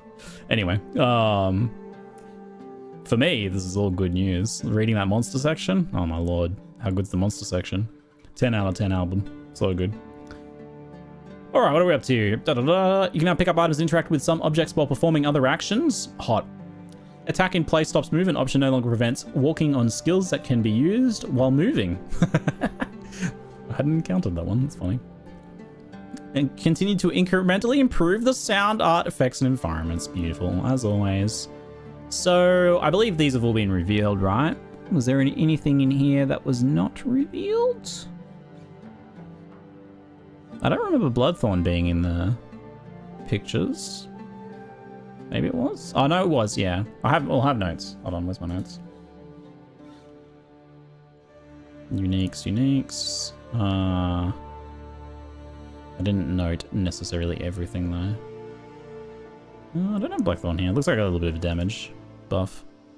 Summon you. Una's Loot Song. Best change. Best bug fix. Yeah, it looks like there's probably some smaller change ones here that are not in the pictures because, you know, just small things. Asphyxia's Wrath. I don't think that was on there either, right? No, okay. It looks like we have like a bunch of little buffs here. There's actually a ton of stuff from the looks of it. Alchem Era. More max mana. No longer has Alva's Wheel. No longer has block chance. Now more max life and mana.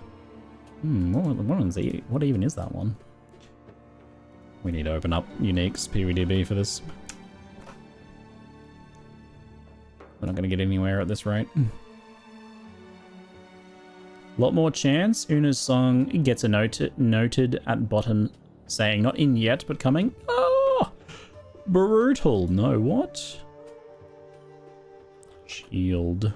Oh god, it's all the energy shield things. What's it called? Arvil's Wheel. Arvil's Wheel. Block chance. Armor, lose life, and mana on kill. It's so bad. It's so bad. What is the upside? Skill effect duration. Okay, yeah, I see. In theory, skill effect duration. Oh, hold on. Someone's buying a thing. Oh god, a long time ago. Oops. Might be. Okay, instead of the block chance, it now has some life and mana. It is a level what shield? 0. I guess that's a substantial amount of life and mana at that level. No skill effect duration. Lose life and mana on kill is pretty hard at that level to deal with though. You just don't have recovery for it. It's not going on my best leveling unique list.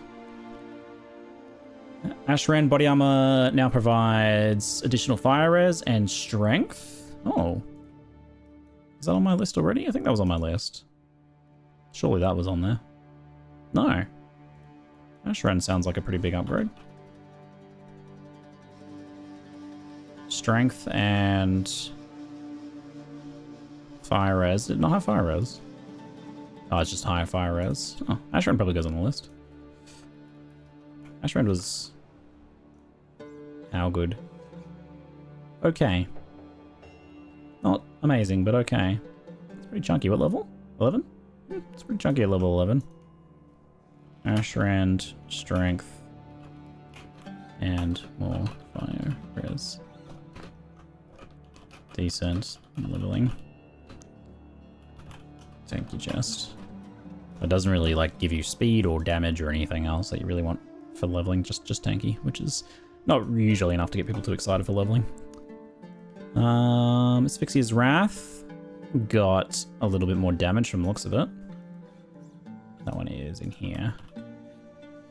Asphyxia's Wrath didn't actually have any cold damage to attacks. It added cold damage. Now it's got some flat cold damage. Sweet.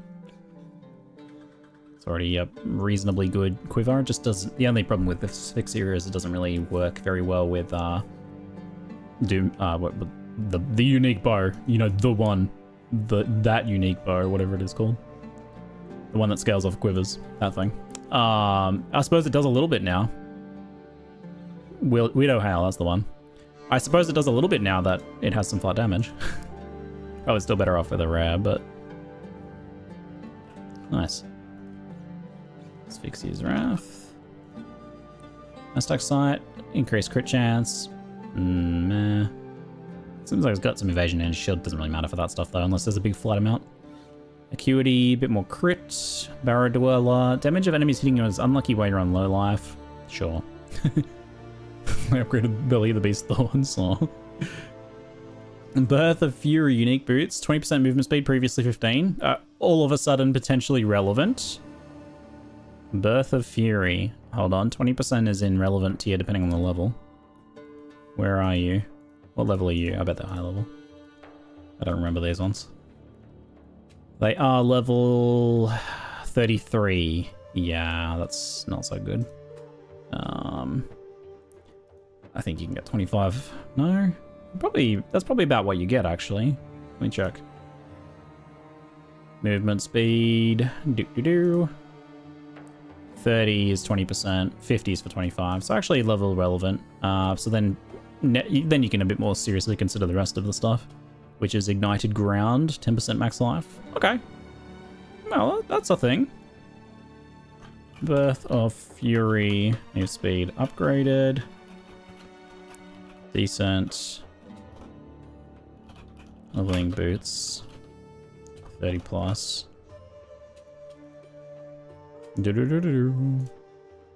Poor man's Radiant Grief. Well, I actually deal damage on like Radiant Grief.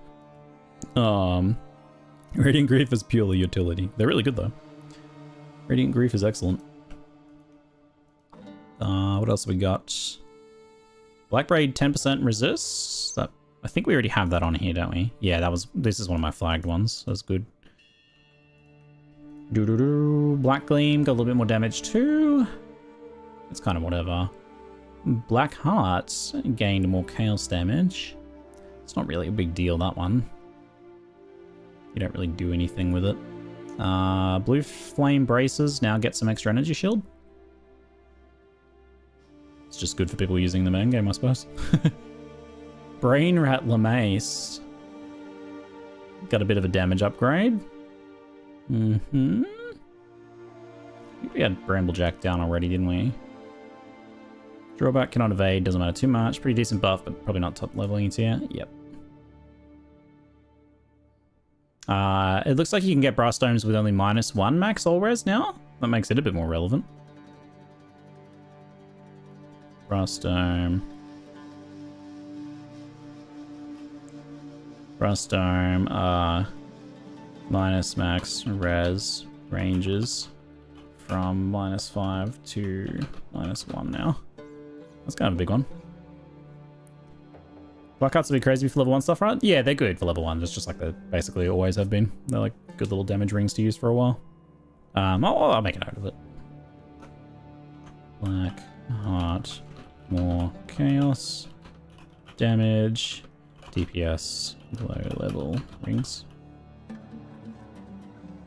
If it ranges -5 to -1, it can go positive, right? No, the best is it can go as -1, so you always have -1. But -1 is substantially better than -5, like way better. It's potentially a tolerable downside now.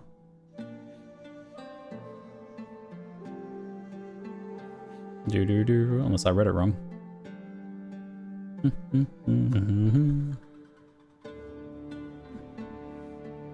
20% reduced attack speed mace. Oh, it kills me. Candle make unique gloves. More fire resistance. Less negative cold res. Provides 20 and 40 increased fire damage and reduced cold damage. Huh. Candle maker. So they didn't have anything, they just have this like doubled ignite chance. Now they have some damage scaling as well. What level are they? Loading. Loading. Loading. Level 12. Candle maker, fire damage scaling. Well.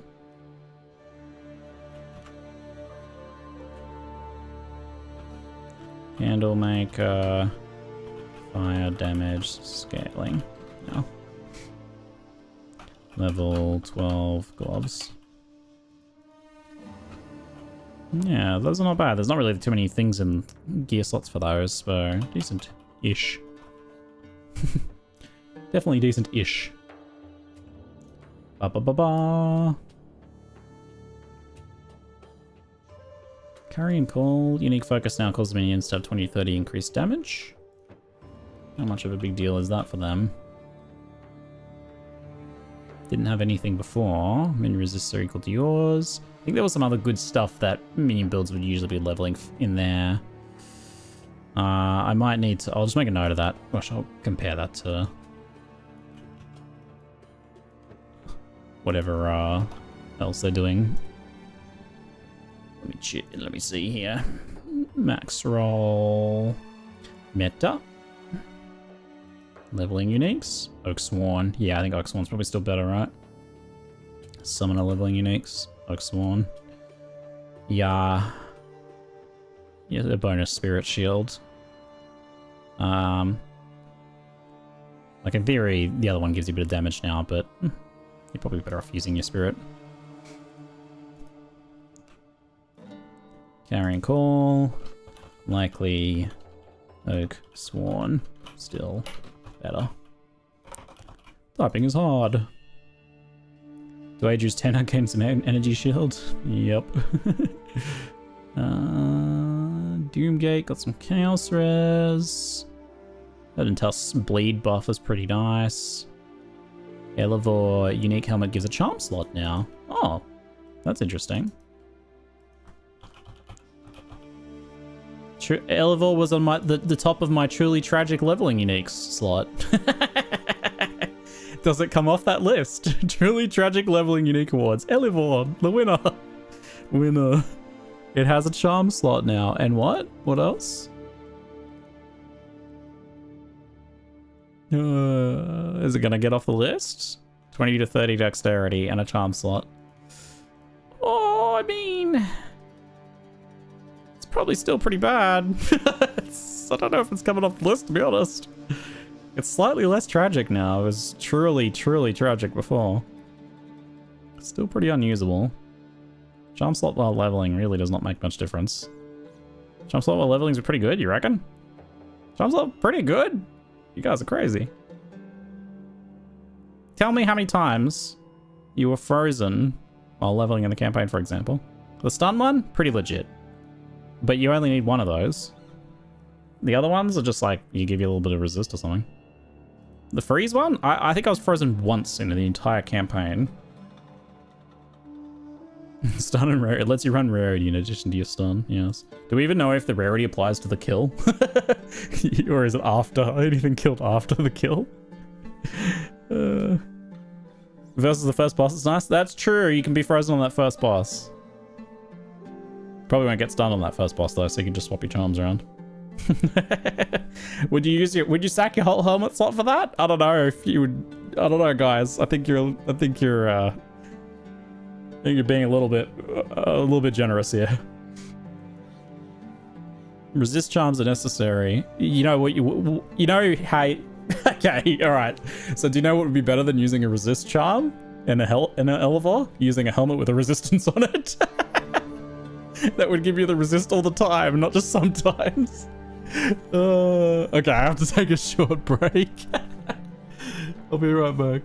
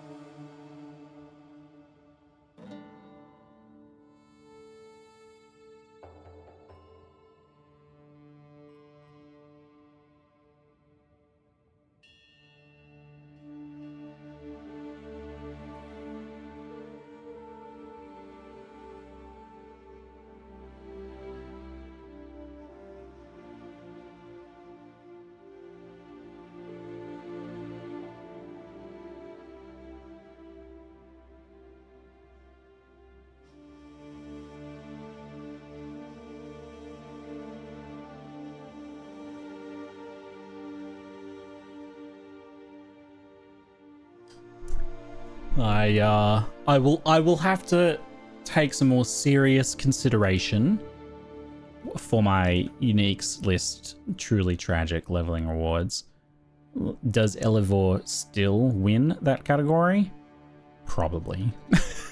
But is it slightly less tragic now? Yes, it's slightly less tragic now. So let's say a charm gives you 25 resistance very occasionally, right? Let's be generous and say 1/10 of the time when you need it. You can say that's like 2.5 fire res. So we can pretend that Elevor now gives 2.5 fire res and an extra 10 dexterity. So that's a buff. This is a buff.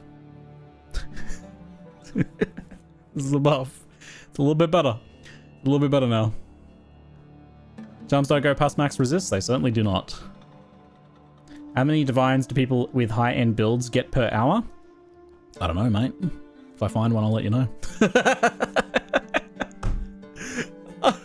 I think I've had one divine drop.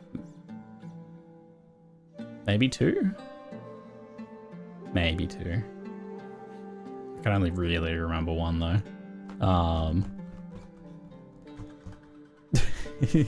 I assume you mean total currency, but I was making a joke at divine drop rates.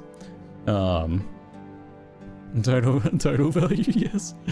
I haven't tracked any currency earning stuff in PoE2 yet. I'm not really like playing in such a way that I would be doing that testing yet. Not sure what sort of currency people are making per hour with different strategies. We don't have all the stuff for tracking that stuff yet, I don't think.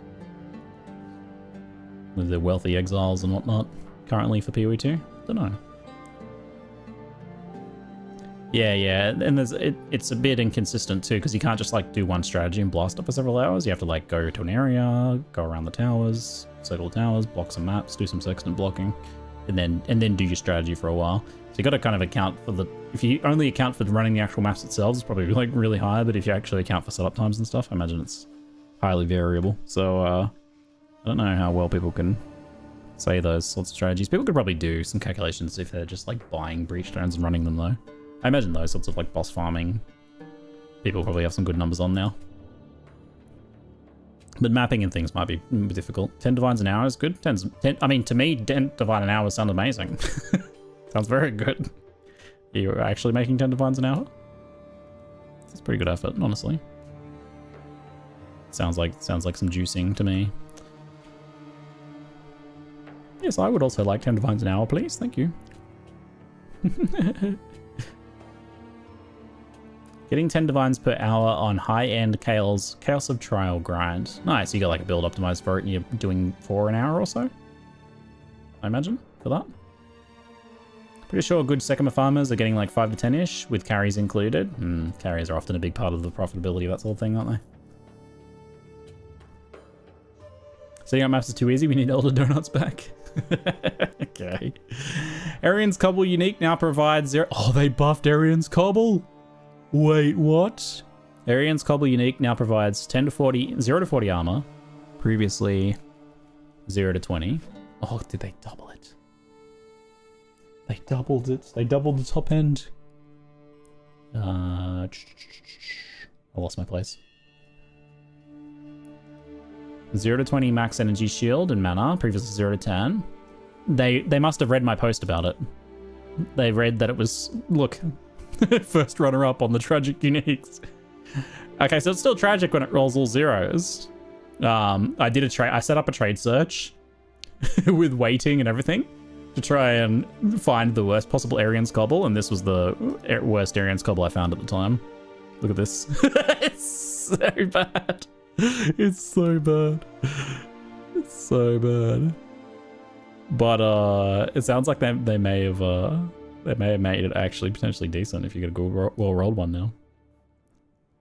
Do regen level 11? Yeah, it surprises me that it's not even a level 1 helmet too as well, right? I have one worse. I feel like I haven't. I feel like I've worn white helmets better than this. I certainly have the higher level ones. That's for sure. Now it can roll even worse. It's got, yeah, I guess technically it can roll worse now with more possible modifiers, huh? Now provides 0 to 10 fire res, cold res, and lightning res. Or previously 0 to 5. 0 to 6 lightning regen, previously 0 to 3. Accuracy 0 to 60.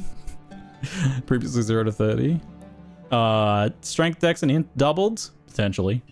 In addition to the above, it now provides double crit chance, 0 to 20 rarity, previously 0 to 10. What do you mean? Doesn't it already do those things? There's no new modifiers here. Those are all possible modifiers, right? Yeah, it had all those. They didn't add any modifiers. They just increased the, they just literally doubled the possibility of every stat. So you will still be able to find Arian's Cobbles like this. But it sounds like now you can, on average, find... Like, if they doubled it, it means that, on average, we were getting, like, 2.5 strength and dexterity and int dropping, right? So, now you're on average getting 5 strength, dex, int, fire, cold, lightning res.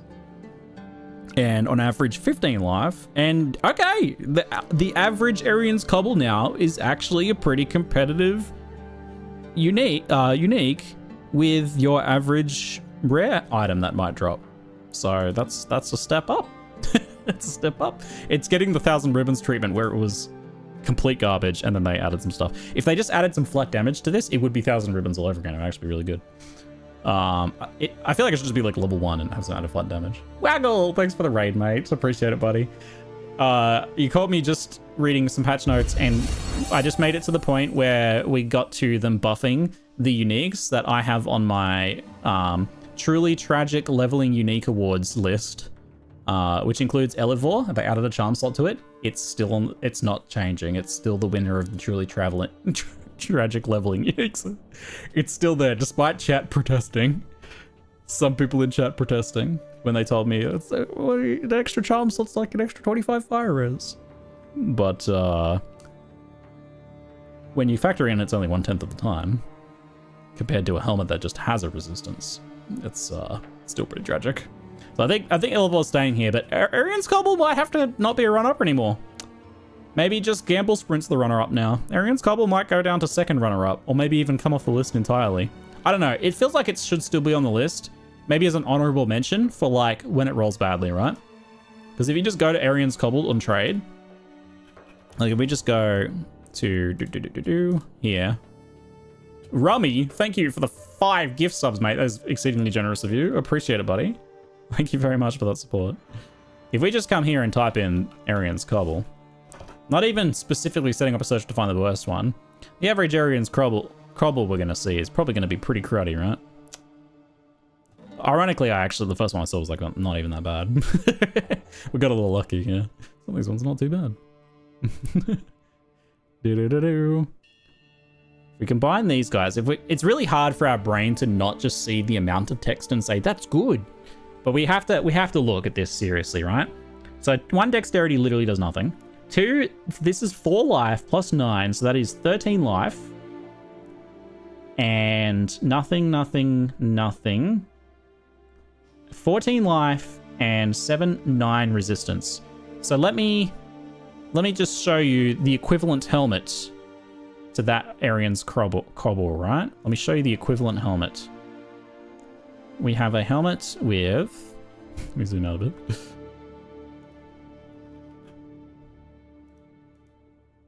Was it 14 life? We'll go 12 to 15 life, and we'll just say cold resistance, so we'll convert it. And how much was it? It was 9 resist, was it? 7, 9, 9. Here, we'll do 8 to 10. Helmet here. No. I need just those and nothing else. It needs to be magic. I need to make it magic. Will there even be one on trade? Oh my god, 3 results. I found it! Oh my god, it's the helmet. It's actually slightly better than Arian's Cobble. Amazing. And this is what it takes to compete. This is the thing. Oh yeah, you have to mentally be able to screen out these fixes. It's like it really. And look, this is actually better because it's level 1 to equip. You can wear this for 10 levels. This is way better at level 1. But you could divine the Arian's Cobble. Pure comedy, love it. You know what? You're right. Oh my god, you're right. Especially when they change it. When they buff Arian's Cobble, you could divine it. You might get a perfectly rolled Arian's Cobble. You forgot 10 rarity? It only has 4 rarity. It's not 10 rarity, it has 4 rarity. Oh god. Okay, so let me do this for you then. Let me tell you the average, like, with the buffs. So, hold on. So the average with the buffs is 5. So that gives us... Oh, here. I'm gonna do it for you. I'm gonna do it. I'm gonna give you the next... I'm getting so sidetracked right now. Oh my god. Alright, here's my Arian's Cobble evaluation. Arian's Cobble evaluation. So firstly, now, plus has 2D art. Pog. Can't wait to see what it looks like. Alright, so new Arian Cobble, on average, looks like this. Alright, we have... Show me... Mouse over. Come here. Come back here, Arians. Where are you? Oh my god, why? Why is everything so difficult? Okay. We have, on average, 15 life plus 5 strength is 10, so it's 25 life. 25 life. 3 passives worth of... 3... I'm being generous. 3 passives of stat requirements. Oh, we're getting somewhere here.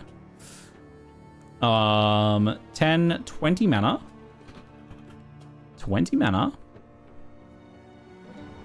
30 accuracy is... How much do you get per dexterity of accuracy?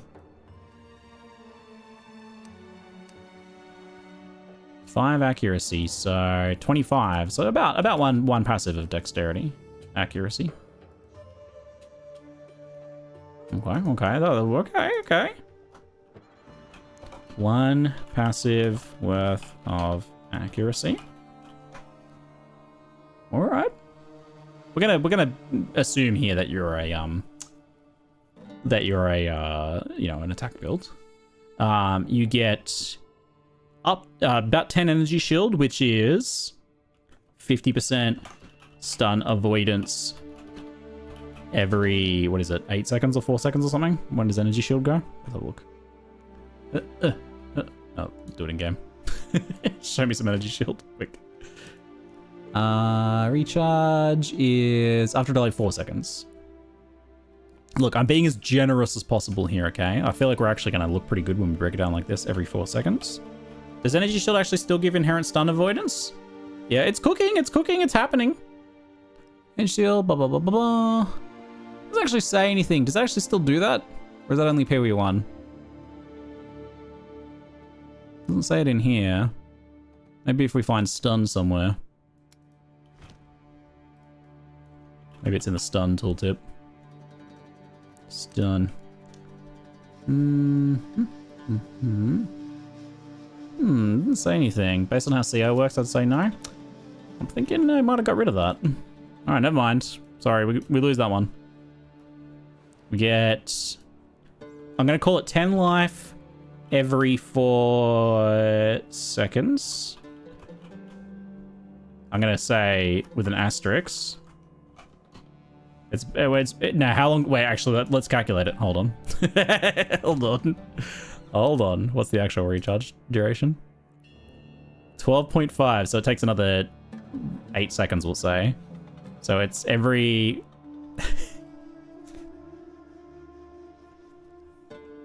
Here's what we're going to do. We're going to say 10 life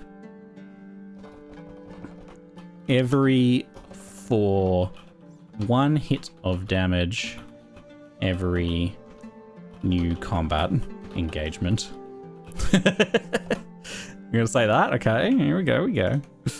Oh my god, it's getting good. It is getting good. 1% fizz... 1% less fizz damage taken. 1% chance to avoid hits. Not slams. Oh my god. I think I have to take it off the list. It's getting too good.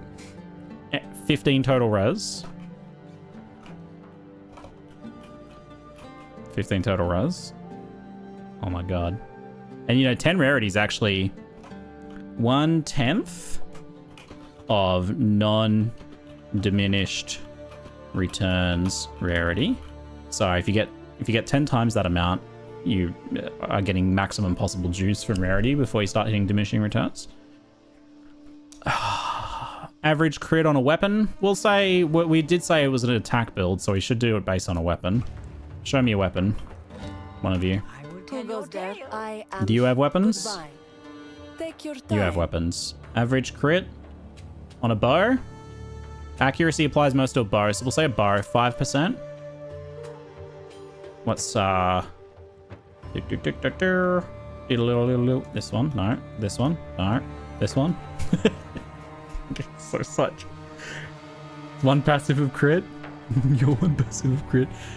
0.05 times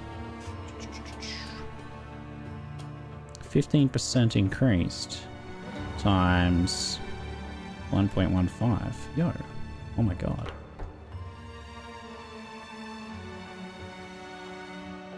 It's that much, right? Plus 0.0. Wait. 0.75? No. Plus, yeah, plus 0.75% crit chance. Nice. There we go. Anything else I'm missing? Oh yeah, free life regen. Nice. Yo. Yeah, look, if I type it like 3 life per second, it sounds way better than 3 life regen. Amazing. I think that's everything. I have now fully evaluated Arian's Cobble as being incredible, honestly, when you really take it all in. And if you just ignore everything that doesn't do anything, then you totally end up with a helmet that looks like this, which is, once again, about this guy. It's slightly better than this guy now, so it's a pretty big buff. It was worse than Hail Rusted Great Helm of the Seal. It's now better than Hail Rusted Great Helm of the Seal, although Hail Rusted Great Helm of the Seal is level 1, so we need to say at level 11. Alright, I've done a full and detailed analysis of Arian's Cobble now, I think. Why did I do this? I don't fucking know, chat. I can't help myself. We'll just say, or, to simplify. Wait till he hears about Ventors. I wonder what the average... Isn't the average Ventors 0? Is Ventors gamble range actually like... Is it actually like 0? Because, oh my god, you might be right. Other unique Ventors gamble. No, because it's not negative on all of them. The average Ventors has 0 resistances and 0 rarity, 10 spirit and 40 life. 10 spirit, 40 life ring? I mean, you can't get spirit on normal rings, honestly. Better than most. Yeah, average Ventors is 40 life, 10 spirit, so I'd say that's significantly better than Arian's Cobble. Oh, prep for Gucci Hobo. You know what's going to happen? This is totally going to be my first Gucci Hobo unique. For all my bagging out of it, that will be my punishment. It's going to be my first one. Oh my god, okay. What do we got here? Group of Wood, some more resist on a few things here. Helmet of Binden unique helmet now provides some extra armor. Okay. Hollow Mask now gives 30 Chaos Res. Hollow Mask, the Fizz mitigation one?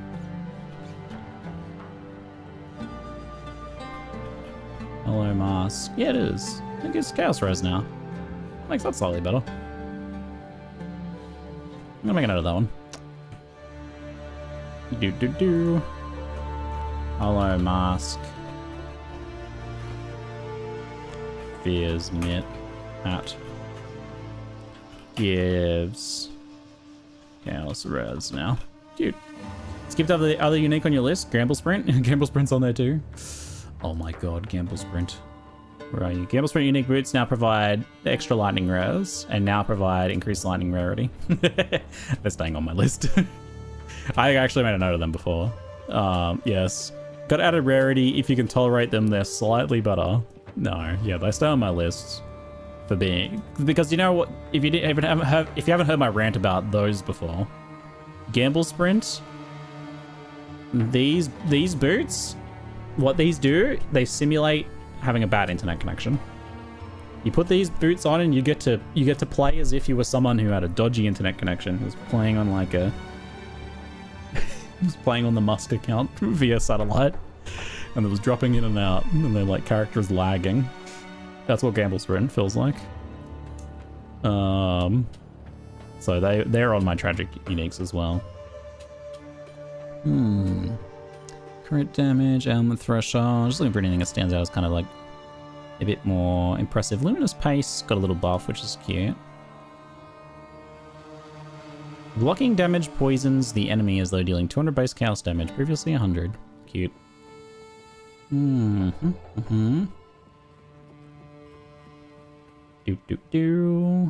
causes minions to have chaos resistance. North Paw unique gloves gain more damage. North Paw, are they on my list? I don't see North Paw here. What level are they? They have a bit more damage on them now. They're level 1. How much more damage? And a bit more of evasion rating. Yeah, they're actually pretty legit. They might have to go on the list. Are they seriously not on here? No, they're not. Wow. Northwell's probably very good now for level 1 gloves. You know, yeah, there's not. You don't have many options for that for attack builds gloves. I don't think. Let me see. Oh, there is one good pair of gloves. I think they have some good competition. Yarn Grip here, because they're level 6. Honestly, pretty competitive with Yarn Grip here though. So these are probably better overall, but they're a little bit higher damage, a bit more evasion, themed as well. They seem great. Those look very good. Original Sin no longer has chaos resistance is 0 and now instead provides chaos resistance. They completely changed the direction of what that's trying to do, right? Like, instead of having like a drawback, it's now just like, yeah, have some chaos res. Attribute requirement effect can be funny. Yeah, that attribute requirement effect's kind of good, actually. Strength to satisfy other attribute requirements of melee weapons and melee skills.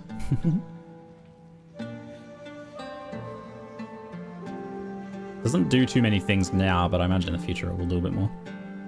Love those gloves. I did a Warstaff Warrior. Yeah, that's cool. I like that. Pariah's Embrace now has some all attributes. 10 to 15 all attributes is pretty high. Pariah's.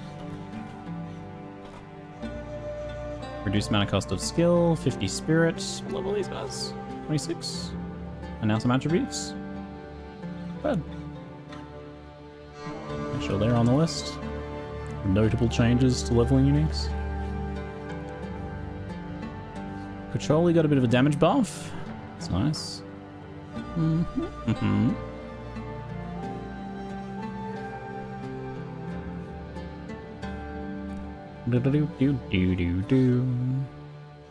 Anything else that looks major? A little bit of regen on Snakebite, cute. Splinterheart got a sizable damage buff. Splinterheart, how good were you? I don't think I even looked at this one before because it was pretty bad, especially compared to the other options. It is still pretty bad. It's like gonna be fine for an act, half an act. The projectile split thing is like pretty good, I suppose, though. I guess if the damage can handle for a little bit longer with like slow attack speed, it's pretty hard to use it for any longer than that. Nope. A weapon like this, if it was fast attack speed and no damage, would actually be better because you could use added damage stuff with it, you know, and then have AoE spam, weapon swap, added damage bow, but it's not built that way. Doesn't quite work. Tree Fingers got reduced attack speed. Nice.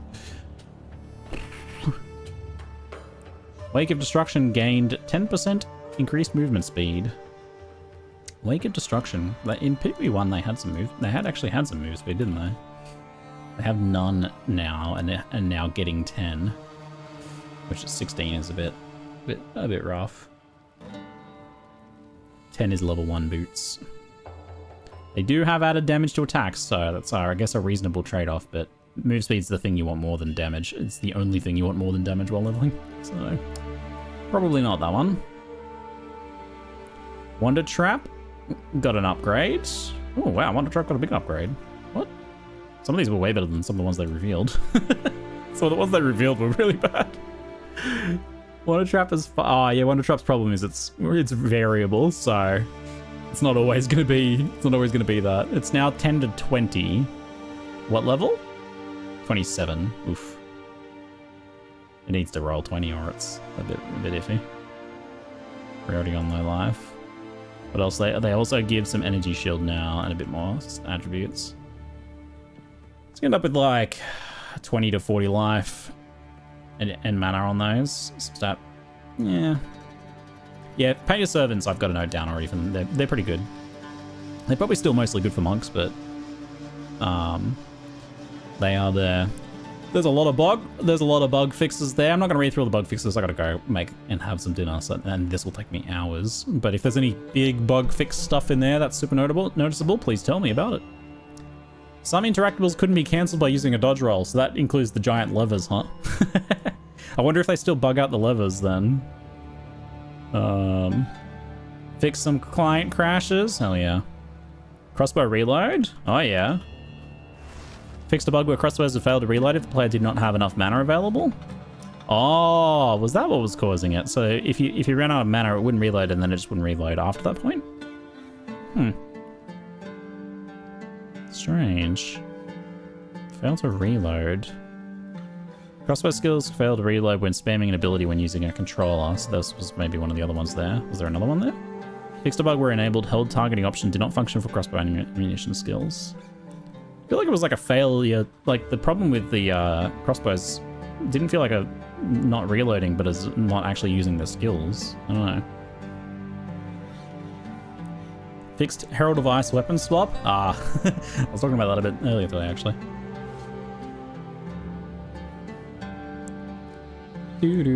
So the mech not being able to shoot sometimes problem is maybe fixed. I fixed some crossbow stuff around that. I don't know if it's exact problem. Spark fix is cool. Spark. Fixed a bug where Spark could fail to cast while standing on the edge of walkable terrain. Yo, they need to go back and do that in Piri 1. Isn't that an issue there too, where it like gets absorbed by walls? That's super annoying. That's funny. Crossbow skill 1. Fixed a bug where you could briefly be unable to perform any skills if you tried to interact with an object and dodge roll at the same time. Oh, that's the crossbow skill 1? Really? Interacting with objects. I did feel like it was sometimes after dodge rolling that I couldn't use this crossbow. That could be related. In PoE1, any projectile skill can be blocked by a wall behind you even. Yeah, that's rough. It's like a bunch of controller improvements, including targeting and things like that, as well as changes to some of the more egregious things that we saw, causing issues for controller users. That's nice. Good stuff. Item filters on consoles. Big news for them. Oh, they actually enabled a ton of MTXs too. We'll have to just look at the menu when they fix it. But look at that. The big old list of things. Some Siren things, some deep water effects. Onyx Oblivion. What else? Divergence set. Electro Swarm. Project. The project stuff's like the red stuff, I think. River Toad King portal effect. Wait, I'm using that one, aren't I? Oh, it must be a different variant. Mostly armor sets. Yeah, it looks like quite a few armor sets, but a few portals and stuff too. Cool. And then Una's song still won't be playing correctly. This was unexpected even for us to be able to cause this much trouble to fix. What's going on with Una, man? Just having a hard time, huh? Adding multiple respawns to other Pinnacle content on the Atlas is not happening yet. The Arbiter of Ash is included, but we didn't get around to the other ones. That's what they said would be the case. And no map tab yet, sadly. Bummer, but fair. Great stuff. I am overall impressed with the size of the list of changes to monsters. That's really, really good. I did not expect so many good changes to monsters there. The only kind of like unexpected, slightly unpleasant things that came up were probably like, for me, I guess just like some nerf to map drop rate, but that's really not that big a deal in light of more common bosses. A bit more going on to make maps a bit more distinct from each other with different types of rewards from them. So this sounds more impactful than what I was expecting. That's pretty cool. What else? The other stuff is pretty much one-to-one what they said. Not a lot of unexpected nerfs or anything. There's not like, some bug fixes and some stuff to like stop people from crashing servers. So if you were abusing those things, sure, you probably got nerfed, but no like regular just balance changes going on here, I think. The armor change was like pretty much what I expected, just like a little thing for now. Hopefully more support for armor builds in the future. That's probably new league though, I imagine. Very cool. Very cool. Well, folks, it's been a pleasure. I hope you enjoyed the man read words / discussion action. No map stash tab yet. No. It's on the cards, but they haven't got it done yet. 15% buff of what? For armor. They just said 15% more effective, roughly. So, we'll see. But also had some fun leveling our cold caster for the moment. My plan is to, I believe tomorrow, continue that action. Let me just check my calendar, make sure there's nothing else going on. Yeah, I should be doing some more cold caster leveling tomorrow and checking out the new patch. I'll be here for the new patch tomorrow. We might also like mix it up a little bit and I don't know, jump into endgame on my other character so I can look at some of the endgame changes. We'll probably have a little bit of like a patch tour tomorrow when that comes out as well, which is presumably in the morning. So I'll try and be on when it comes out or at least a bit after. But that's it for now though. I'm Ziggy D and thanks very much for watching. Bye bye folks. See you later. Thanks for hanging out today. Bye bye.